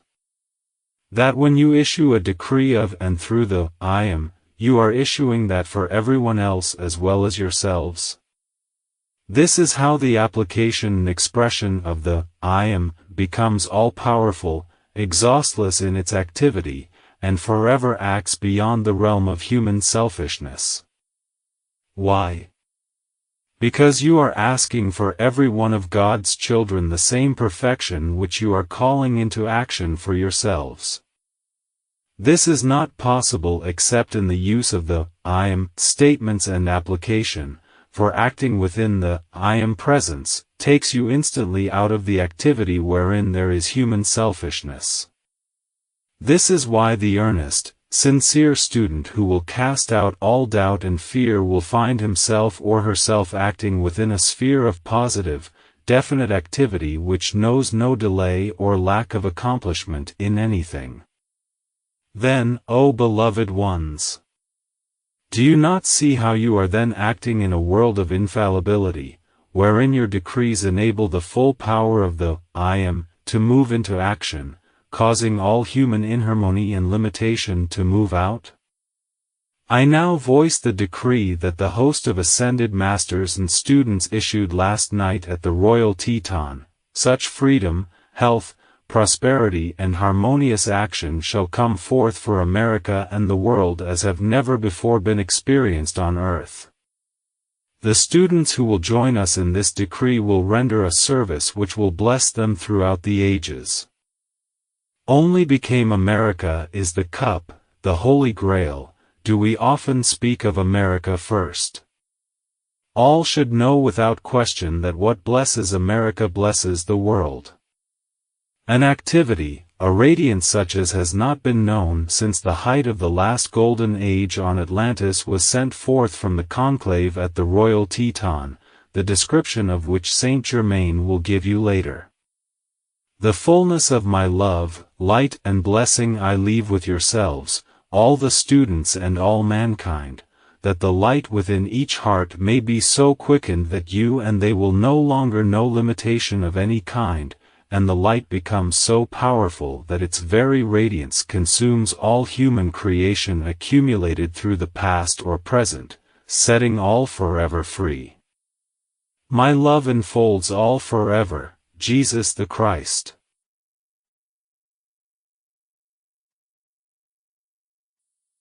Chapter 33, Beloved Masters Arcturus and Saint Germain. O America! we love you. Mighty seed of God's eternal manifestation, we give praise and thanks that thou art sustained and governed by God alone. The day on which independence within thy heart was established, thou didst become a radiating center of light to all humanity. We give praise and thanks that out of all will come peace and prosperity to mankind in thy embrace. Back of thee is the power that will sustain and maintain the reign of God on earth.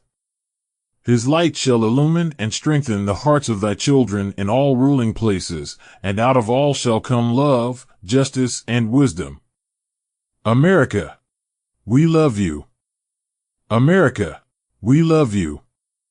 America, we love you.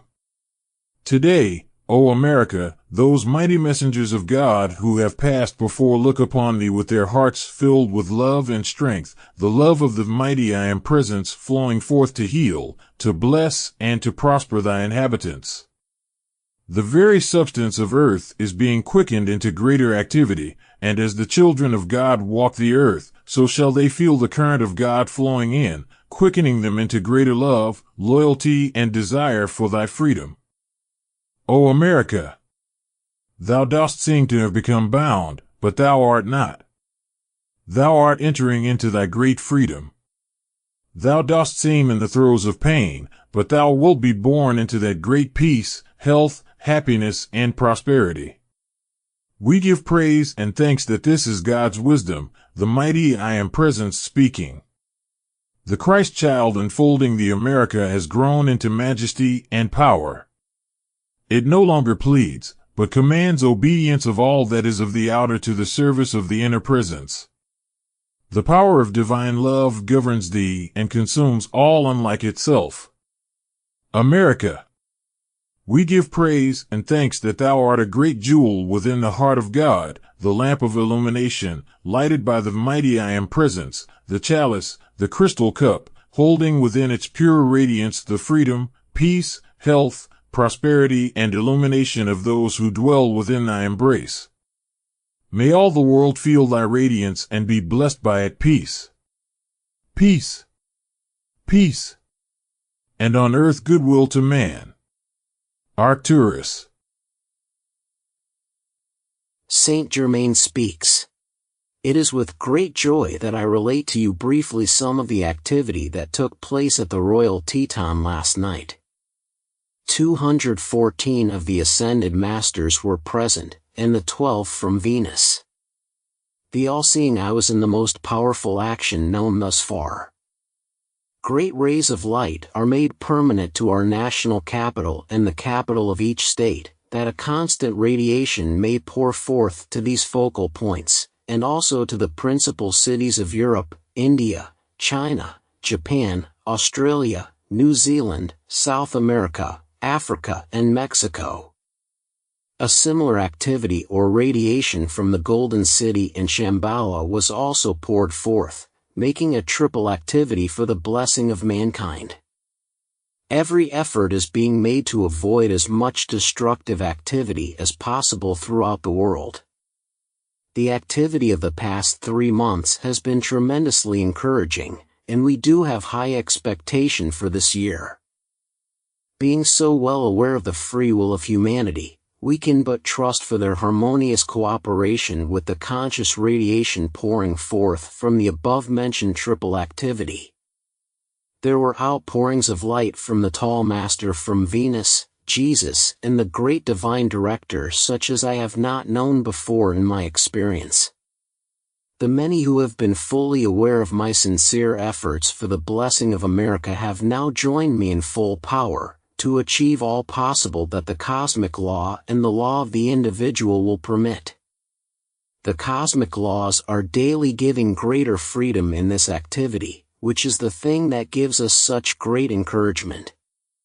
There were many students present last night, for which I am very grateful. There is much detail of the activity which took place that I may not reveal at this time, but I assure all the students that it was marvelous beyond description. The great host of Ascended Masters join me in their love, light, blessing, and opulence to the students, to America, and to the world, that the years to come may be unparalleled in its happiness to mankind. In the fullness of my love, Saint Germain.